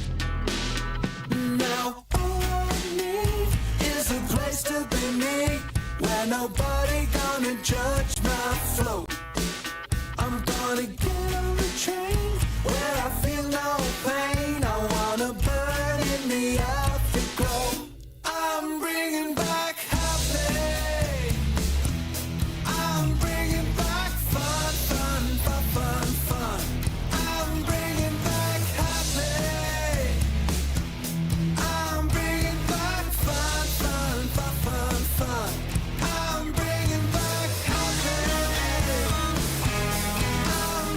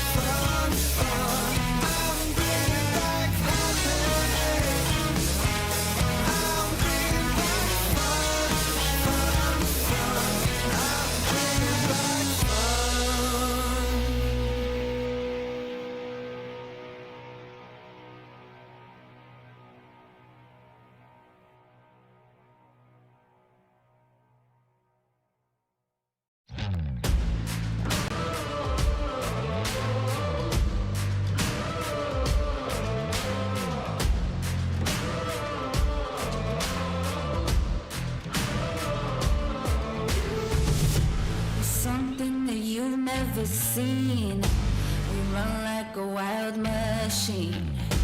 Watch out, cause we're baring our teeth, and there ain't no in between. With fire, you're gonna get burned down to the wire. Now, what did you learn? We're coming for you. You don't wanna mess with the winner. Ice so cold, make you shiver. You're looking at a cold-blooded killer. We're coming for you. It's going down.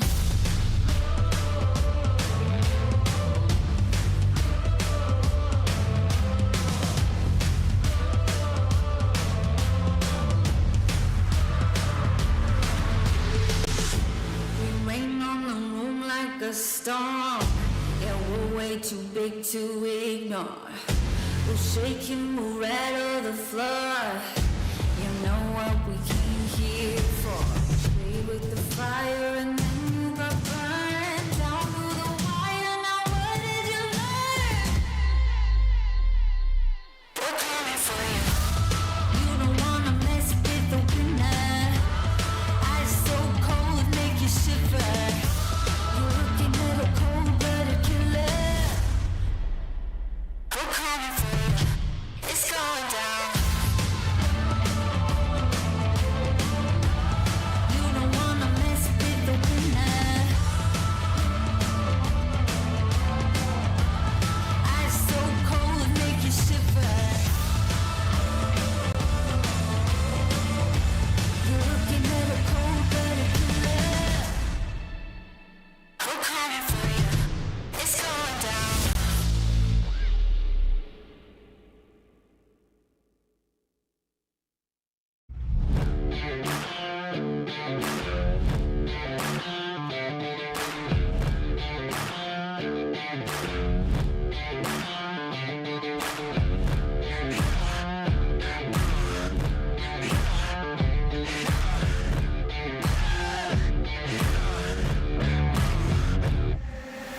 Set fire to the cold river.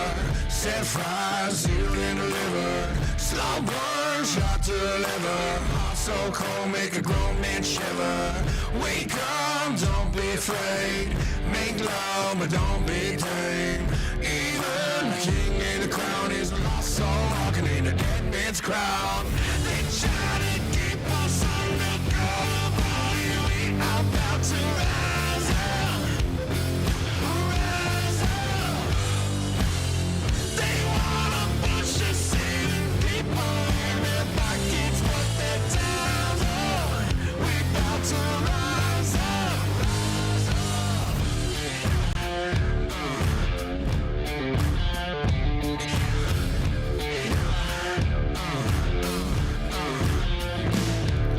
Everything we ever did, all the things that we ever, yeah. Everybody wanna be the same. Everybody wanna be desired. One thing we can't forget, can't see through a part of that.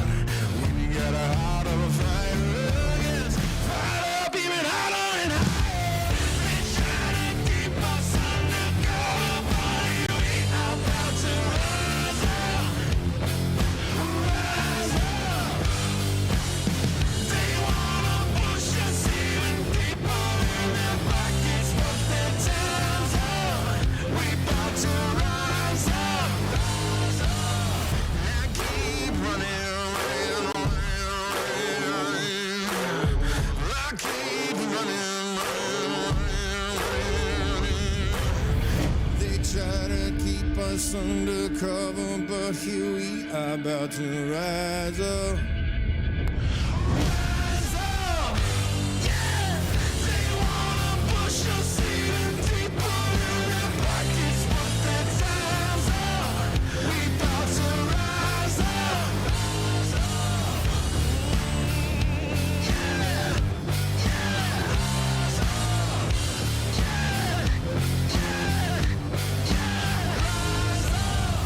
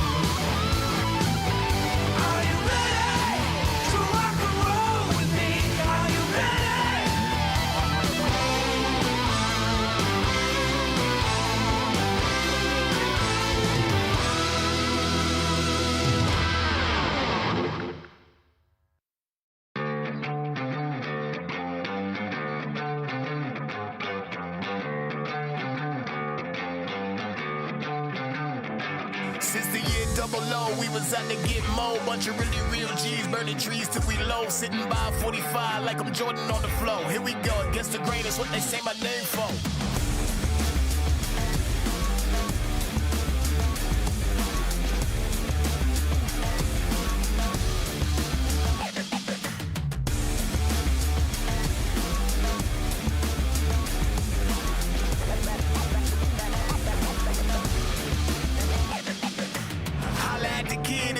You can get it, hate it, sweat it, I'll be flexing. I'm just riding around my city, bank account and chair model.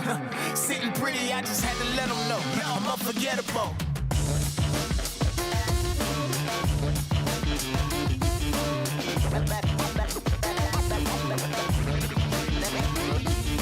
I'm unforgettable.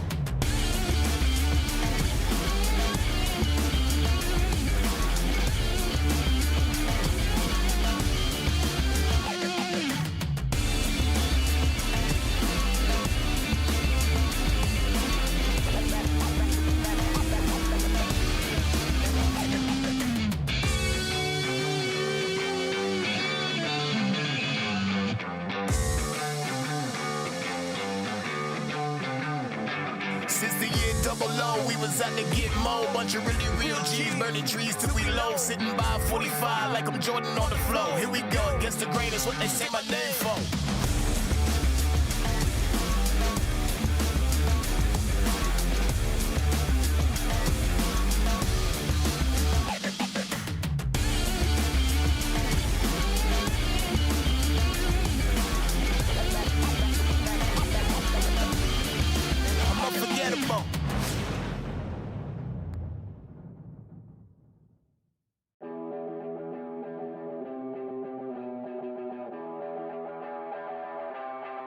Are you ready or not?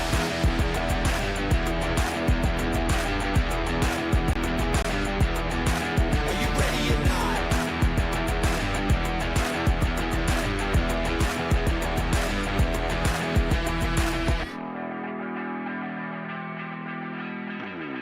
We on the path to greatness. We're shooting the shot to make it. So moving the target is aimless. Cause we got the power to shape shift. We'll catch the energy waving. We go till our bones are aching. Cause the top spot's for the taking. And we on a mission to take it.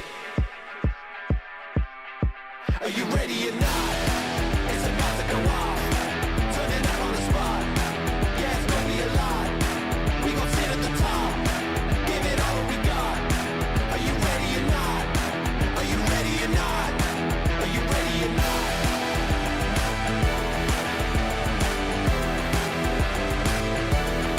Are you ready or not?